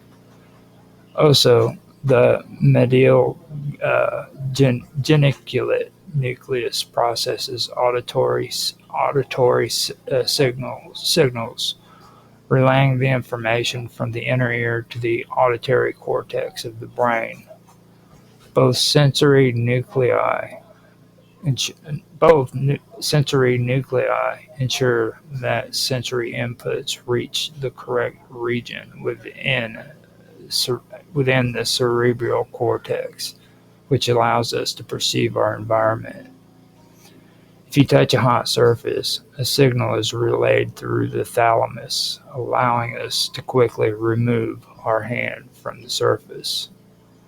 The ventral posterior nucleus processes somatosensory information such as touch, pain, and temperature. The ventral posterior nucleus is important, allowing us to perceive physical sensations and coordinate responses based on a sensory feedback loop. Motor coordination depends on both the ventral lateral and ventral anterior nuclei, which are crucial components of the motor circuitry within the brain. Receiving inputs from the basal ganglia and cerebellum, they relay these signals to the motor cortex that govern voluntary movement. Motor control would be fragmented without this seamless integration, leading to difficulties in performing smooth and purposeful actions. Acting as a critical filter, the thalamus, adjusting the intensity, timing, and synchronization of signals within the brain.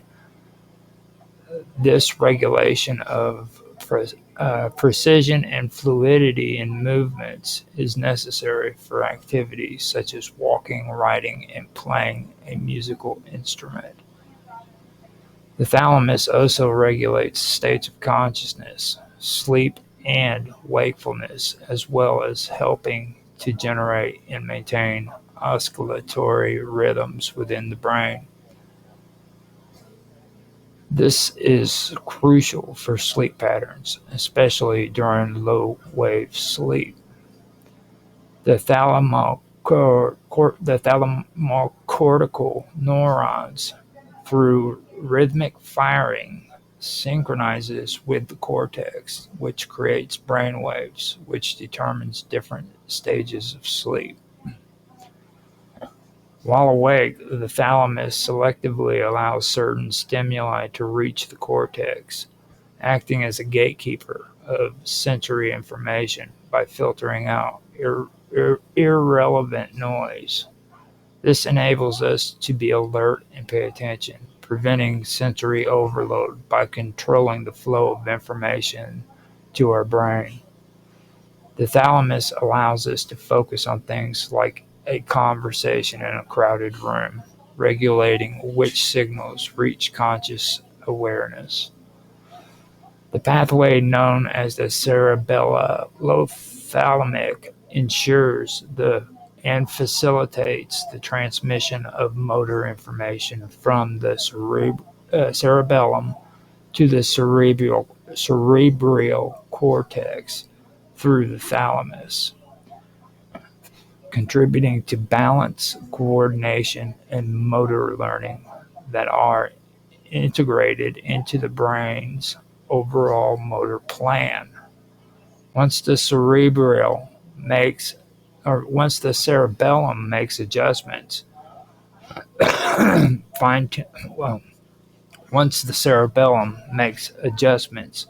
fine-tuning movements, it sends these signals of sensory input to the thalamus. The thalamus then relays the information to the motor cortex, which issues the final motor commands to the muscles. In order to maintain posture, adjusting the force of muscle contractions, and executing skilled motor tasks, this constant back and forth communication is needed between the cerebellum and thalamus. Through neuroplasticity too, the brain also has the ability to reorganize itself through new neural connections within the thalamic circuits. Genetic underpinnings of thalamic development and functions, the thalamocortical loop, and the dynamic interplay between the thalamus and cerebral cortex is essential for memory, paying attention, and decision making. The thalamus is a hub for communication, integration, and coordination, playing a vital role in nearly every aspect of the brain's function, from motor control and sensory processing to consciousness and emotional regulation. Its connection to other parts of the brain, particularly the cerebellum, also maintains a delicate balance for smooth and coordinated movements. Unique insights into brain function and plasticity have revealed personality as well as cognitive changes because of the influence behaviors from different parts of the brain. Unexpected cognitive recoveries have occurred due to the brain's ability to reroute functions over time. Where once people were hardworking, responsible, and well-liked before an injury, afterwards they became erratic, impulsive, and socially inappropriate, being rude, profane, and often using vulgar language that they never used before. This suggests damage done to the prefrontal cortex of the brain, which is responsible for impulse control, decision making, and social behavior. Likewise, the sensory cortex processes touch and spatial awareness, which, if damaged, would cause paralysis or loss of sensation in parts of the body. The brainstem also controls vital functions like breathing, heart rate, and consciousness. The middle cerebral artery supplies much of the brain's oxygenated blood. These areas control memory, emotional processing, and consciousness as well. The limbic system is involved with emotions and behavior too. Neurons can rewire themselves, allowing undamaged areas of the brain to take over lost functions of damaged areas, sprouting new dendrites and axons to reroute information. If the left hemisphere is damaged, the right hemisphere may take over some language or motor functions. Through repetition, the brain is capable of rewiring the motor cortex, allowing individuals to regain partial function. When a specific brain function is lost, nearby or distant areas of the brain can compensate over time. The visual cortex can also be repurposed to process touch and sound over time. Even the prefrontal cortex can be rewired, allowing a person who went through social changes to regain normal social abilities. Through synaptic pruning, the brain strengthens useless neural paths. The brain strengthens useful neural paths and weakens useless ones, and repeated use of a pathway strengthens it. Even communication skills can be regained by retraining undamaged language areas of the brain. The brain redesigns its map of function. Neurons that fire together wire together through reorganization, compensation, and training. The brain is able to compensate and adapt to damage that may have been done to it.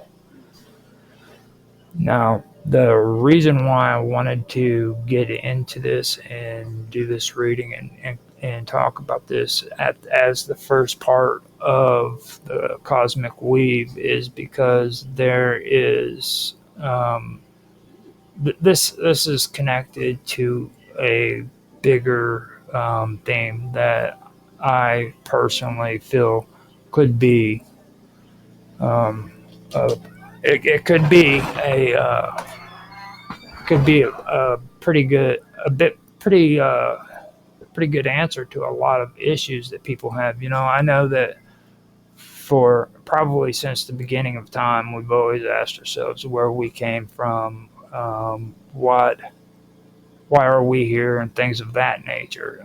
And I believe that if you read the material, you can actually come up with some pretty interesting ideas and some theories that could actually be it can actually be logical, not only scientifically, but also for people who believe in the paranormal or UFOs or, strange, unusual things.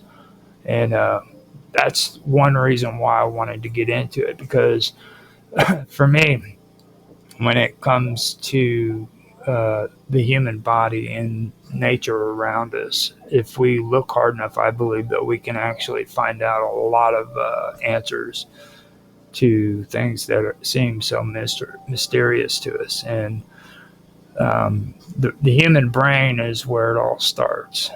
For me, I wanted to bring up the thalamus. The thalamus is actually an interesting part of the human brain, which I believe really is interesting, and it connects a lot to things that are going on now. Later on, after this episode, I'm not going to discuss it now, but later on, I am going to start talking about the equilibrium and what that means. Okay. But I'm not going to discuss it now. What I'm going to do is I'm going to focus on this dorsal part of the brain. Okay, it's known as the diencephalon. Sorry for my reading capabilities. When I hear big words like that, I have a hard time talking about that. The thing that I know when it comes to the human brain is that this brain that we have is very, very complex.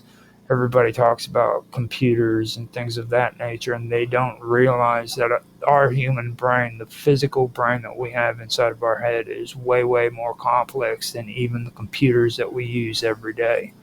And when you get into reading about the human brain, you start learning about this freaking mass of matter that's located in the dorsal part of the brain, known as the thalamus, gray matter, and things of that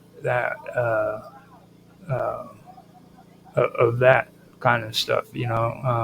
And it functions, as a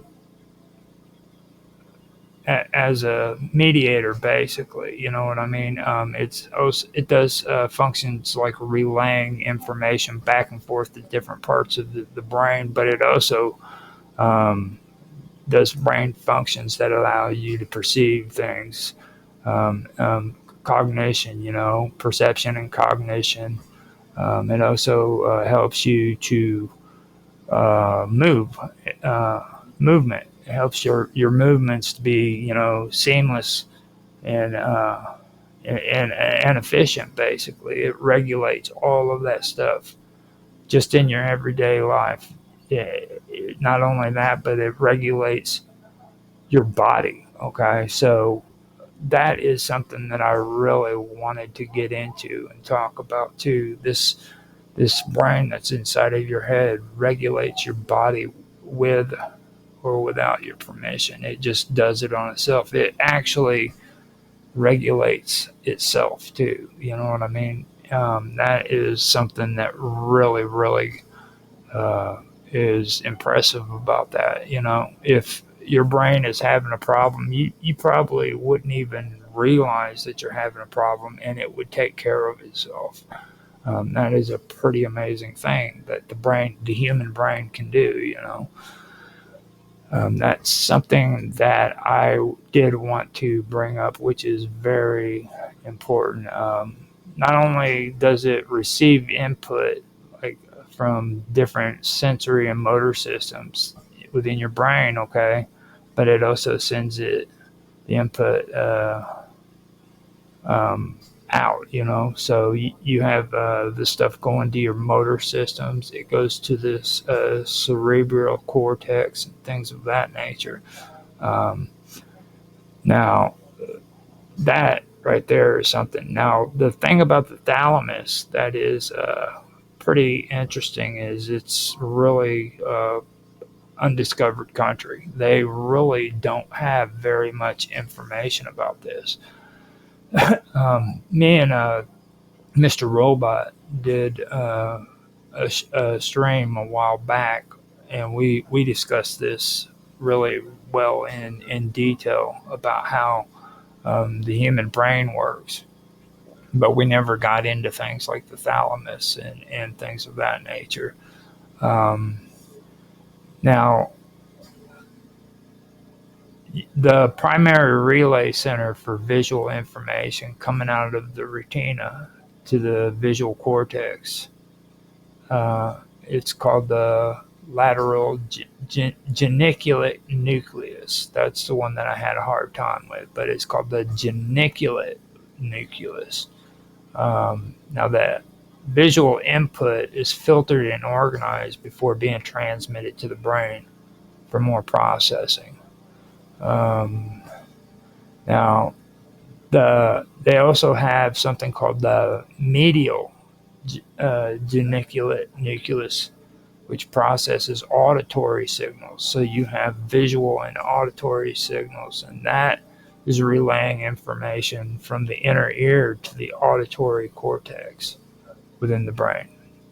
Now, both of these sensory nuclei ensure this sensory inputs receive the correct regions within the cerebral cortex, which in turn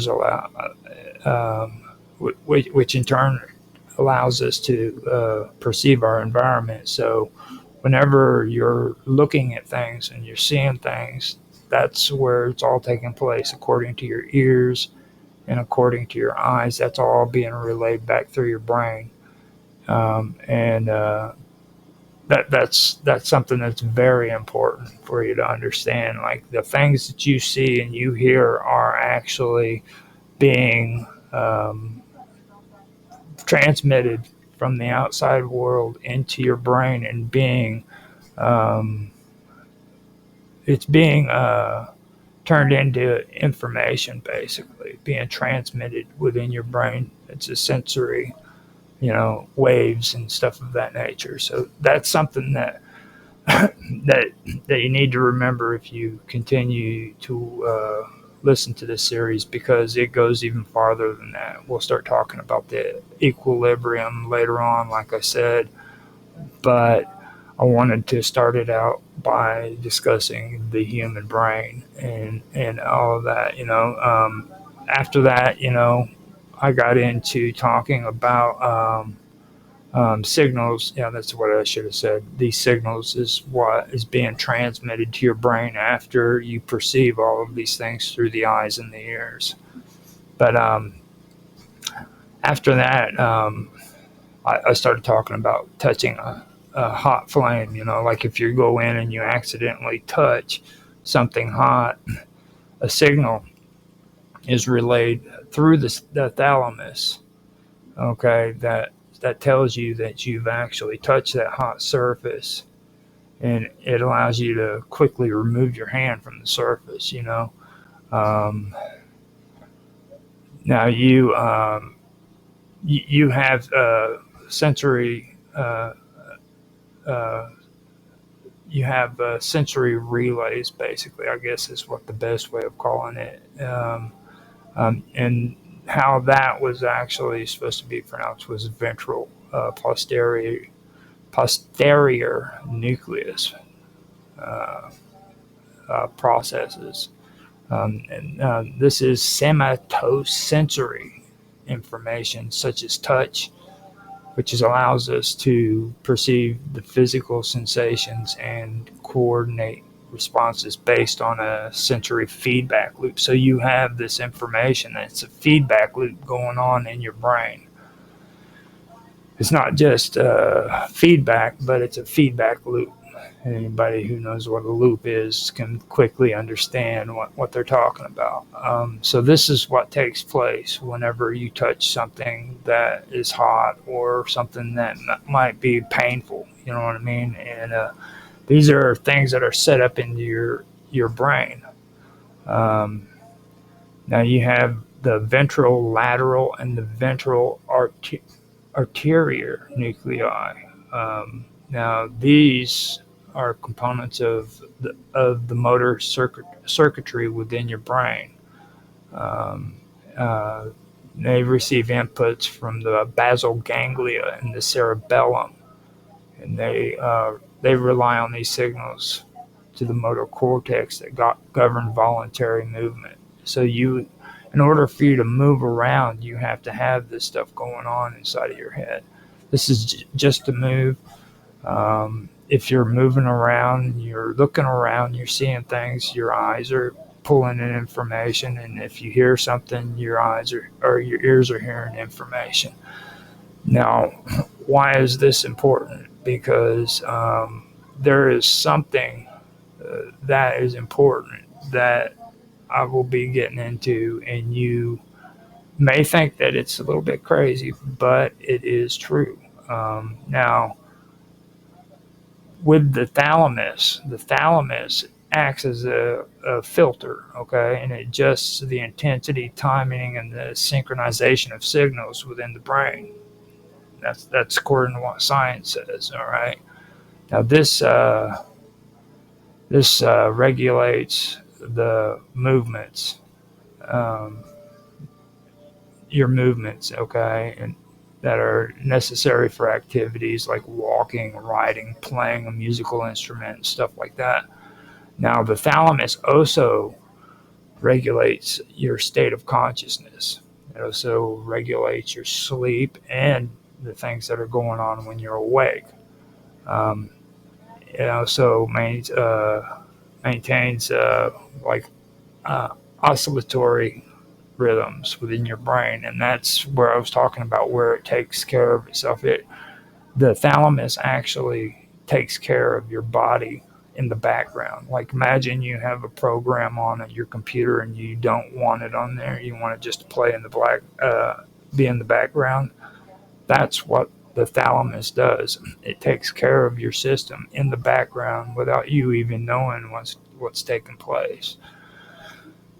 So these are very, very important. Okay. Now, whenever this is the part where I get into it becomes interesting. You have this part of your brain that is working in the background, sometimes without your even knowing what's going on. It just regulates and filters things that it feels that you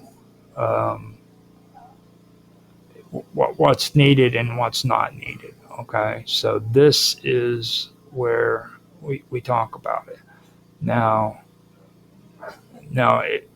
think of it like this. You have sleep patterns, especially during low waves sleep. Okay, and that's where it's the most important. But then you have what they call the thalamocortical neurons. And these, through rhythmic firing, synchronizes with the cortex,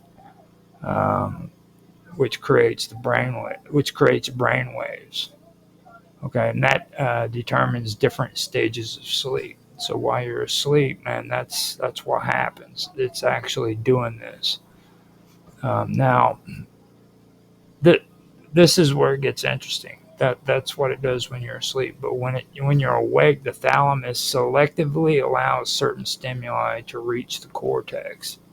Now, this is something that I've discussed with Nancy Planeta before about your brain and how it will freaking filter certain stimuli so that information that it doesn't seem necessary, it's not deemed important, doesn't reach the cortex, where information that it feels is important reaches the cortex. And what it's doing is it's acting as a gateway of sensory information, and it filters out irrelevant noise and things of that nature, and things that I don't know for sure if this is possible, but I will check into it more, but I also believe that this process could also do the same thing for things that you can't comprehend. Like if it's beyond your comprehension, your mind will literally just filter it out, make it to where it doesn't exist, you know what I mean? Or it'll make you see something that you can comprehend that makes sense to you. But if you don't understand it and you don't comprehend it, then it's not going to be there. You know what I mean?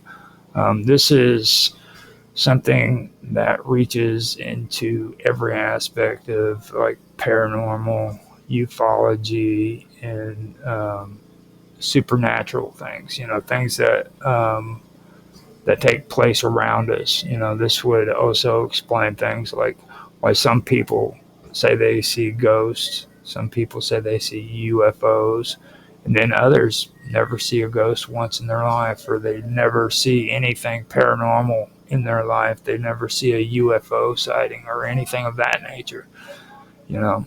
And even with that, it goes even deeper because, like, when you see a UFO, are you really seeing what you think you're seeing? Okay, and I always use this as an example, but the girl that played on, oh God, Resident Evil. Okay, she played in a movie about a woman in real life who lived up in Alaska, and she was a psychologist, and she would have patients that she would put under hypnosis who claimed that they had been abducted by aliens, or I don't think at first they even said that. They just had these weird experiences, and in their state of hypnosis, they would see owls.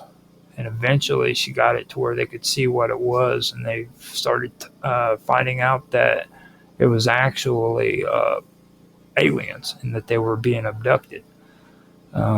And that is what really got me interested in this. This kind of goes into the parapsychology side of things instead of the paranormal, you know. So my question is when you're seeing these UFOs, is that really what you're seeing, or are you seeing only what your brain is capable of manifesting something that you're able to comprehend? So you know that what you're looking at defies everything that science says is possible. You have a circular disc that is flying in the air. It makes real fast shifts and real fast movements that no airplane could ever make.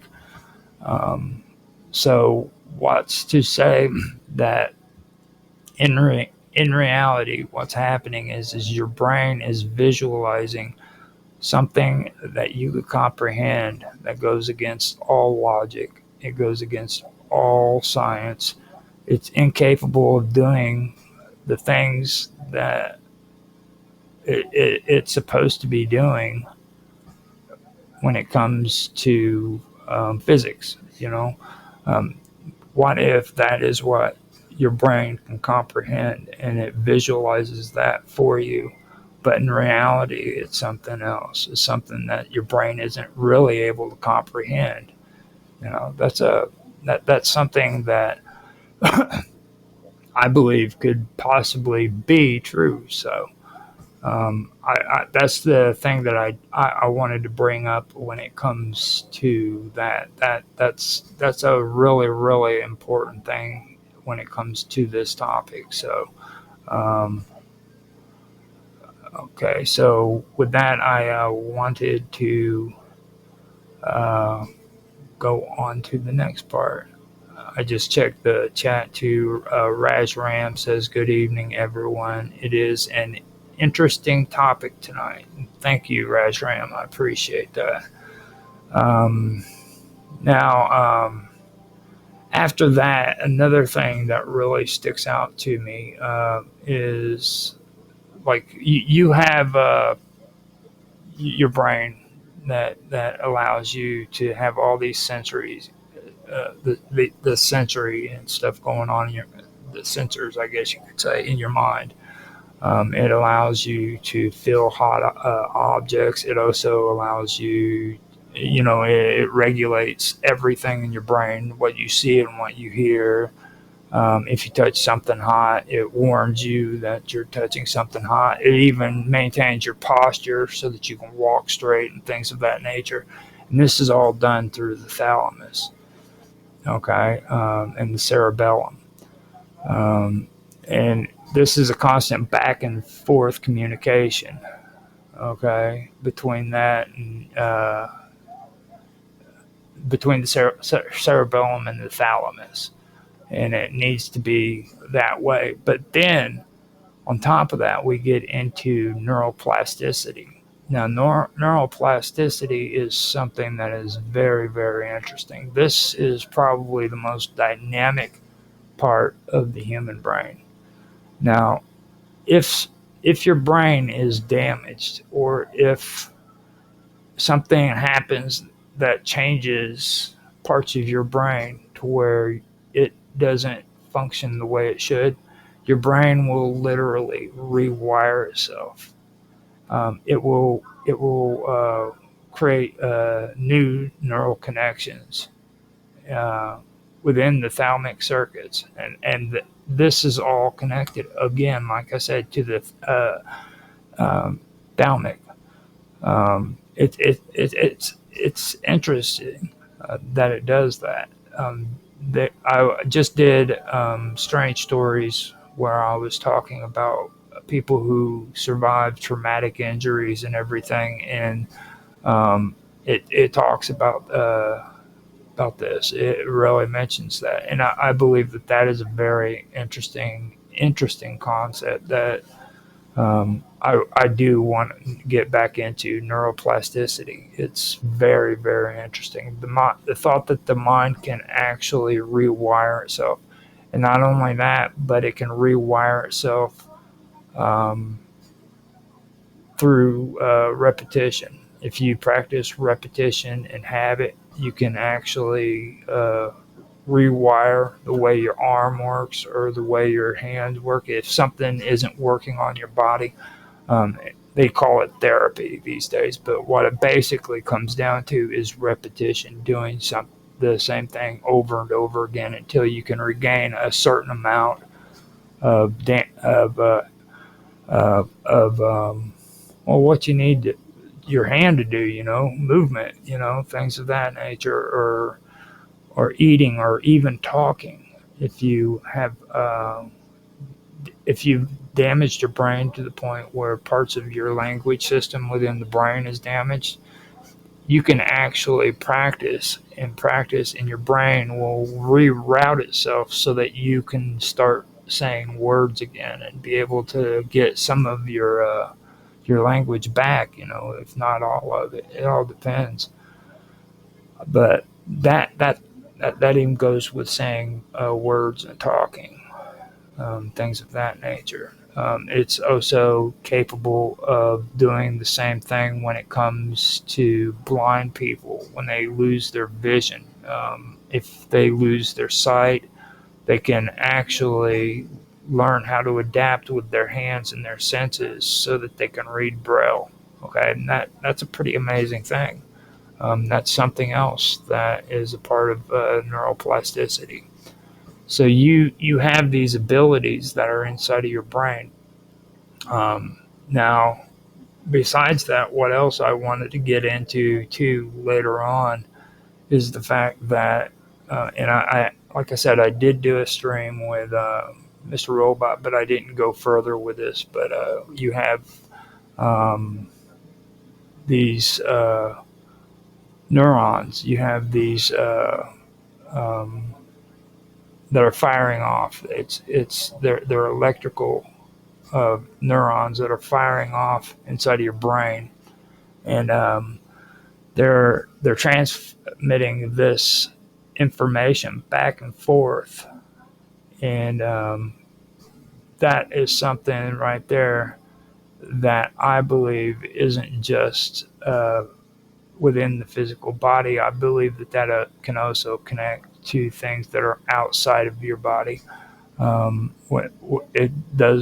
Just doesn't extend just within the brain and the body and sending information back and forth to the body. Um, I do believe that these relays, that's the best way of saying it. I believe that's what they are, but they're relays that transmit information. And whenever um, the neural network is damaged, it reroutes itself so that it can make it to these relays and fire off. And when they fire off, you have electricity that shoots off inside of your head, which I believe is also another thing that I'd like to talk about eventually. But now, with this, I believe that there is possibly a good connection there between us together as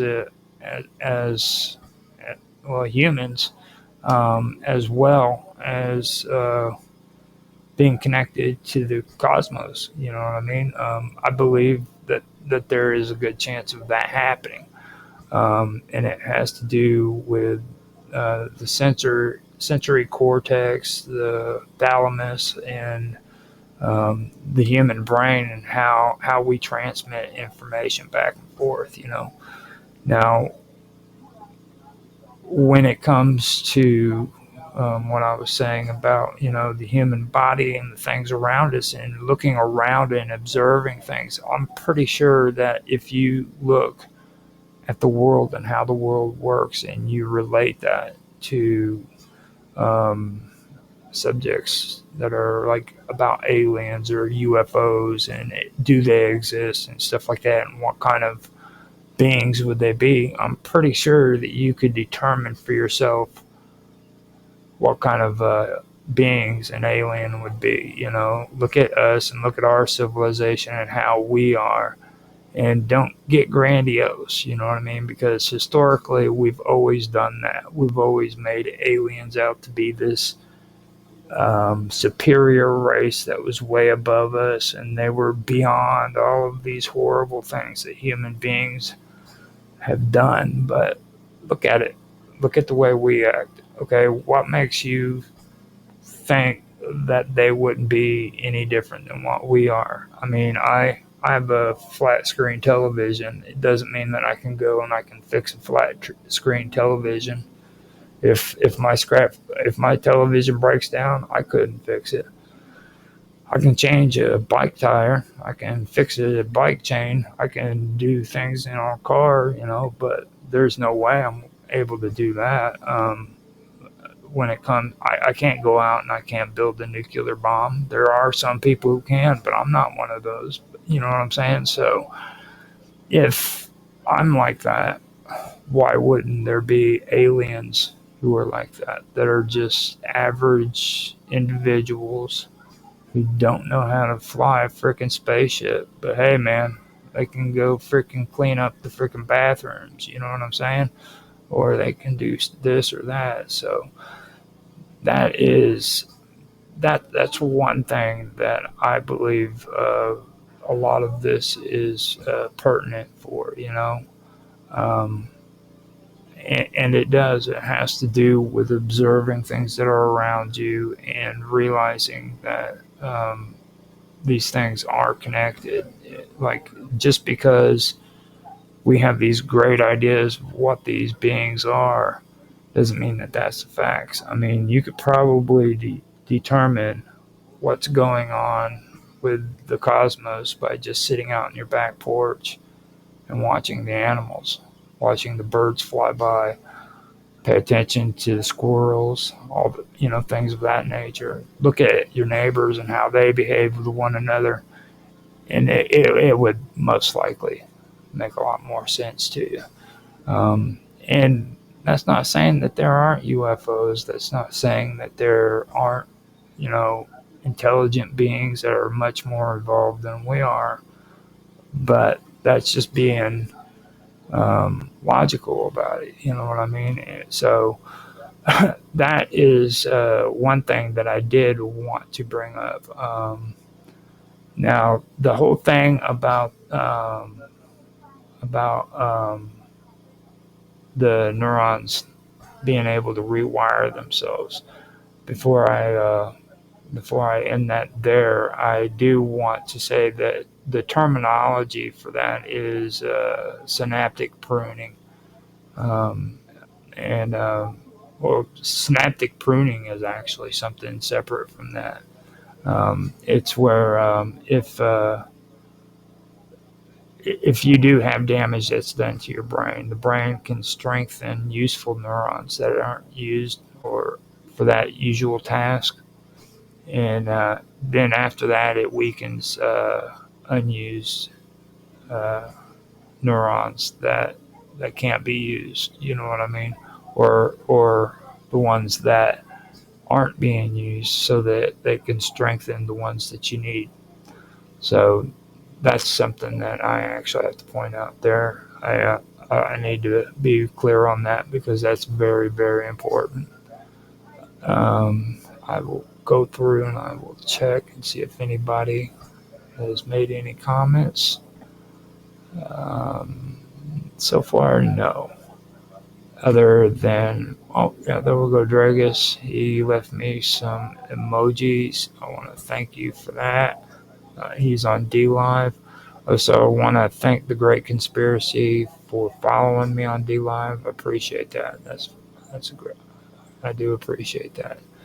Um, as well as that, it looks like we have everything. I also want to say thanks to Raj Ram for making a comment on YouTube. We don't get those very much on there.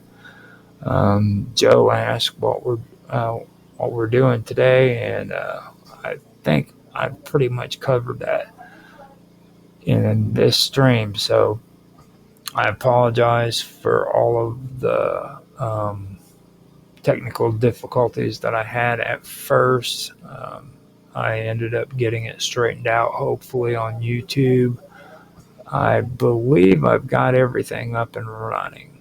And this, like I said, is the first episode of this. I'm wanting to come in. I want to start out with discussing the human brain and the human body and kind of go from there. Now, that is the beginning. After that, I'm going to start going through and discussing things that go into the cosmos, basically. We're going to start talking about things that, like I said, are mentioned on a lot of these documentaries for UFOs and lost civilizations, and also videos and stuff that have been mentioned. And we'll be discussing things like ley lines and things of that nature, and how all of that relates to the human brain. And like I said, if you pay attention to a lot of these shows and a lot of these streams, you'll notice that this topic is always brought up, and there is a connection. It's just a lot of people don't really make a point to bring this topic out and discuss it just by itself without adding a bunch of other things, like without talking about the pyramids of Giza or the ley lines and what else, sacred geometry and stuff like that. Just this topic, that's what I'm going to be getting into. Next time I come in, I am going to have a lot more information about various different topics that relates to this. It's going to be historical as well as philosophical. There's going to be parts about science and the way the human brain works. Things of that nature. So it's going to be interesting. This is one of the topics that I've really been wanting to get into for quite some time. It's going to have a lot of information that I just talked about, but it also is going to have to do with a lot of duality and dualism And to really understand what's going on, you have to understand the difference between duality and dualism. Um, Dualism is two opposing forces that are constantly uh, in conflict with one another, whereas duality is two opposing forces that complement one another. So with duality, or with duality, you have like birth and then death. Okay, you have both of them, which are the opposites. They're two opposing forces, but they don't battle against one another. They actually go with hand in hand with one another. You're born in this world. You die in this world. There's no there's nothing different there. That's just the way it is. And everybody experiences it. You know what I mean? That's a duality. So that's a duality where a dualism is good versus evil, the battle between good and evil and things of that nature. So that, in short, is the difference between duality and dualism. Just so you guys understand, and that's going to be a part of this discussion as well. So there's going to be a lot of philosophy that's involved in this too, as well. And yeah, I will I'll be bringing this episode back again. Today is Saturday, I believe. I was having an issue with what I was going to do today, if it was going to be the Cosmic Weave, or if I was going to start conspiracy theory up. I may have said that it was conspiracy theory in another stream that I'd done, but I couldn't tell you, to be honest. So what I did is I just came out with the Cosmic Weave, and I set it up to where we're going to have it on Saturdays. So I actually probably forgot to put it in the description below, so on YouTube, but I can take care of that later on, and it'll be on there. So that if you guys want to find out what shows that I do have going, you can just check out my YouTube channel if you guys are on YouTube, and it'll give you all the shows that are available. Now, the shows are on Rumble. They're also on X as well as DLive. And I do stream on Twitch, but I do not save the streams. As soon as we're done, there's no recording of it. I've decided to do that since some recent changes took place to Twitch, where they have like a 1,000 gigabytes or 100 gigabytes or something like that of memory for saved videos, and I'm getting so tired of that I just finally decided, you know what, if people want to check me out live, it's cool, but I'm not going to save that stuff. You know what I mean? It's just not worth the time or effort. So what I did is I just went ahead and set it up to where you can watch the live stream as it's taking place, or don't worry about it. It's on Rumble, X, DLive, and YouTube as well. So I will be having this on Saturday, and since we are coming to the end of the season for Mysterious Ancient Mysteries, after tomorrow will be the last episode for this year on Ancient Mysteries, but after tomorrow I'll be coming out with Conspiracy Theory, which is going to be good. And Raj Ram asked, do you often have live stream? And yes, Raj Ram, I stream every Wednesday. No, for the Wonderful World of Weirdness, I stream on Wednesday, Saturday, and Sunday. I have other platform or other channels that I do as well, which that's actually going to be new episodes coming out too. That is for the Praetorian that's starting up. And that one is going to be on Friday nights at 5 p.m. Central Standard Time, which is usually when I do all of my streams. So 5 p.m. Central Standard Time, 6 p.m. Eastern Time, and oh my God, it's what 10 a.m. GMT over in England, General Motors time. But yeah, that's when I generally do my streams. So if you want to stop in and check out the show, feel free to come in and have a chat with me. I appreciate everybody for being here. If you did like this stream, please like, subscribe, share, make comments. Because believe it or not, the comments are very important. They really are. Not only are they important for the algorithms, but I enjoy having conversations with people. You know what I mean? And Raj Ram says, thank you. YouTube recommended your channel to me, and I'm happy I subscribed. I'm excited to check out more of your content. I appreciate that, Raj Ram. And thank you for coming onto the stream and actually talking. It's like I was just getting ready to say, comments to me, I love them. I love it whenever it comes to that.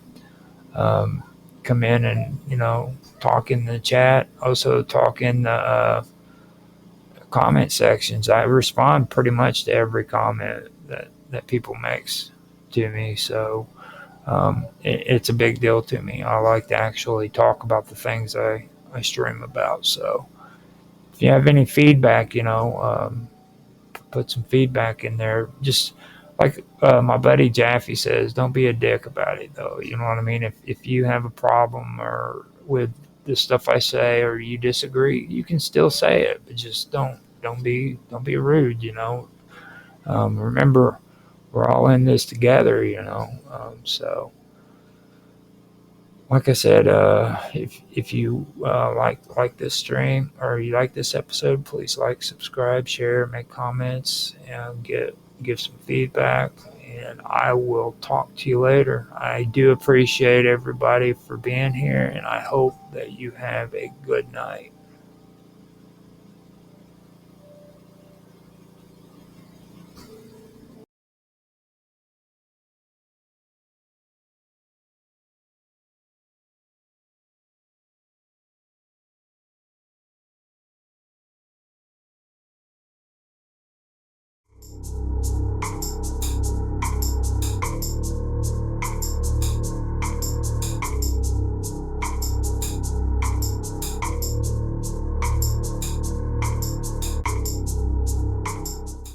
It began on a night painted with the silver of a full moon, when the stars seemed to sing a song of ancient paths and forgotten ways. The visitors arrived not with a roar, but with the softest of sighs, their ships slipping through the atmosphere like shadows caressing the face of the world. They came from a place beyond our understanding, a realm where the fabric of reality wove different tales and the constellations told other stories. The visitors were ethereal, their forms flickering like the flame of a candle caught in a gentle breeze. Their arrival went unnoticed by most, save for a handful of souls who looked beyond the veil of the everyday and sought the mysteries that lay beneath. These individuals felt the presence of the visitors, a subtle shift in the air, a quiet dissonance that whispered of change. The visitors observed, their eyes filled with the light of 1,000 worlds, their minds vast and serene. They saw our triumphs and our failures, our joys and our sorrows. They saw the potential that lie coiled within the human spirit waiting to be awakened. As days turned to nights and seasons shifted their cloaks, the visitors began to make themselves known. They appeared in dreams and visions, offering glimpses of what could be a future where humanity transcended its limitations and joined the cosmic dance. They shared their wisdom not in words, but in the language of the universe itself, in the rhythm of the tides, the harmony of the winds, and the patterns of the stars. Those who listened found their minds expanded, their hearts opened, and their spirits filled. But the visitors' time among us was fleeting. As silently as they had come, they departed, their ships dissolving into the starry expanse of whence they came.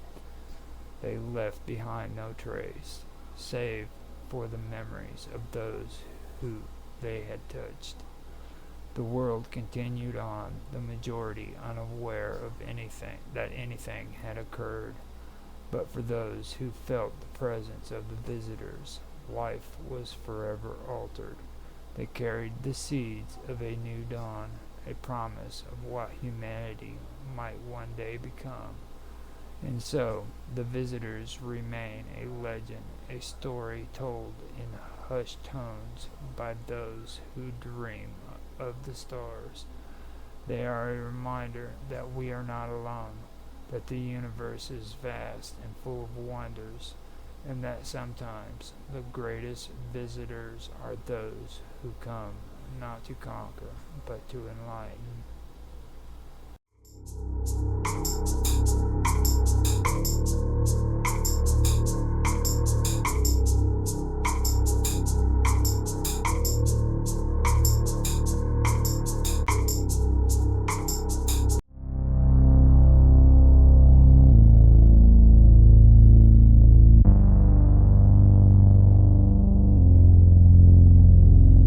Today we will be discussing strangeness. I have Karma Love with me. You want to say hi, Karma? Hi, everyone. Hello. And in particular, when it comes to strangeness, I want to get into what we were discussing yesterday during our history stream. And towards the end of it, it was concerning Atlantis. We kind of tapped into it a little bit when we were talking about Casey, and then we started talking about Jack Parsons and stuff, and then finally, I think it was conspiracy theories. We did Tesla. We did Nikola Tesla. Now we did Aleister Crowley on this one, right? A little bit, but we really did not get in as deep as I felt like we could have. Like, we were more on Parsons. Are we going to talk about the secret space program? I was supposed to do some research, but I kind of got caught in what seems like a hurricane. Feels like an... If you want to do the secret space program, we can, but if you want to do Atlantis, we can do that too. Oh, yeah, let's do that, because we started talking, you said, just because we were talking about yesterday in regards to even the Phoenicians and the trade route and stuff like that. So yeah, that's fine. Yeah, that's kind of what I was thinking we should do, because first of all, we started out in Egypt when we started doing the history, you know what I mean, and then we were discussing the Phoenicians and stuff, and the pyramids, things of that nature. Now the reason why I don't really dive too much into Atlantis is because well, some of the stuff I've already mentioned. You know, everybody likes to link history up to freaking like the Sumerians up to South America, and I've already gone over that. You know. Mm-hmm. That. And so wait, it's the Sumerians that you're saying would be in South America? They're they try to link it all together, and it's become a trend. Okay, like if you look at a lot of people who discuss ancient civilizations, lost ancient civilizations, everything leads back to the Inca. You know what I mean? Like, Yeah. oh yeah, and you can't forget this. Yeah, I can, because there's no link. There never was. Right, you would like to see the tie to it, exactly. You know what I mean? Show the evidence. The only thing I've seen that even connects anything to do with other continents with America is what we were discussing with Egypt and that mummy, where they found traces of cocaine on them. And other than that, there's no links. And it's like with Atlantis. Okay, everybody everybody who talks about it really don't know the history about Atlantis. Like when Plato mentioned his freaking, I think it was his great grandfather, because it wasn't like his direct grandfather. Okay, Solaris. Yeah. When he mentioned it, he mentioned the story in his writings one time. Okay, just one time, and it never caught on in the ancient world. There was never anything added to it. It just sat there. Okay. The only time that it took off was during the Middle Ages. Somehow it became real popular during that time. You know what I'm saying? Yeah. So during the time of the ancient times, nobody even paid attention to that story. It was just one writing that Plato made concerning Atlantis, and that was it. So those are kind of the stuff that that I learned about it. You know what I mean? And don't get me wrong. I mean, it would be great if somebody did find Atlantis, because there's other places that are mentioned that aren't even Atlantis, that were supposed to be sunken islands and sunken continents too. You know what I mean? So, no, I didn't know that though. But hold on. So you're saying besides Atlantis, there's supposed to be other cities underwater as well? Yeah, there are. Oh, which ones? Hold on a minute. Okay. I had a message from Annie for real, and I tried to contact her, and she wanted me to talk to her, and I told her that I didn't get a message from her. Is she on Minds? She's on Minds. But I never heard of her. what I did want to do is I did want to make it a topic, and just for the sake of it being Atlantis, I went ahead and I pulled up, Wikipedia Atlantis, because you're not going to hear good stuff on Encyclopedia Britannica and stuff, but right, you got to go down and go deep to find the real research in regards. now you can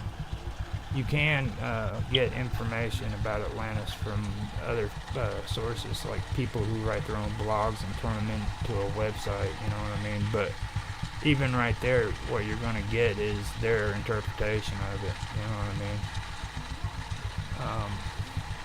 Now, Atlantis is a fictional island mentioned in Plato's works in Timaeus and Critias, as part of an allegory of the hubris of nations. In this story, Atlantis is described as a naval empire that ruled all western parts of the known world, making it the literary counter-image of the Achaemenid Empire. After an ill-fated attempt to conquer ancient Athens, Atlantis falls out of favor with the deities and submerges into the Atlantic Ocean. since Plato describes Athens as resembling his idle state in the Republic. The Atlantis story is meant to bear witness to the superiority of his concept of a state. Despite its minor importance in Plato's works, the Atlantis story has had a considerable impact in literature. The allegoric aspect of Atlantis was taken up in utopian works of several Renaissance writers such as Francis Bacon, New Atlantis, Thomas More's Utopia, and Thomas More's Utopia. On the other hand, 19th century amateur scholars misinterpreted Plato's narrative as historical tradition, most famously Ignatius L. Donnelly in his Atlantis, the Antediluvian World.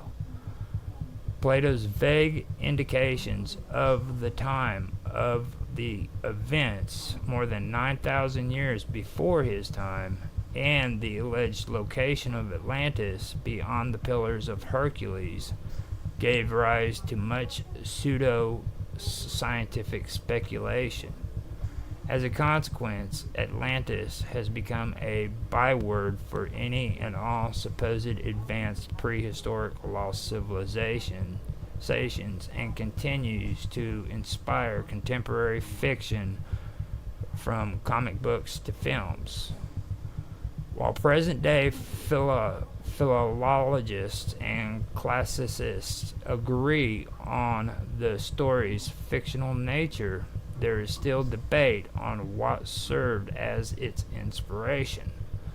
Plato is known to have freely borrowed some of his allegories and metaphors from older traditions, as he did with the story of Gyges. This led a number of scholars to suggest possible inspirations of Atlantis from Egyptian records of the Thera eruption, the Sea People's invasion, or the Trojan War.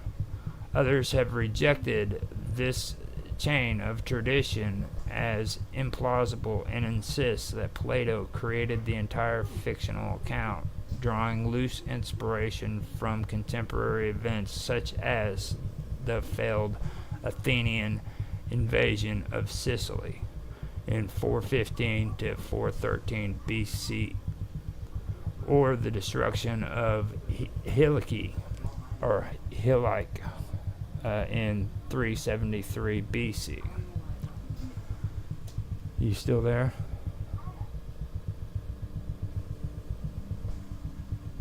All right. Yeah. So I've got to switch that over. I think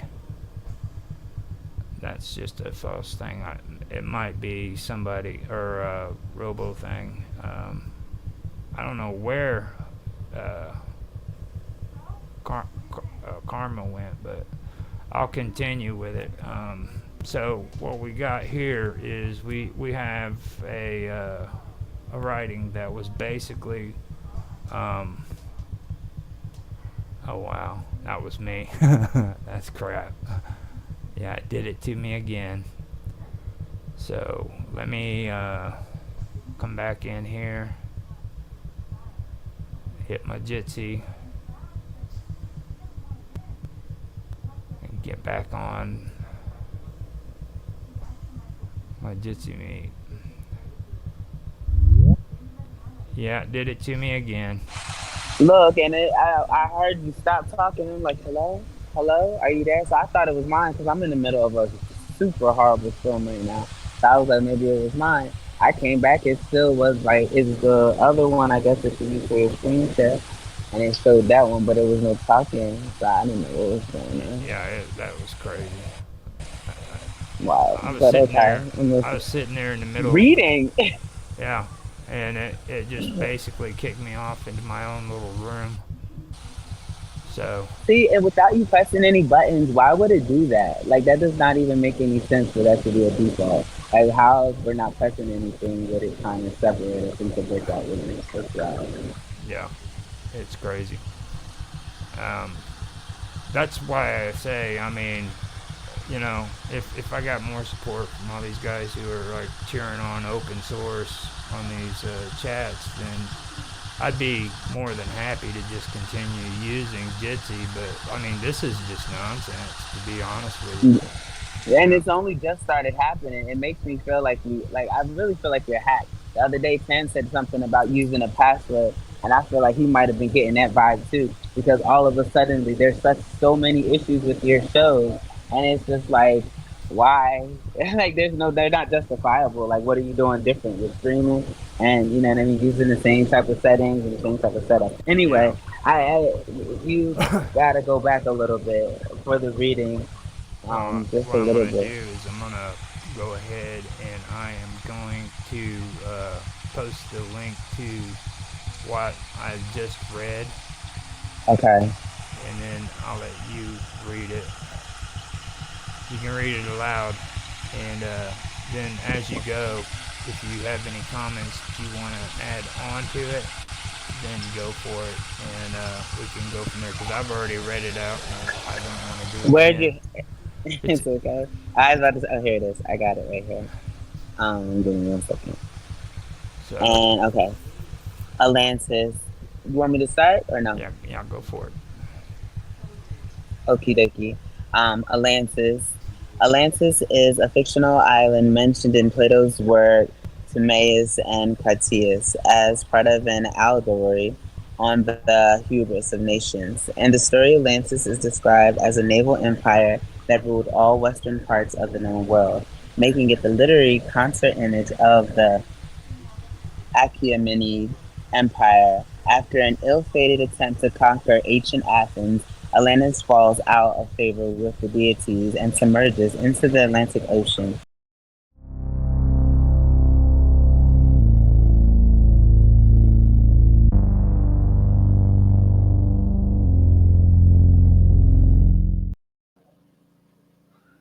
Okay, getting everything set up and ready to go.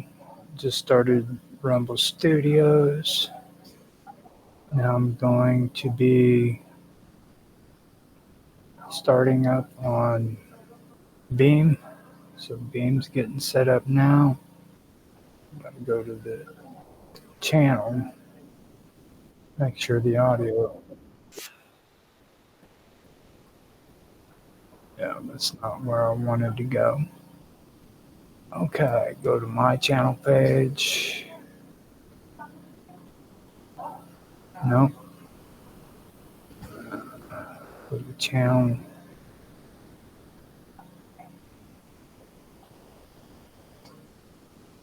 Never mind. That's not going to work there. Go to my channel. There we go. Found it. Check the audio. Audio sounds good on Beam. Come and check out my own stream on Rumble, see what that sounds like. All right.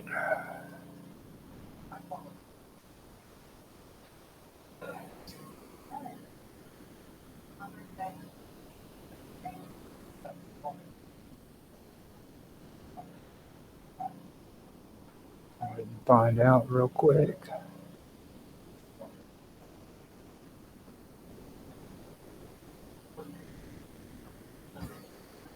Having some issues starting up. Not hearing anything. Okay, there we go. Heard my voice. Going to YouTube.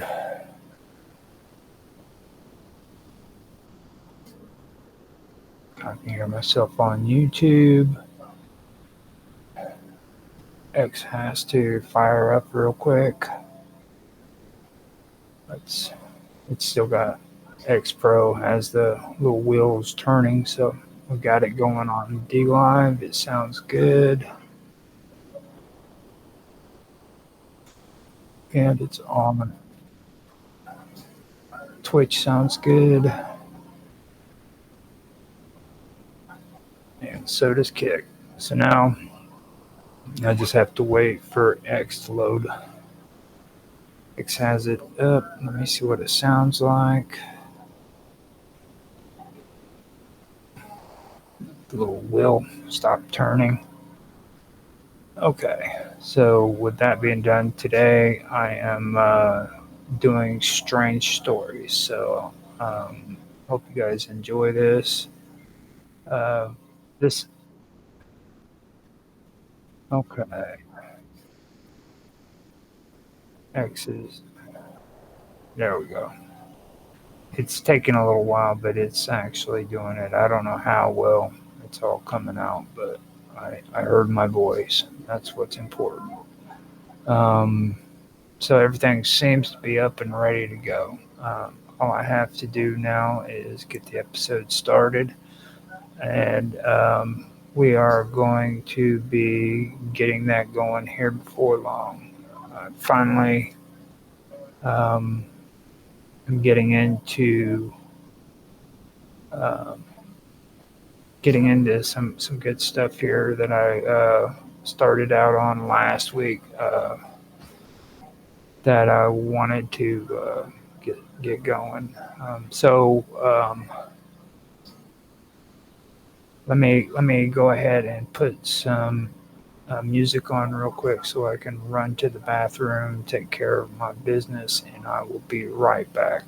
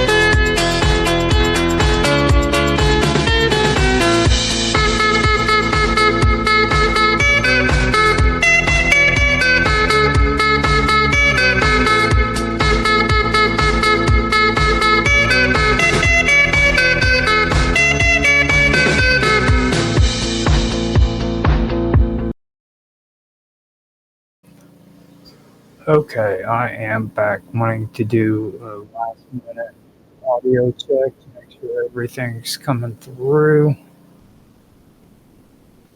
I do have the background music. I wanted to make sure you guys were actually listening to something. I didn't want to leave you hanging sitting there with nothing to listen to.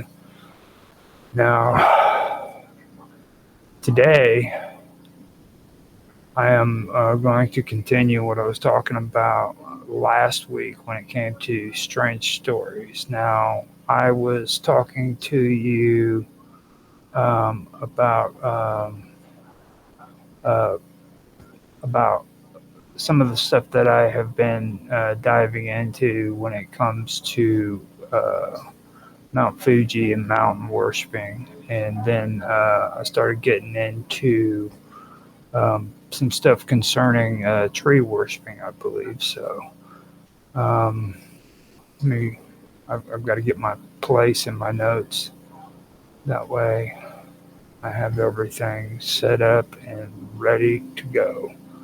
Um, this week, I am going on to a different subject, though, so that wait, no, it was Mount Fuji and tree mountain worshippers and stuff like that. It was all about Japan, if I remember correctly. That's what I was talking about. I got shows mixed up. So this week, what I wanted to get into is something that I've been wanting to do for a while, and that's going to be concerning Hindu temples and the underworld. Now, Dragus is talking to me. He's asking if I'm doing it live or I'm doing it live. It's live, Dragus or Mark. So, with that being said, I wanted to discuss, like I said, Hindu temples in the underworld.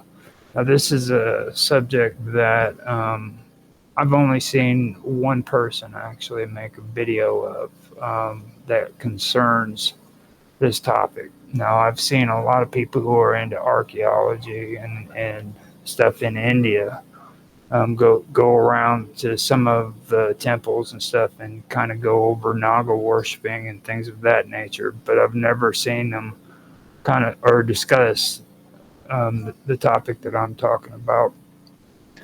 Now, on the video that I watched, and it was years ago, and I went back to try to find it, and it's not on YouTube anymore, by the way. But on this video, it was talking about how people were making offerings of water or within these temples, and he believed that the offerings were going down into the ground, and they were feeding the Nagas who lived under the ground beneath these temples. And that kind of caught my attention. So at some point, I wanted to go over that when I had a chance to live stream and kind of put that on video. Well, time had passed, and finally I was able to get a decent computer that would allow me to live stream, and it took me even longer to do that. So what I finally did is, after about a year and a half of live streaming, I said, you know what, man, I'm gonna do it. I'm just gonna do a stream about Hindu temples and the underground, or and the underworld, basically. So that is what the topic is going to be about today. I put together my notes and my talking points and stuff, so I am ready to go.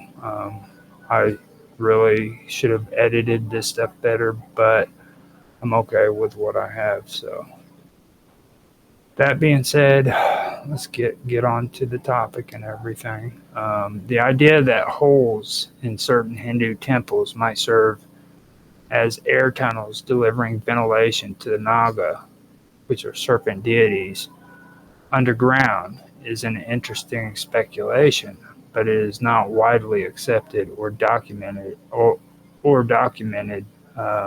belief in Hinduism. However, several temples across India are known for underground chambers, hidden tunnels, and serpent-related mythologies. Here are a few examples. The Manarasala Sri Nagaraja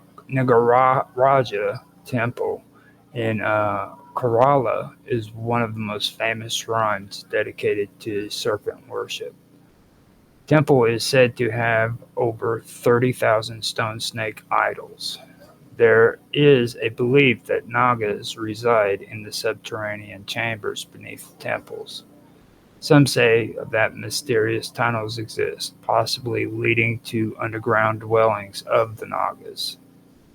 Many temples dedicated to Nagalinga, Shiva in the form of a serpent deity, contain underground passages.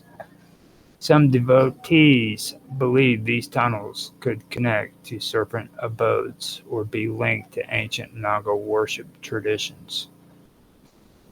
One of the wealthiest temples in the world, it is said, sealed underground vaults. One of the wealthiest temples in the underworld, which is Padmanabhaswamy Temple, has sealed underground vaults that are rumored to contain treasures and possibly hidden pathways. Some myths suggest that Nagas or divine beings protect the sacred chambers. In many serpent worshipping traditions, Nagas are believed to live in water bodies such as rivers, lakes, and underground springs. Some Hindu rituals involve pouring milk or water into holes in the ground, believing that this pleases the Nagas. Some scholars suggest that these holes might have been ancient ventilation shafts or drainage systems. The idea that these tunnels provide air to underground Nagas is a modern speculation, not an established Hindu belief. Many such tunnels and holes were likely drainage systems, ventilation shafts, or secret escape routes from ancient temples. In Hindu temple architecture, small round holes in the floor leading underground are relatively uncommon. However, certain temples feature such structures, often serving specific architecture or realistic purposes. Now you have the Sambesari Temple, which is the Yogyakarta in Indonesia temple. Okay. Now this 9th century Hindu temple was buried about 5 meters underground, likely due to volcanic activity. During its excavation, parts of the original structure were uncovered, revealing features that might include openings or passages leading underground. Then you have the Padmanabhaswamy Temple, that's in Kerala, India. It's known for its ancient underground vaults. This temple has several sealed chambers beneath its main structure. While not explicitly described as having small round holes in the floor, the existence of these underground vaults suggests a presence of passages or openings leading below ground. Now, In traditional Hindu temple design, certain elements are placed beneath the main idol of the sanctum sanctorum. These underground components serve both structural and spiritual purposes, contributing to the sanctity and stability of the temple.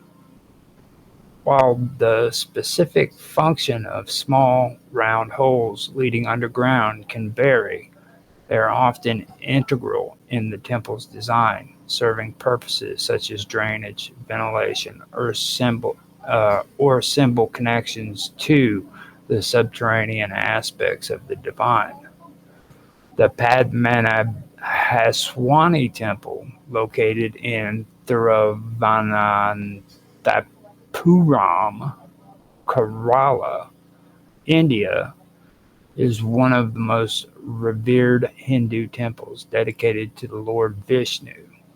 It is also one of the richest religious institutions in the world, with an estimated treasure worth billions of dollars discovered in its underground vaults. The temple follows the Dravidian architectural style, which is more common in Tamil Nadu than in Kerala.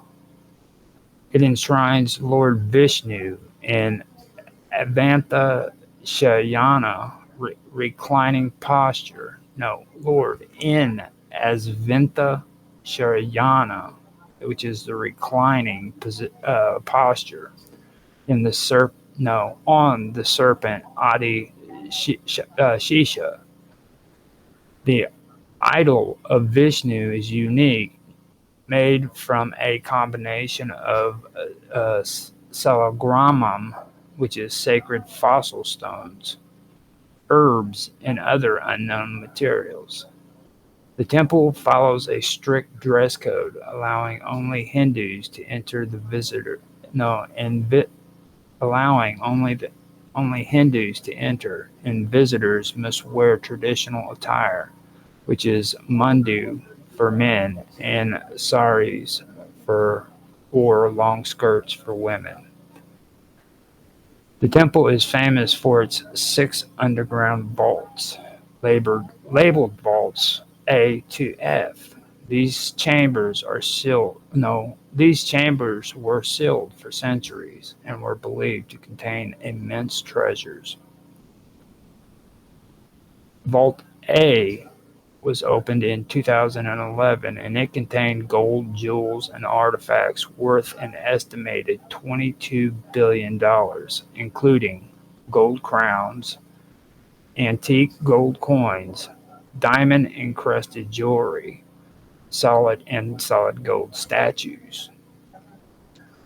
Vault B is the most mysterious and has never been opened due to religious and mythological concerns. It is believed to be guarded by supernatural forces and a curse. Local legends claim that opening it without proper rituals could bring misfortune or even widespread catastrophe.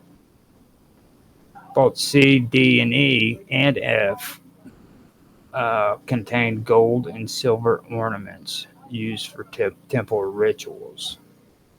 According to legend, the treasure in the vaults was accumulated over centuries from donations made by Travancore kings, merchants, and devotees. Some believe that Vault B contains divine secrets, possibly a hidden chamber linked to Hindu mythology. A carved serpent insignia on Vault B's doors has fueled speculation that opening it without divine permission could bring disaster. The temple was maintained and protected by the Travancore royal family for centuries. In 2011, the Indian Supreme Court ordered the temple's administration to investigate the treasures. Despite the discovery, the Supreme Court ruled in 2020 that the royal family retains control over the temple. The temple represents spiritual wealth over material wealth, emphasizing devotion over riches. The mystery of Vault B remains unsolved, making it a subject of fascination for historians, treasure hunters, and conspiracy theorists. Vault B of Padmanabhaswani Temple is surrounded by mystery, myths, and legends, making it one of the most intriguing aspects of the temple. Unlike the other vaults, which have been opened and found containing enormous treasures, Vault B remains sealed, and many believe it is protected by supernatural forces, divine curses, and ancient serpents. One of the most widely held beliefs is that Vault B is guarded by Naga Devatas, or serpent deities, and opening it improperly would unleash a curse. The vault door is adorned with carvings of two massive cobras, reinforcing the belief that powerful snake deities protect the chamber. Local legend states that Vault B was sealed by powerful sages using Naga Bandham, a sacred serpent mantra. It is believed that only a highly enlightened sage, or a saintly figure who knows the correct mantras can open the vault without bringing disaster. If opened without the proper rituals, the Naga Lock, realm of the serpent gods, would be disturbed, and the temple, city, or even the world could face catastrophic consequences. According to another myth, Vault B contains an ancient secret that, if revealed, could bring devastation. Some stories suggest the chamber contains something so sacred that it should never be exposed to the world. Opening it improperly would bring natural disasters, wars, or divine retribution. Some believers claim that a global catastrophe might follow if Vault B is disturbed. The vault's massive iron door has no visible locks, bolts, or latches, leading to speculation that it was sealed using a lost method of energy-based locking. Some accounts claim that the door can only be opened by a specific chant known as Garuda Mantra. Anyone who attempts to open it without the mantra will be cursed. It was last sealed by highly knowledgeable Siddha Purushas, which are divine sages, centuries ago. In 1931, temple priests attempted to open the vault, but were reportedly met with supernatural occurrences, including the sound of hissing serpents. In 2011, when the Indian Supreme Court ordered an investigation of the temple's vaults, Vault B was left unopened due to the temple authorities' strong objections. Experts claimed that disturbing the vault could trigger uncontrollable spiritual or supernatural forces. There are many theories about what lies within Vault B. An even greater treasure than Vault A, possibly containing ancient artifacts, texts, or sacred relics. A hidden passage or tunnel that leads to another secret chamber beneath the temple or connects to underground waterways. The lost secrets of Hindu mysticism, possibly ancient scrolls, relics, or even divine energy. Despite multiple calls to open Vault B, the Travancore royal family and temple priests have resisted, citing religious, historical, and spiritual reasons. The Supreme Court of Indiana has allowed them to maintain control over the temples, effectively preventing Vault B's opening. Now, with that, I agree where it needs to stay closed because, like, I was actually going over some of the videos to kind of get up to date on what's going on with that, and I agree with what one of the guys that I was watching said. You know, especially with the turmoil and the the economy the way it is in India right now, I don't think would be a good time for anybody to be opening a vault up that has that many that much riches in it. You know, that amount of money and wealth. Because you know, do you really first of all want these people to have that money to where they can sell it off on the market for cash? And second of all, do you want that kind of a treasure to be sold off to other countries or private individuals, or do you want it to go where it belongs, like a museum or something, you know, something of that nature to where it can be shared with the people? So, I mean, in that respect, I agree with them on that.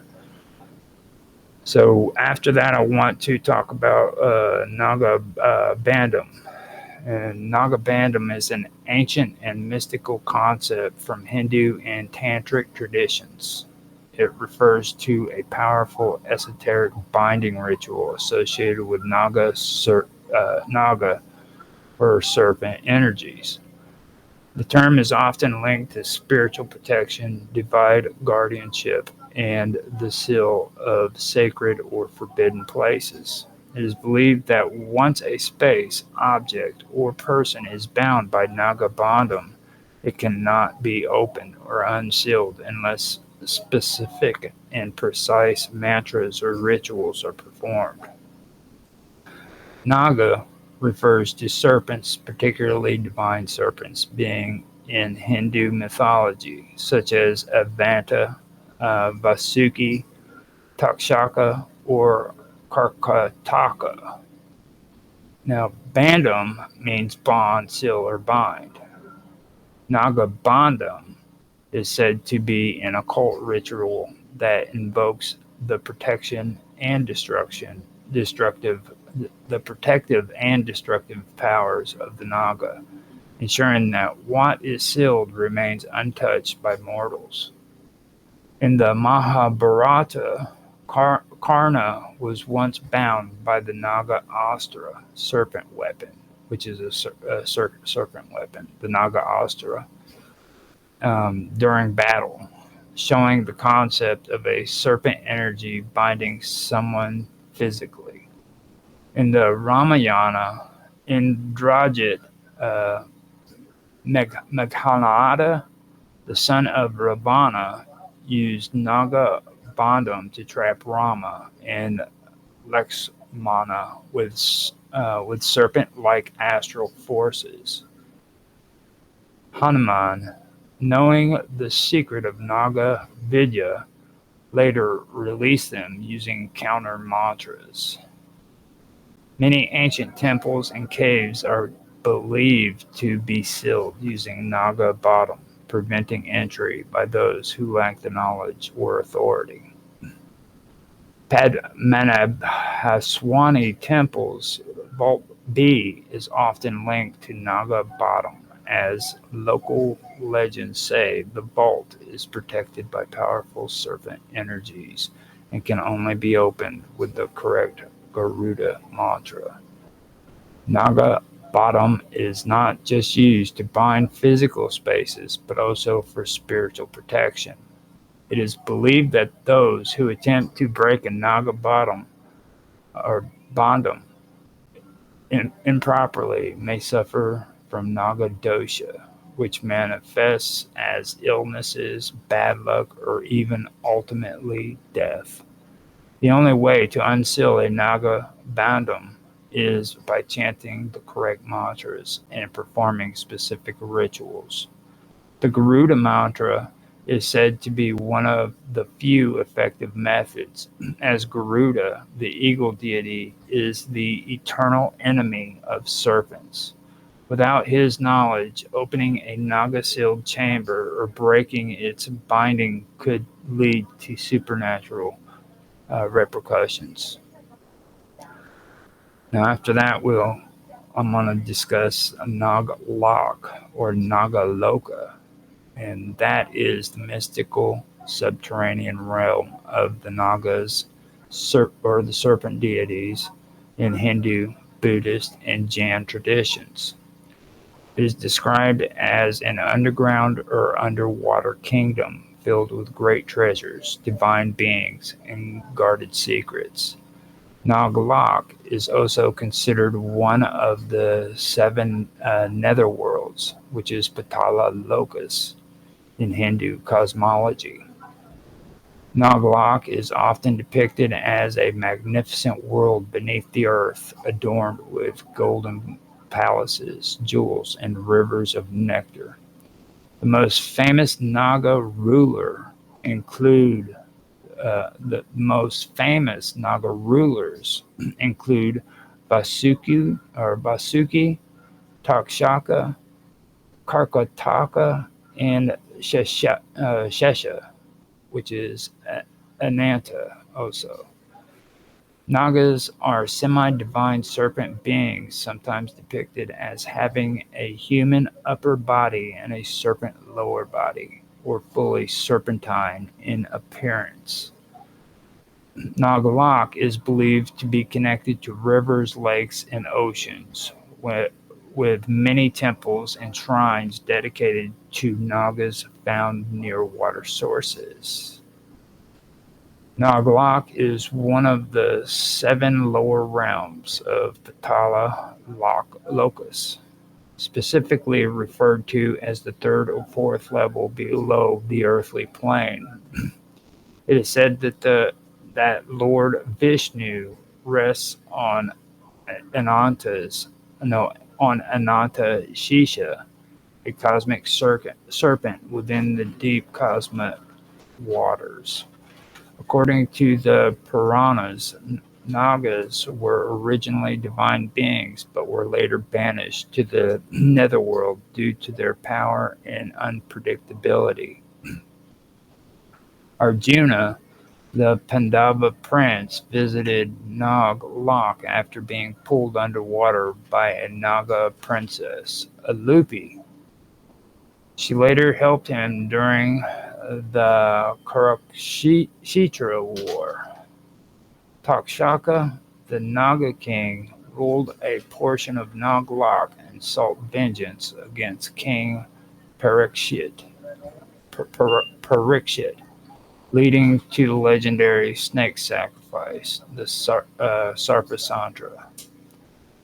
Many Hindu temples, including the Padmanabhaswamy temple, are said to have secret tunnels connected to Nagalok. Some believe water offerings, Abhisheka, flow into these underground realms. Nagas are respected in Buddhist and Jain traditions, where they are seen as powerful guardian spirits.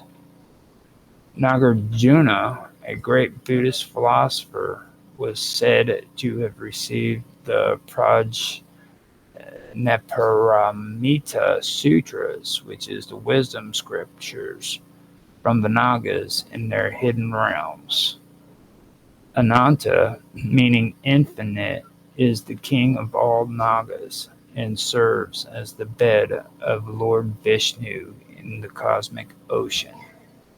He is depicted as having multiple hoods, sometimes numbering 1,000, each crowned with a divine jewel. According to Hindu cosmology, when Ananta uncoils, time moves forward, and when he coils back, the universe contracts into dissolution. Vasuka is a powerful Naga ruler known for his role in the Samudra mantra, churning of the ocean.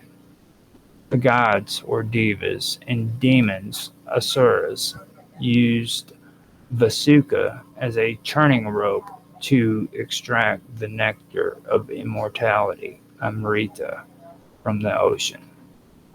During the churning, Vasuka emitted halahala, a deadly poison, which was consumed by Lord Shiva, turning his throat blue. Nilakantha, now Takshaka, was the ruler of Taxila, and a powerful Naga of Naglok, however you want to say it. He is infamous for causing the death of King Parikshit, the grandson of Arjuna, by biting him after being insulted. This led to Janamajaya's Serpa Satra, which is a snake sacrifice, where thousands of Nagas were killed before Astika, a sage, intervened to stop the carnage. Let me say that again. This led to Janmajaya's Serpa Satra, which is a snake sacrifice, where thousands of Nagas were killed before Astika, a sage, intervened to stop the carnage. Nakataka was cursed to remain motionless for eternity until he was destined to help someone. He later aided King Nala in defeating his enemies and reclaimed his kingdom. Alupi, a Naga princess of Naglok, fell in love with Arjuna while he was in exile. She dragged him into the underwater kingdom and later bore him a son, Ravan. Alupi also played a crucial role in reviving Arjuna after he was killed during the Kurukshetra War. There are several temples and underground structures believed to be connected to Naglok through tunnels, some of which contain mysterious small holes leading underground. Now we have, again, Padmanabhaswamy Temple, which, like I said before, is in Kerala. And it's believed that a hidden tunnel beneath the temple connects it to Naglok, where Ananta Shisha resides. The sealed vault B, which remains unopened, is rumored to contain divine treasures and secret pathways to the underworld. Then we have Kuki, which is Kukke, Subramanya Temple, which is in Karnataka.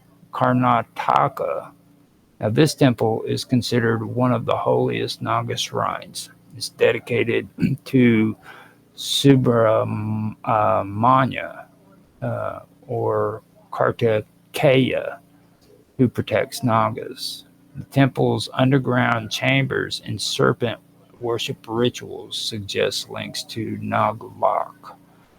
Then we have Kalahasti Temple, which is in Andhra Pradesh.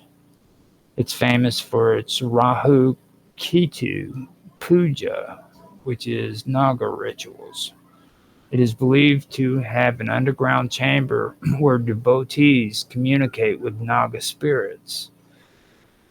The Nagas in Southeast Asia culture are said to originate from India's Naglok and are believed to dwell in the depths of sacred lakes and mountains. So the Nagas in Southeast Asian cultures are said to originate from India's Naglok and are believed to dwell in the depths of sacred lakes and mountains. The famous Angkor Wat is thought to have hidden serpent tunnels connecting to underworld water channels too. Many ancient water offerings, which are called Abhiseka and Naga Pujas, are believed to be a way to nourish the underground serpent deities who reside in Nagalok. Some believe the small holes in certain temple floors may have been used to channel water into the underground tunnels, possibly offering it to the Nagas below. In Hindu tradition, several temples are associated with Nagas, which are serpent deities, like I said before, and are believed to have connections to Nagaloka, which is the subterranean realm of the serpents. These temples often feature serpent motifs and are sites of Naga worship. Manarapolar Manarpolar Temple, which is in Andhra Pradesh, is a temple that is associated with the legend of Sri Krishna and is believed to have connections to Nagaloka. And Pandamanhaswani Temple, which is in Kerala, is dedicated to Lord Vishnu, who is depicted reclining on Ananta Shisha, and Ananta Shisha is the infinite serpent. This temple is believed to have connections also to Nagaloka.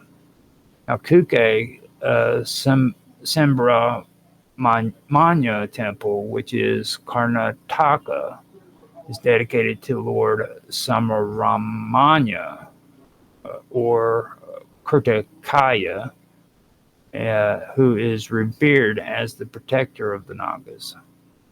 This temple is believed to have connections to Nagaloka as well. Now, Kalahasti Temple, which is also in Andhra Pradesh, is known for its Rahu Ketu Puja, which are rituals associated with shadow planets, often linked to serpentine imagery. Now, this temple is believed to have connections to Nagaloka as well.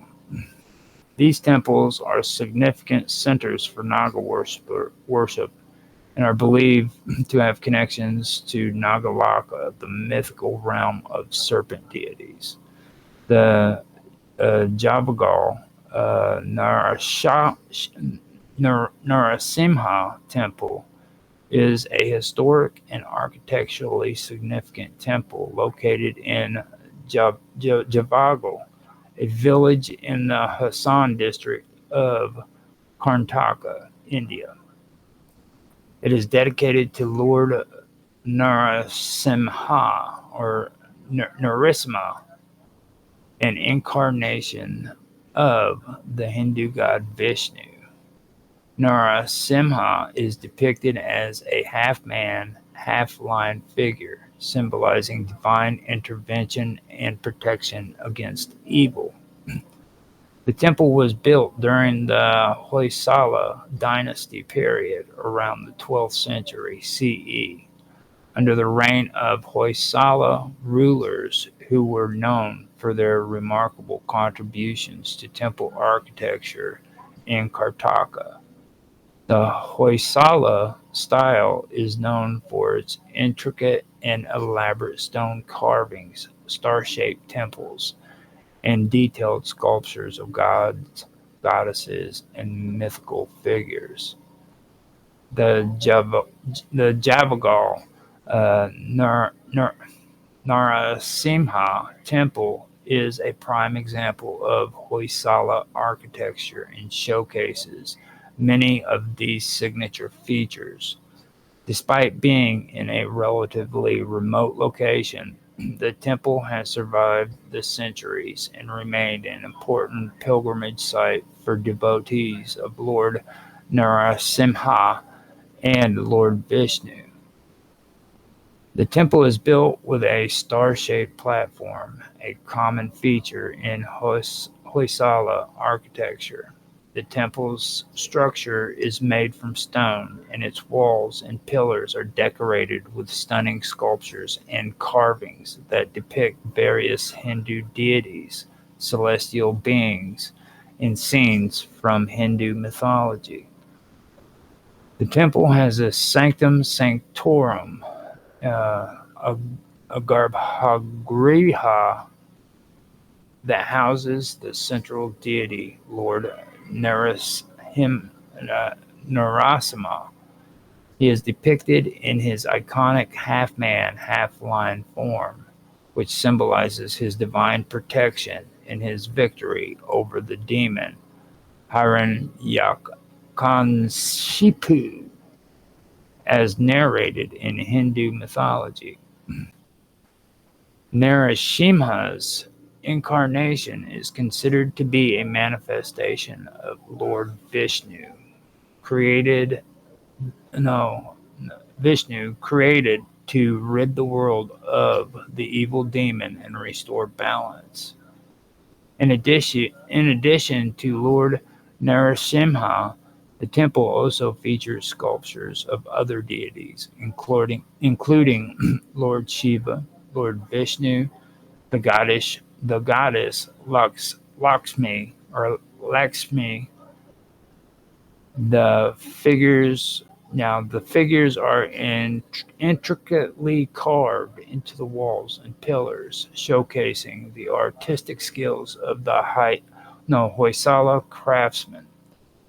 The temple's entrance is guarded by a Nandi, the sacred bull associated with Lord Shiva, which is a common feature in many Hindu temples.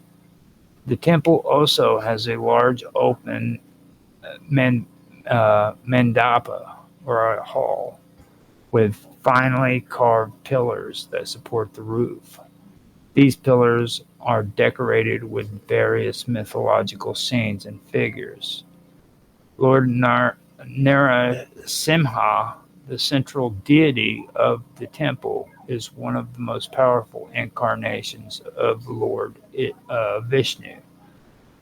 According to the myth, Lord Vishnu incarnated as Narasimha to protect his devotee Prahlada and to defeat the demon king Hiranyakashipu, who had become invincible due to a boon granted by Brahma.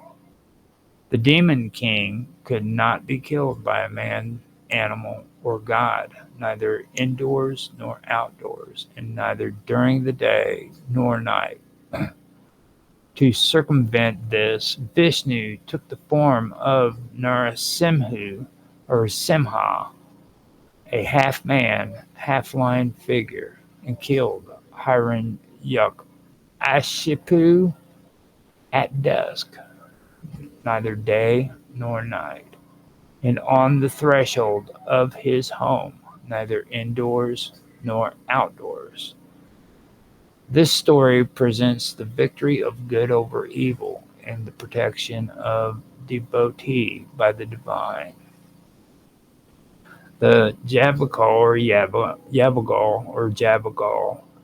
which is Javagal, since my pronunciation is horrible, I'll spell it. The Javagal Narasimha temple serves as a place of worship for followers of Lord Vishnu, particularly those who revere Lord Narasimha. Devotees believe that worshiping Narasimha brings protection from evil forces, and it is common practice to pray to Narasimha for safety, well-being, and the removal of obstacles. The temple hosts regular religious services and celebrations throughout the year. Narasimha Jayanti, which marks the birth of Lord Narasimha, is one of the most important festivals celebrated here. Devotees gather in large numbers to offer prayers, perform rituals, and seek blessings from the deity.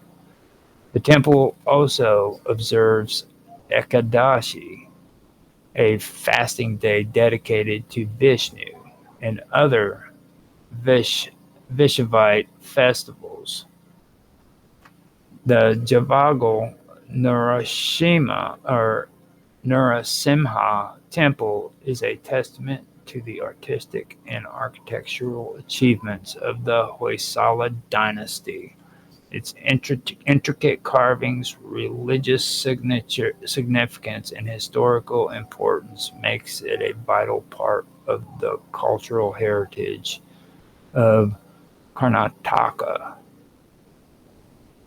Now, after that, I'm wanting to go into, I want to discuss another temple, which is pretty awesome. Now, this one is very rarely ever seen. Or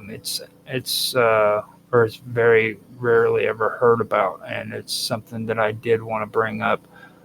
This one is the Unseen Temple, and it's actually pretty cool, to be honest with you. The Unseen Cave Temple of Shiva. Now, this one is something that I do want to cover. I'm going to go over this one, and I may just leave it at that. I don't know for sure if I want to go any farther than that. Actually, it's probably a good place for me to go ahead and quit, because this is a big topic. I could do it though. Let me see. I'll just go ahead and do it. Now, the Unseen Cave Temple of Shiva in in Satharumalaswaram, India, is a lesser known yet historically significant temple located in the Chittor district of Andhra Pradesh, near the village of Satharumalaswaram. The temple is dedicated to the Lord Shiva, and it is said to have a rich history and mysterious characteristics that have sparked interest among both locals and historians. The name Unseen Cave Temple comes from the fact that the cave itself is hidden and difficult to access. The temple is believed to be part of an ancient underground structure that was initially obscured by natural elements or underground vegetation or overgrown vegetation. This cave temple has fascinated historians and archaeologists because of its enigmatic location and the secrecy surrounding it for centuries. According to local legends, the temple is linked to several mythological stories related to Lord Shiva. One of the most prominent narratives is that it is the site where Shiva meditated or performed tapas, which is austerities, to transcend worldly desires and connect with the divine. The temple is said to be part of the ancient Shiva Agama tradition, where powerful rituals and mantras were once performed to evoke divine energy. The cave is also thought to be a pilgrimage spot for ascetics and those seeking spiritual enlightenment. It has been used for centuries as a place for quiet meditation and worship. The cave temple is constructed in a rock-hewn style typical of ancient South Indian temples. The temple features an underground sanctum, and the walls are said to be adorned with simple yet intricate carvings depicting various forms of Lord Shiva and other deities. The temple's architecture is minimalistic yet profound in its spiritual symbolism, often associated with Shiva's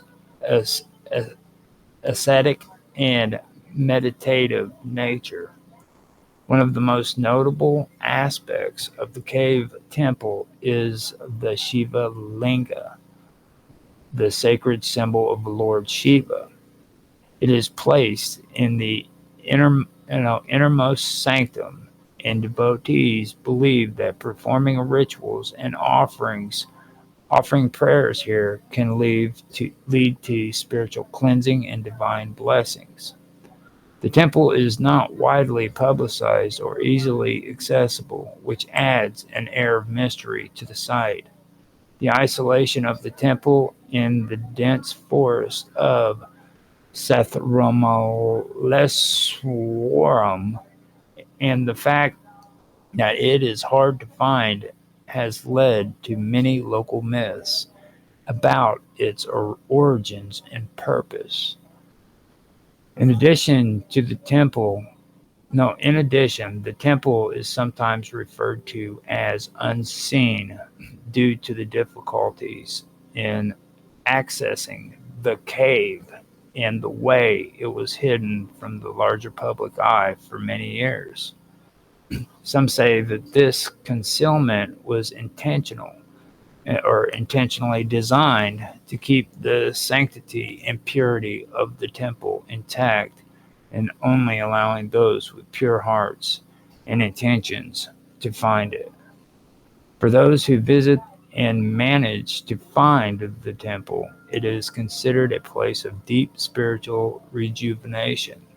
The cave, its isolation, and the mysterious history surrounding it makes it an ideal location for people looking to connect with the divine in a quiet, undisturbed setting. Many devotees who make the journey believe that the site holds a strong energetic presence and offers unique opportunities for meditation, prayer, and spiritual reflection. As of now, the unseen cave temple in Shiva in Sethromaleswaram remains a relatively hidden treasure. The temple sees a steady stream of devotees, although it is not as widely known or visited as other famous Shiva temples in the region. Despite this, the cave temple holds a special place in the hearts of local worshippers and is considered one of the sacred spots of Lord Shiva in South India. It is also a popular spot among trekkers and explorers who seek out remote and unique temples in the country. The unseen cave temple stands as a symbol of mysticism, seclusion, and the spiritual power of Lord Shiva. The cave's relative obscurity and difficult access have preserved its sanctuary, making it an important spiritual site for those seeking a deeper connection with the divine. The local myths surrounding the unseen cave of Shiva in Sethromaleswaram are woven deeply into the cultural and spiritual fabric of the region.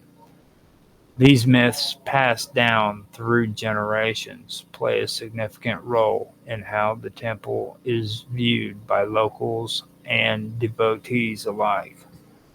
One of the most enduring local myths is that the Lord Shiva once meditated in the cave to attain ultimate spiritual enlightenment and liberation, which is moksha. The belief is that Shiva chose this particular spot due to its secluded nature, away from the distractions of the material world. The cave was believed to be a place of powerful energy where Lord Shiva performed intense penance or tapas for thousands of years to transcend the limitations of the physical world. The legend tells that during his meditation, the cave itself transformed into a sacred realm, and the very rocks and earth surrounding it became imbued with divine energy.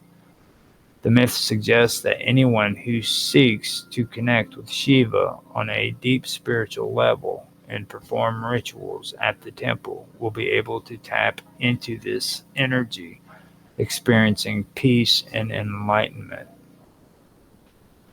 Another common myth associated with the temple is the presence of a guardian spirit that protects the sanctity of the cave. Local villagers believe that a serpent deity or a naga guards the entrance to the cave and ensures that only the worthy can access it. The myth often ties into the worship of naga deities in South Indian temples, where serpents are considered powerful divine beings that offer protection and blessings. According to the myth, the Naga's role is to ensure that no one enters the sacred space with ill intentions or to desecrate the temple. It is said that the Naga deity watches over the temple's sanctum and that devotees should approach the temple with reverence and respect. One of the darker local legends surrounding the unseen cave temple is the myth that those who approach the temple with impure thoughts or disrespectful attitudes will be cursed. The curse is said to be a result of the powerful spiritual presence within the cave, which can expose a person's negative intentions. The myth tells of several historical incidents where individuals who attempted to exploit the temple for selfish reasons were met with misfortune. Some locals claim that the temple's energy field can manifest physical repercussions such as illness, financial loss, or personal tragedies, as a warning to those who disrespect the divine. Another popular myth circulating in the region is that the cave once hid hidden treasures or divine relics left behind by Lord Shiva. The myth suggests that over the centuries, these treasures were either buried deep within the cave's complex network of tunnels, or that they were hidden away by early worshippers to protect them from invaders and thieves. Some stories claim that the hidden manuscripts, sacred artifacts, or even the divine sword of Shiva are buried somewhere in the temple's vicinity. Locals say that the treasures are still waiting to be uncovered, but only by a person who is truly worthy of Shiva's blessings. This treasure myth also ties to the idea of sacred space and the temple's divinity being preserved by those who approach with pure devotion. A more fantastic legend is that the unseen cave temple is not entirely visible to the human eye and can only be revealed when the seeker is spiritually ready. The myth suggests that the temple's location is known only to those who are able to perceive it with their hearts and souls rather than their physical eyes. According to the myth, the entrance to the cave temples is hidden by a divine veil, only allowing access to those who are on a path of deep spiritual purification. It is said that the cave reveals itself to the truly devoted, while others may pass by it unaware of its existence. This idea of divine concealment reinforces the notion of the temple as a sacred space that must be appreciated with great reverence and purity of heart. The myth of Shiva bestows a special blessing on those who visit the cave temple. Who visit the cave temple. Wait a minute. The myth that Shiva bestows a special blessing on those who visit the cave temple is a key part of local belief. It is said that Lord Shiva himself, having meditated here, blesses devotees who visit with a variety of gifts. These gifts can range from spiritual insight and inner peace to healing powers and prosperity. The belief that those who are in need of guidance, healing, or strength can find solace by offering prayers at the temple, and they will leave the temple having received Shiva's divine grace.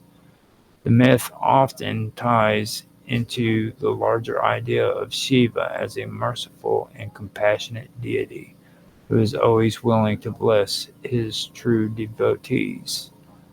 In many ways, these myths are only in many ways, these myths not only reinforce the religious importance of the temple, but also emphasizes the profound mysteries of spiritual devotion and the hidden nature of the divine. They underscore the idea that faith, purity, and reverence are a part no are the keys to unlocking the blessings of Lord Shiva and accessing the hidden spiritual powers of the temple. The historical incidents involving individuals who attempt to exploit the unseen cave temple of Shiva for selfish reasons are largely rooted in local folklore and oral traditions, with a blend of myth and reality. These tales often serve as cautionary stories for devotees and outsiders, warning them of the temple's sacredness and the potential consequences of approaching the site with impure intentions. One of the most frequent recounted stories involves a wealthy merchant who had heard rumors of hidden treasures within the temple. Believing believing that the temple's sanctity would shield him from any repercussions, the merchant ventured into the cave with the intention of stealing precious artifacts. The tale goes that the merchant was drawn to the temple's inner sanctum, where he believed he would find gold and sacred relics hidden deep within the cave. However, as soon as he attempted to touch the sacred idol, the ground beneath him is said to have shaken violently, and the temple walls began to reverberate with an intense, almost supernatural sound. The merchant fled in fear, but in the following days he began to suffer severe health problems. His business collapsed, and he faced a series of financial disasters, with his health and prosperity disappearing completely. Locals claim that his misfortune was a direct result of his attempt to exploit the temple's power for material gain. Another well-known story involved a scholar from a nearby village who was motivated by his desire to prove his intellectual superiority, who tried to conduct rituals and experiments in the temple without proper reverence. He was skeptical of the temple's religious significance and aimed to debunk the local beliefs by testing the sacred waters and other elements of the temple's rituals.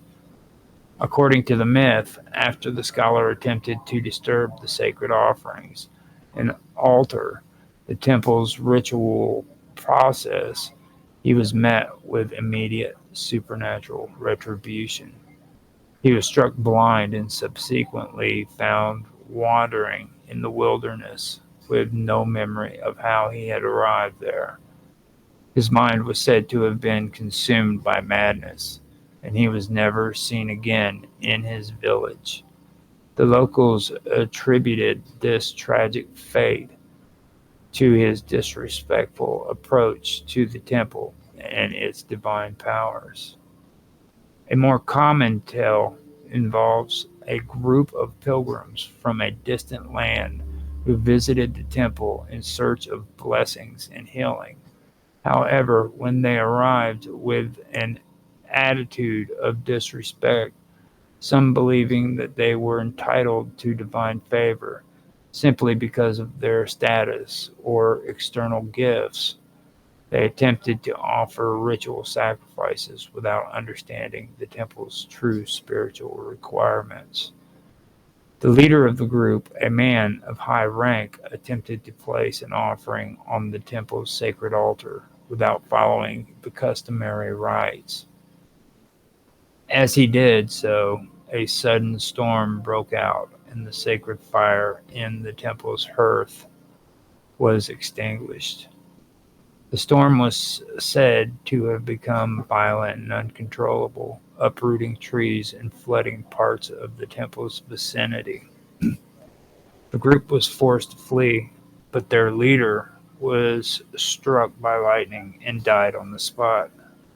The survivors reportedly left with nothing but a deep sense of guilt and fear. This story is often cited as a warning against approaching the temple with arrogance or disrespect.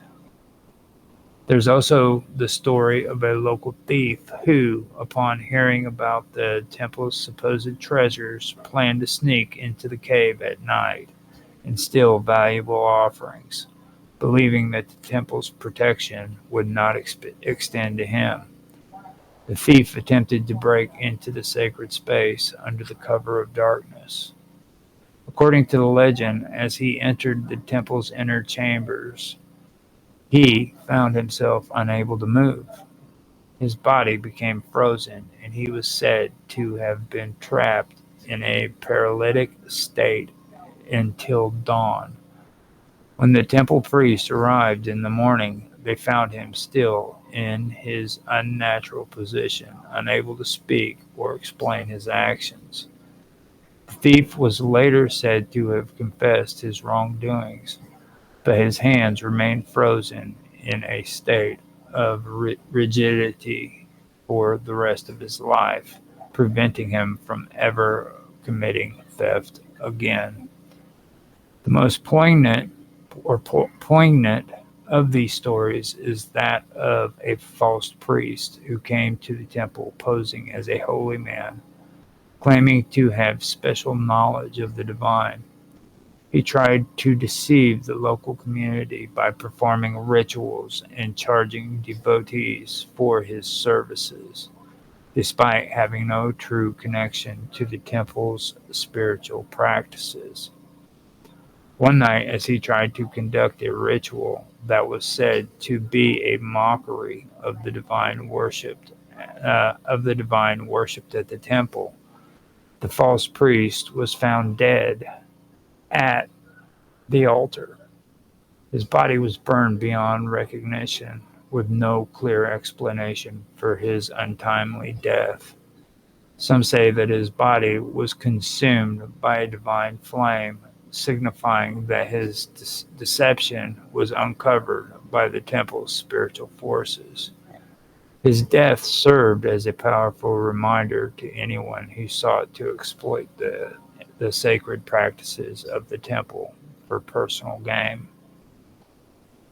The historical incidents and legends surrounding the unseen cave temple of Shiva illustrate the belief that the temple is not just a physical space, but a divine realm where spiritual energies are at play. In these myths, there is a clear message. Those who approach the temple with disrespect, greed, or selfish intentions are met with retribution, while those who come with humility, sincerity, and devotion are blessed with divine protection and grace.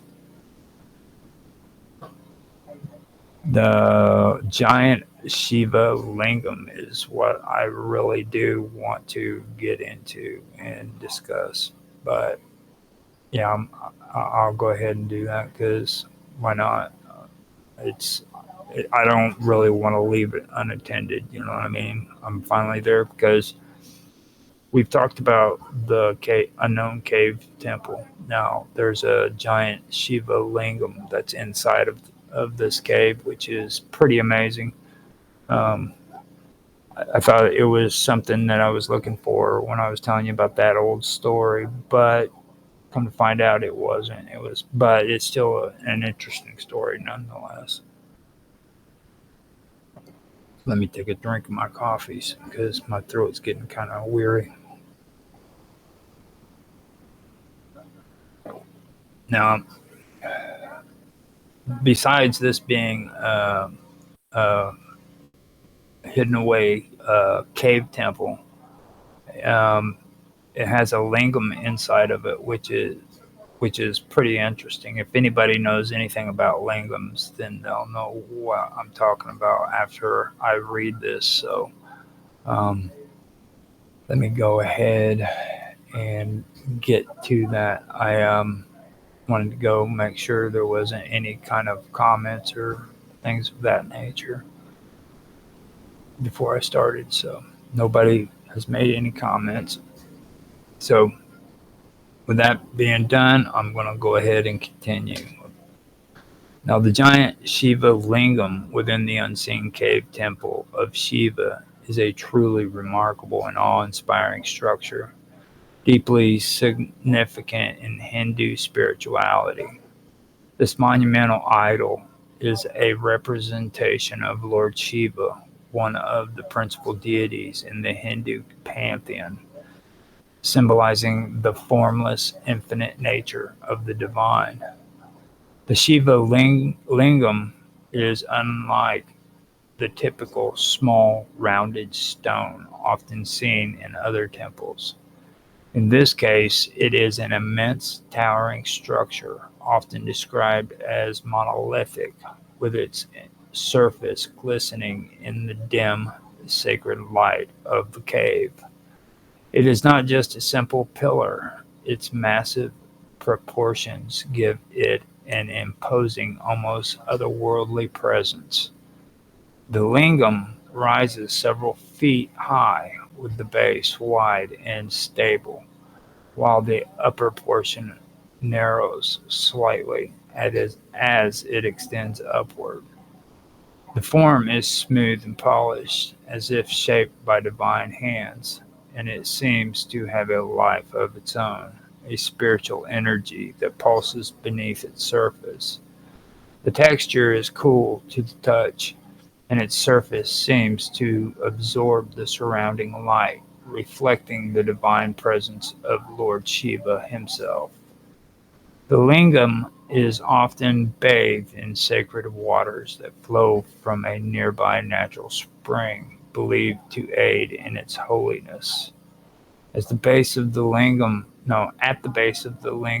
an elaborate yoni, a symbol representing the goddess Shakti, is carved, indicating the union of Shiva and Shakti, the masculine and feminine forces of creation.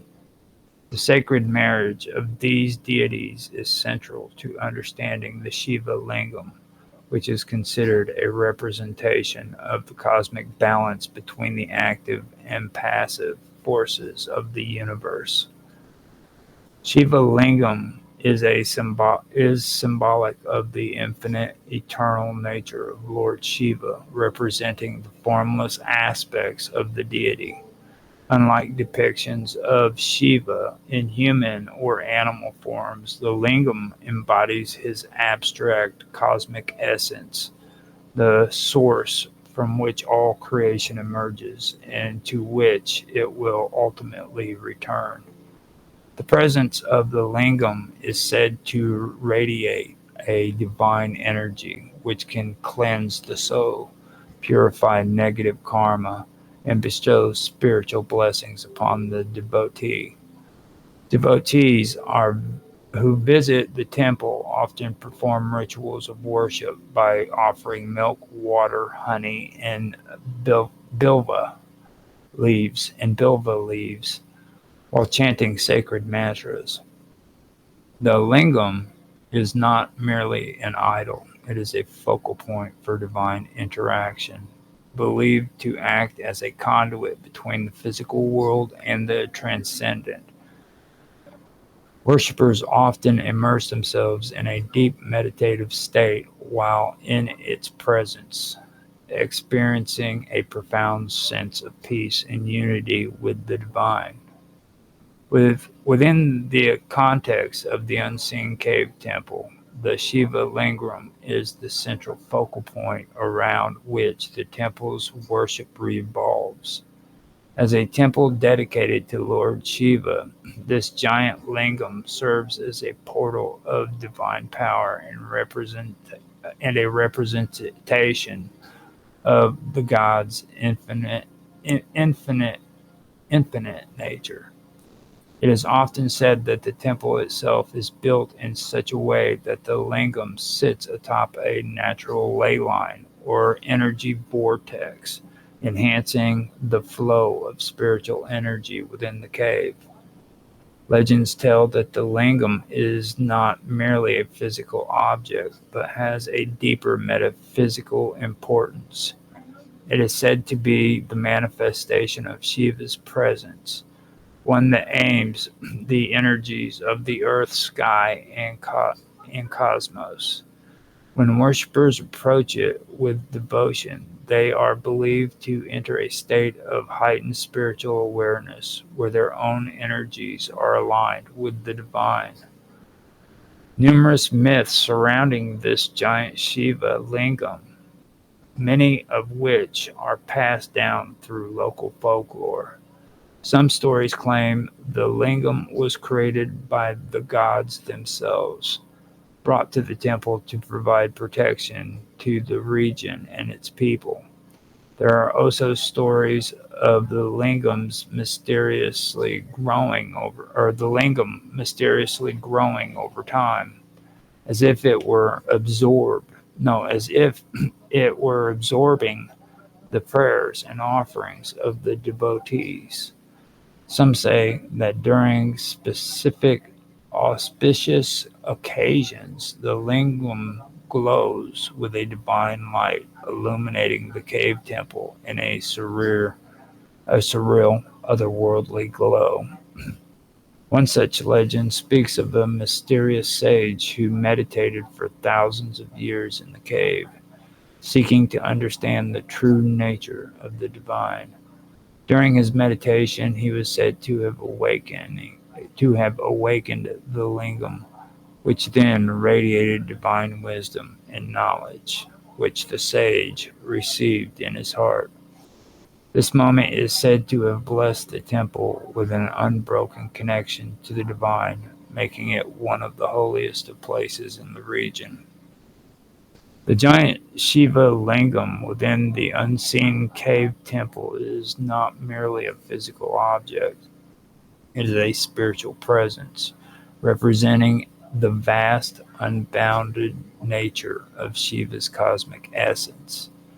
Its size, beauty, and spiritual power evoke awe in all who encounter it, making it a central piece of worship and devotion for those seeking the divine. For believers, it is a sacred site where the connection to Lord Shiva can be felt most intensely, a place where the divine and mortal realms meet. When liquids such as milk, honey, and water or sacred offerings are poured over the Shiva lingam, the liquids are believed to symbolically purify and cleanse the devotee as well as honor Lord Shiva. The pouring of the offerings is an important ritual in the worship of the lingam, and the way the liquid interacts with the lingam varies depending on the design of the temple and its specific traditions. In some temples, the liquid is absorbed by the Shiva lingam itself. The lingam's surface is often perilous, allowing the liquids to soak into the stone or marble. This is thought to signify the merging of the devotee's offerings with the divine essence of Lord Shiva. The most common design for a Shiva lingam is the one with a yoni at the base, which is often a small circular or oval impression that represents the goddess Shakti, Lord Shiva's divine consort. When liquids are poured, they flow into this yoni-shaped depression and are either drained away or absorbed into the ground beneath the lingam. In some temples, there are hidden drainage systems or channels underneath the lingam that carry the liquid away from the temple. The liquid may also flow into a small pond or a reservoir that is kept for ritual use. In some temples, there is an overflow or a sacred tank near the base of the Shiva lingam where the liquids are poured. The liquid offerings may be collected by these tanks and remain there until the next ritual or ceremony. This is often done in temples that have more elaborate water systems for the continuous flow of offerings. The act of pouring the liquids is symbolic of purification and devotion. In some temples, especially those with ancient rituals, there are deep subterranean channels or natural springs beneath the lingam, allowing the liquid to flow into hidden underground reservoirs. These may be thought to lead to sacred underground realms associated with Shiva, reinforcing the belief that the lingam is a portal between the divine and earthly realms. The belief that the liquid flows to the underground or to hidden reservoirs is symbolic of the concept of Shiva as the eternal hidden force in the universe, representing his mysterious and formless nature. The liquid's journey down the lingam, as seen as a return to the cosmic source of creation and destruction, emphasizes the cyclical nature of life, death, and rebirth in Hindu cosmology. For devotees, the act of pouring offerings is an opportunity to devote oneself to Lord Shiva, to ask for blessings, and to purify one's karma. The liquid offerings are symbolic of the devotee's reverence and the surrendering of oneself to the divine, with the belief that Lord Shiva, in his formless and cosmic nature, accepts these offerings as a gesture of devotion. When liquids are poured over the Shiva lingam, they either flow into the yoni, are absorbed by the lingam, or are drained away into underground or hidden reservoirs. The process reflects the divine connection between the devotee and Shiva, symbolizing purity, transformation, and the eternal cycle of creation. The unseen cave temple of Shiva in Sathramalswaram, India, is known for its relatively mysterious and isolated nature, which adds to the intrigue surrounding its practices and rituals. The specifics of the Shiva lingam within the temple, such as whether it has a yoni, a drainage system, or a sacred reservoir or tank, are not widely documented due to the temple's hidden or lesser-known status. It is highly likely that the Shiva lingam in the cave temple, like in most temples dedicated to Lord Shiva, is accompanied by a yoni, as the combination of Shiva lingam and yoni represents the unity of the divine masculine and feminine energies. The yoni serves as a vessel for the flowing liquid offerings, which are traditionally used for purification and honoring Lord Shiva. In many cases, these yoni shapes are designed to allow offerings to flow directly into the base, giving the underground nature of the unseen cave temple, it's plausible. No, no. Given the underground nature of the unseen cave temple, it's plausible that there could be some form of drainage system or hidden passages leading the liquid offerings away from the temple. In caves and in caves and ancient temples, such systems were sometimes designed to ensure the temple remained clean while also symbolizing the flow of offerings into the earth or to an underground realm.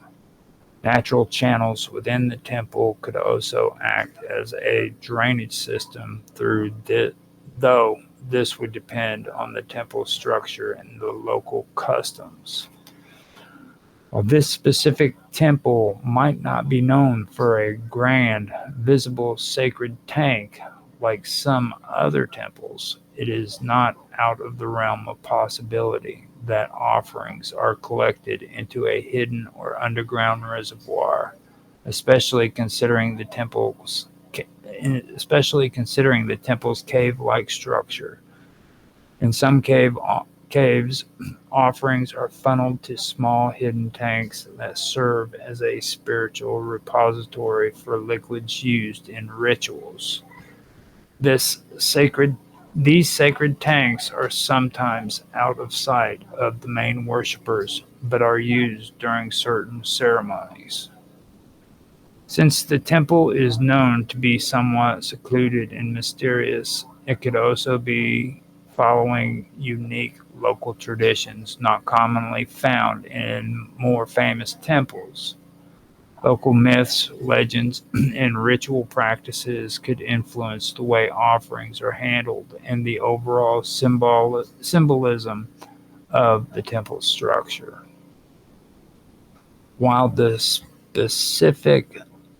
specifics regarding the Yoni drainage system or sacred reservoirs of the unseen cave temple of Shiva are not widely available, it is possible that one or more of these elements are present, as they are common features in many traditional Shiva temples, especially those dedicated to cave or underground worship.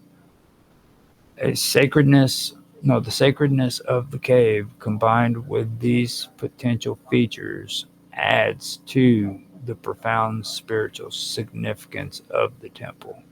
In many ancient traditions, particularly in cultures with deep spiritual or mythological roots, water or liquids flowing through temples or sacred spaces is often viewed as having symbolic and spiritual significance.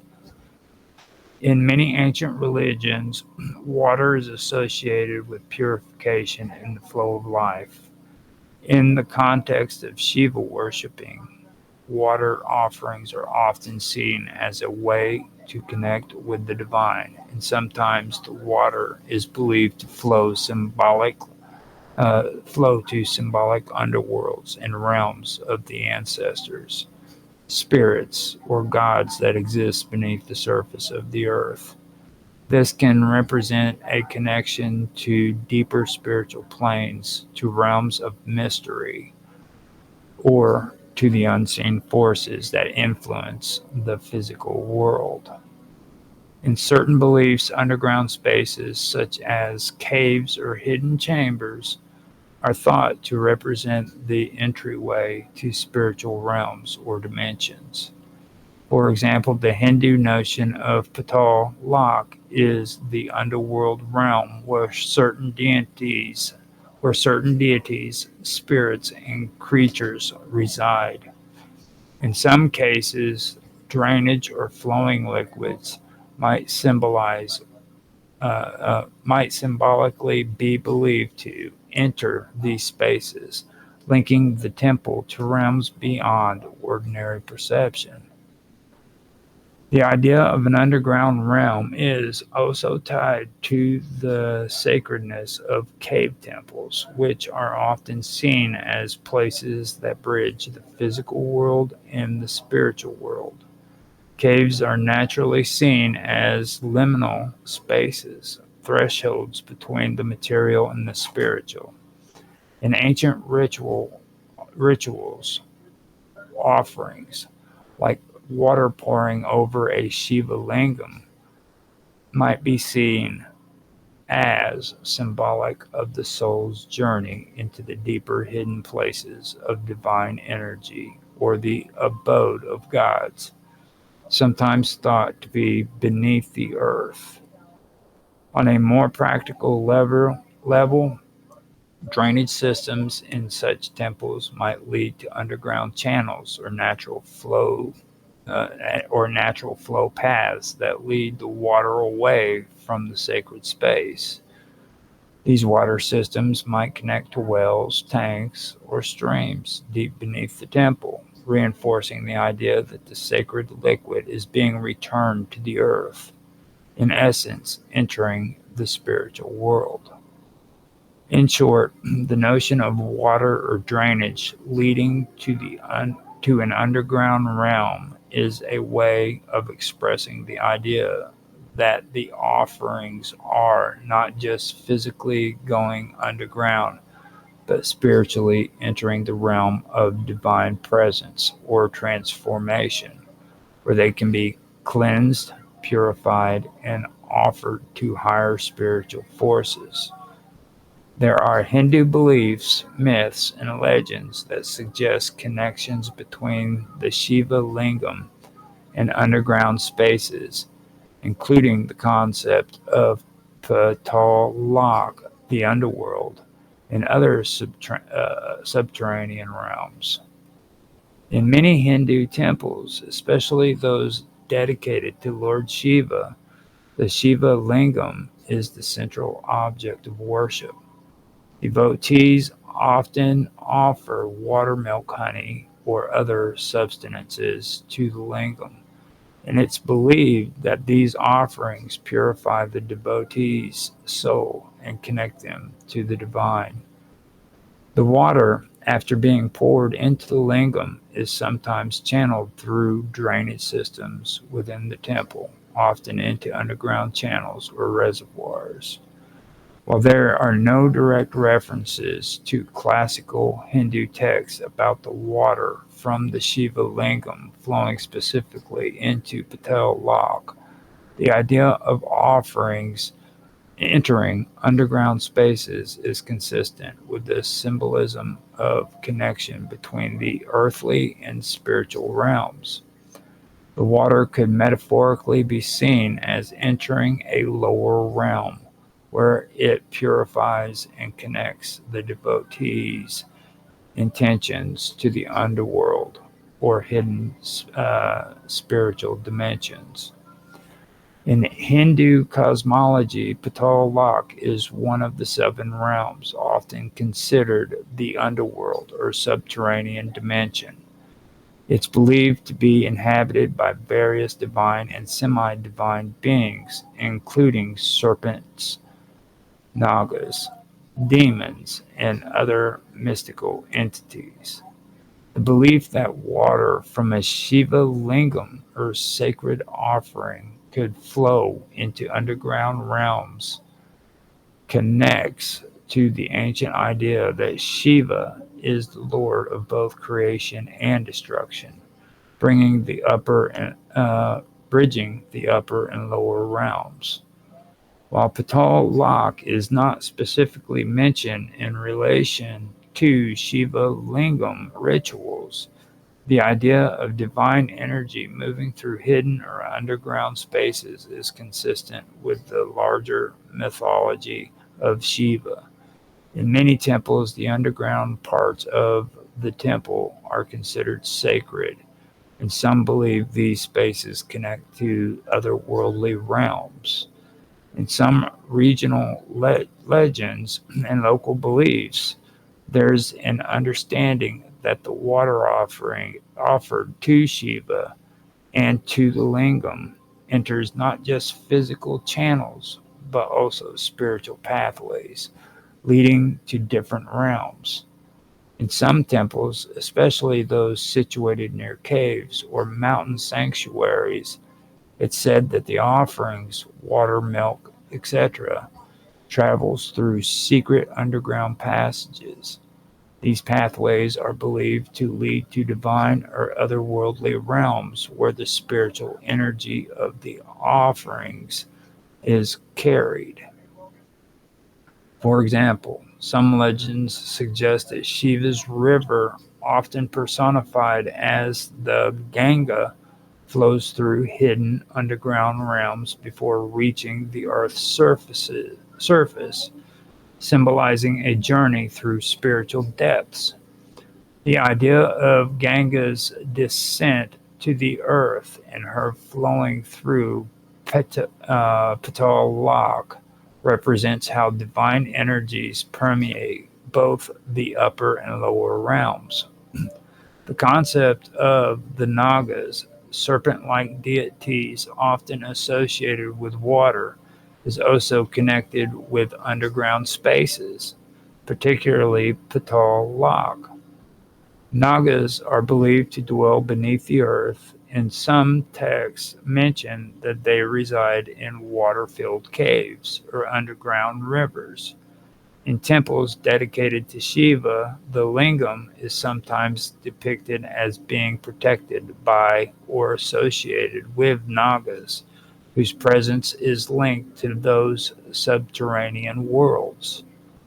In some temples, especially those dedicated to Shiva and Vishnu, there are legends about sacred Nagas, serpent deities, guarding the lingam, and the idea is that the offerings made to Shiva are accepted by these divine beings who dwell in the underground or lower realms. The Naga connection further reinforces the theme of water moving through underground realms before returning to the surface or being purified.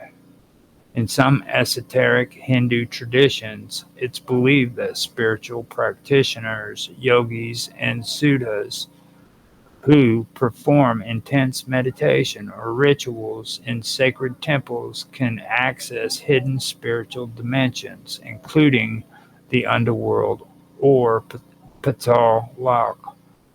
The Shiva lingam serves as a conduit to higher realms, and there are beliefs that certain hidden pathways, often underground, could transport a devotee consciously to those otherworldly dimensions. In some cases, it is said that temples built atop sacred mountains or caves are connected to secret underground chambers that lead to the spiritual underworld where divine beings reside. These are the places where the mystical energies of the Shiva lingam are believed to flow after being offered by devotees. In some local myths, it is said that when water is poured over the Shiva lingam, it is absorbed by the earth and travels down into the roots of the world, into the subterranean realms of the Nagas or other divine entities. This is viewed as a way of connecting the divine prayers to the earth, the underground realms, and finally the divine. In this sense, the underground passages of the temple or the flow of water could symbolize both the spiritual journey of the devotee and the spiritual path of the offerings. They are believed to return to the depths from which they came, linking them to the eternal cycle of life, death, and rebirth. Although there is no direct explicit mention in ancient Hindu scriptures of the Shiva Lingam's offerings draining into Patal Lok, the idea of water or sacred liquids entering underground realms is consistent with the Hindu cosmological beliefs, especially in relation to the worship of Shiva. The concept of Patal Lok, Nagas, and the underground spiritual pathways form an integral part in the broader symbolism around the Shiva lingam and its rituals. Whew. Now that is all of it. I hope you guys enjoyed this. I have been doing these to about an hour and 15 minutes to an hour and a half, but I really didn't want to split this one up. This is one that I've been really wanting to do. I haven't had time to really get to anything involving the Nagas.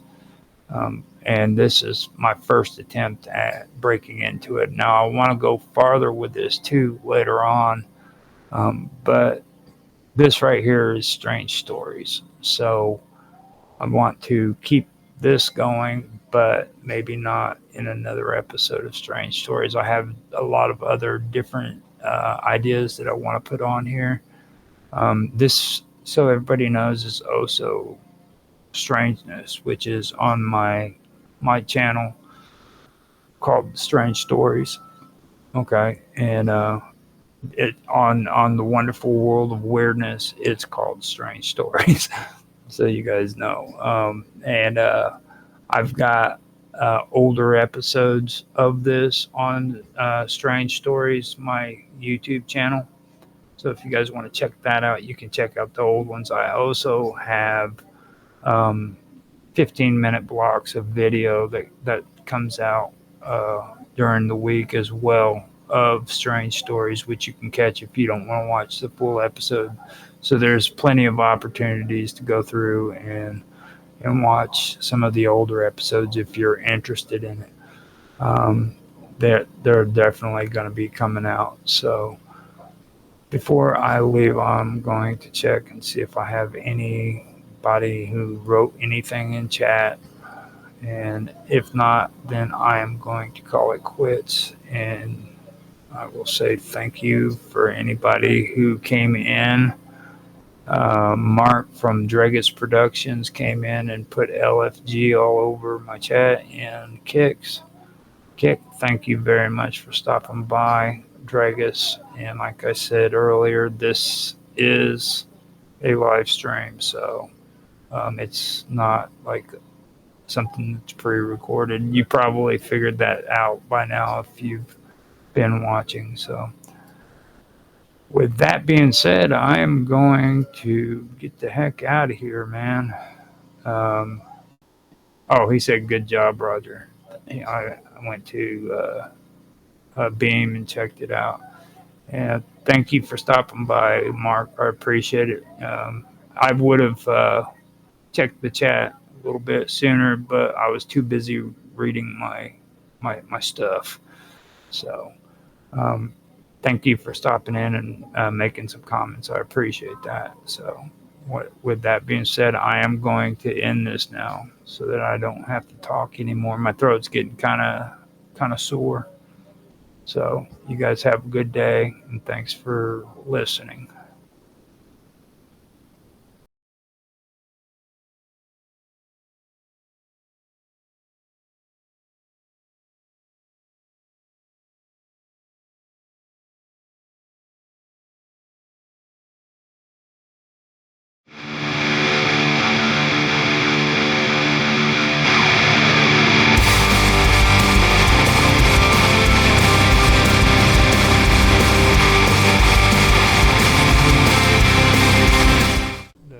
Trendy chicks that moved from Twitch and went to Kick so that they could like work in their bikinis at working wood and stuff, you know. So really, yeah, it's some really stiff competition.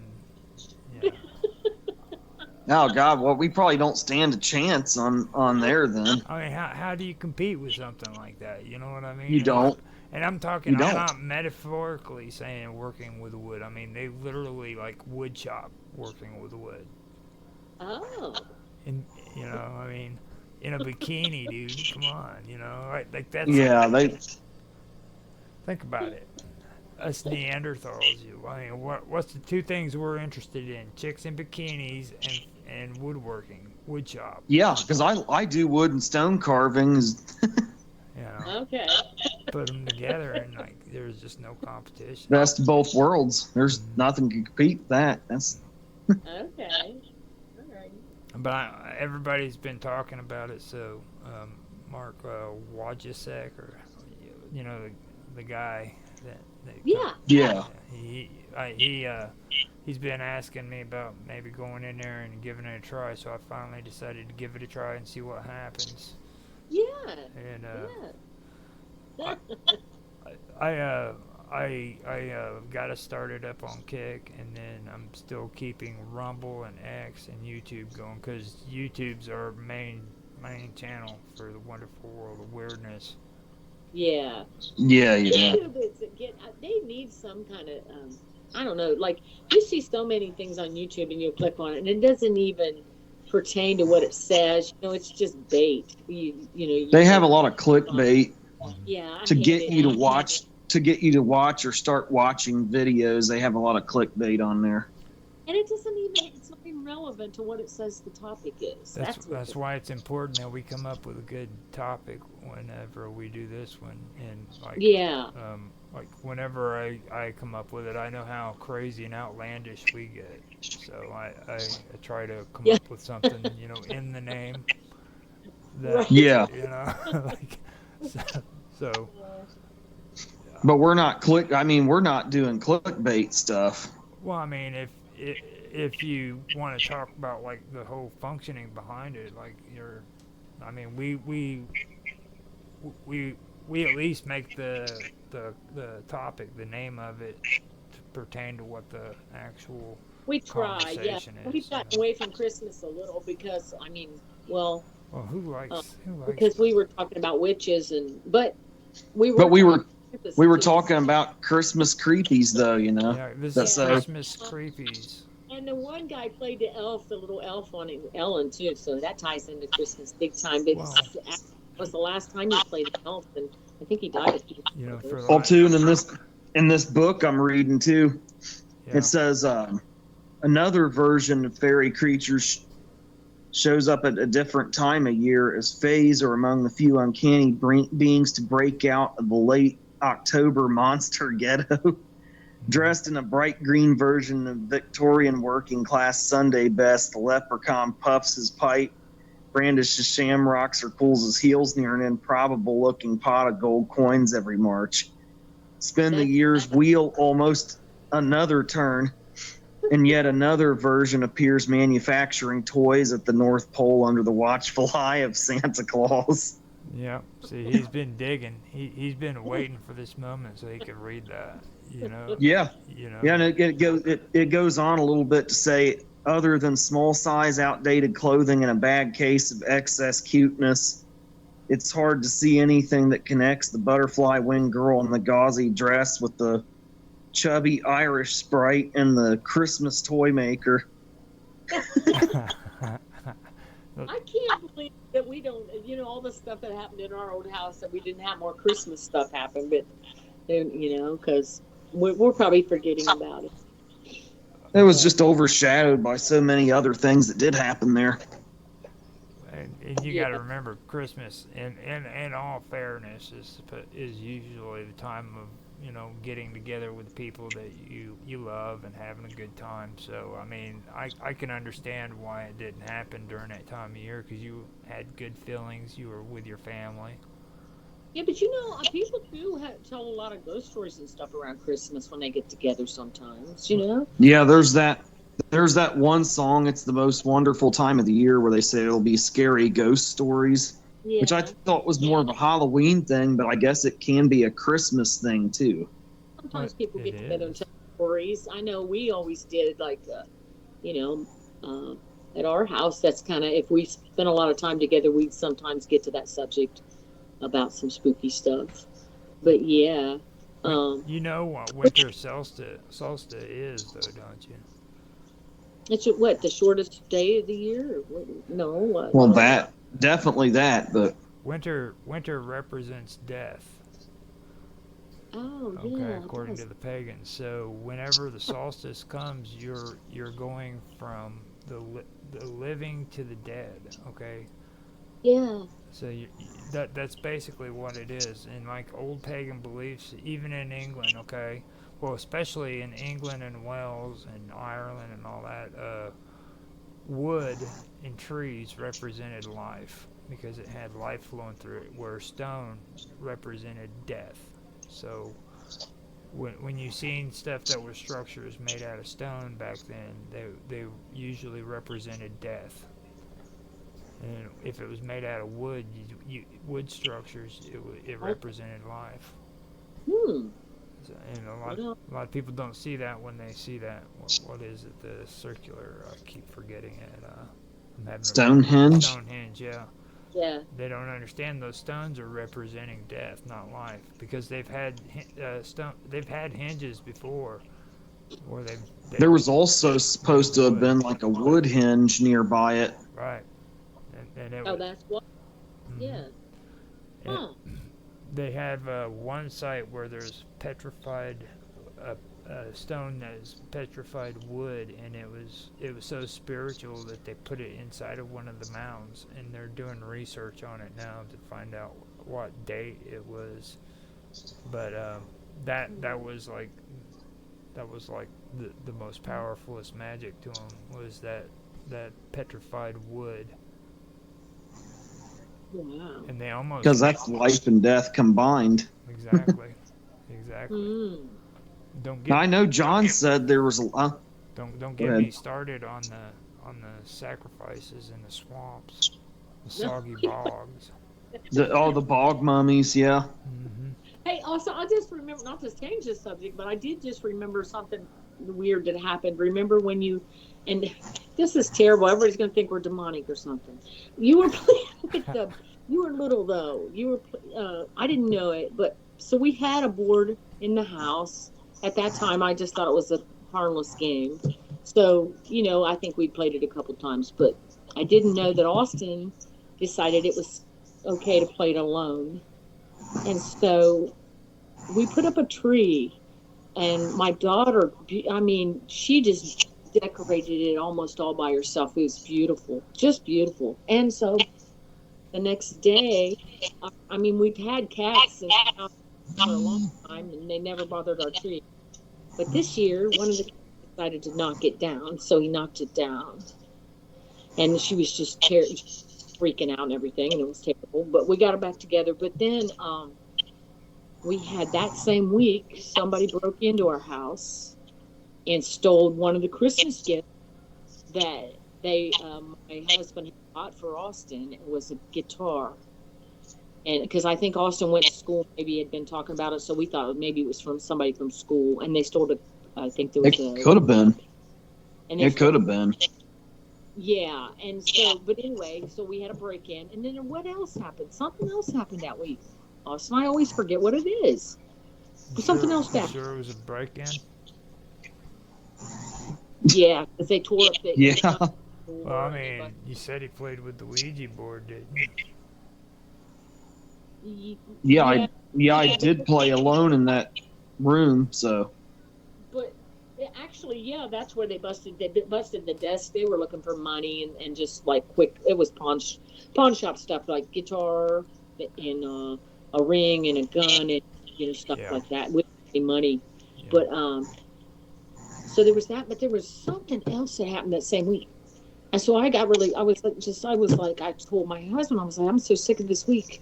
Everything awful's been happening. And then Austin said, well, maybe I shouldn't have played with the board alone in the library. And I was like, oh my God. I said, don't ever do that. You know better than that. Of course, I played with it alone in the most haunted room of the house. I'm just completely disappointed with you two, like getting drunk and playing with Ouija boards. And...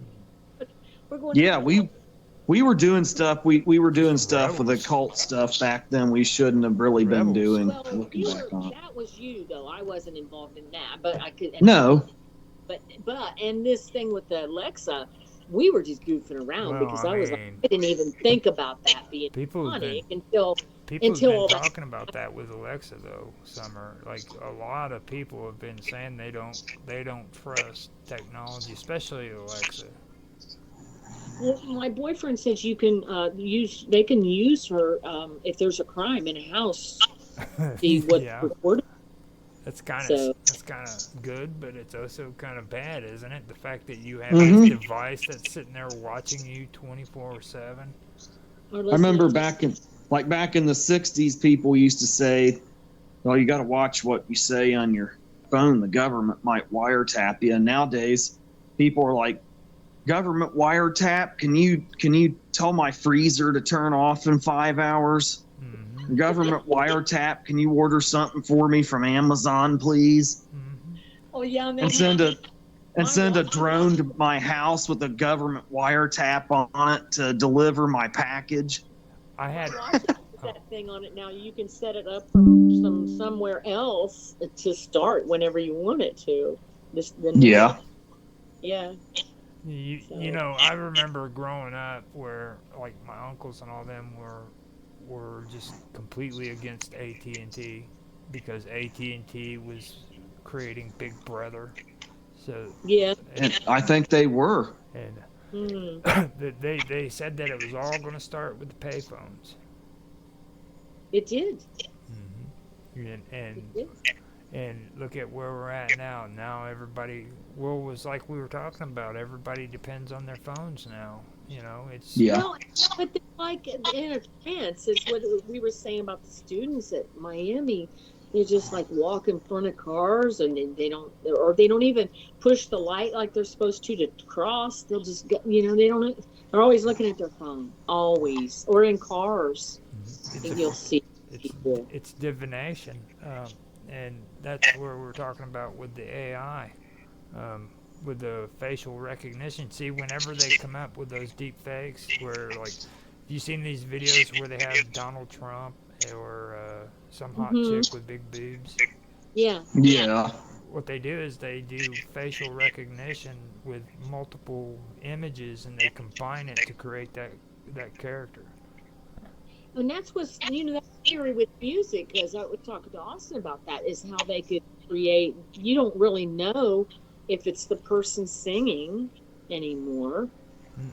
So what's that going to do to the music industry? Well, they did. There's a channel now on YouTube. It's called Obscurest Vinyl, and it's just one of many channels that puts out music by artists from the 50s and 60s. Well, from the 30s, 40s, 50s, 60s, 70s, so on and so forth. These old artists with all these weird songs and stuff. Yeah, no. And these artists never existed. Right. Yeah, they have entire bodies. These artists have entire bodies of work, entire catalogs of work, but they never existed back really existed. They were creations of AI. That vinyl one that you're talking about, what was it called again? Obscurest Vinyl. Yeah, that's the one I go to. My favorite one that he does on there is Satan My Master. I love that song. Yeah. There was that. It's called Satan My Master. That makes sense. Yeah, and then there was the first song I saw off that channel came up in my feed one day when I was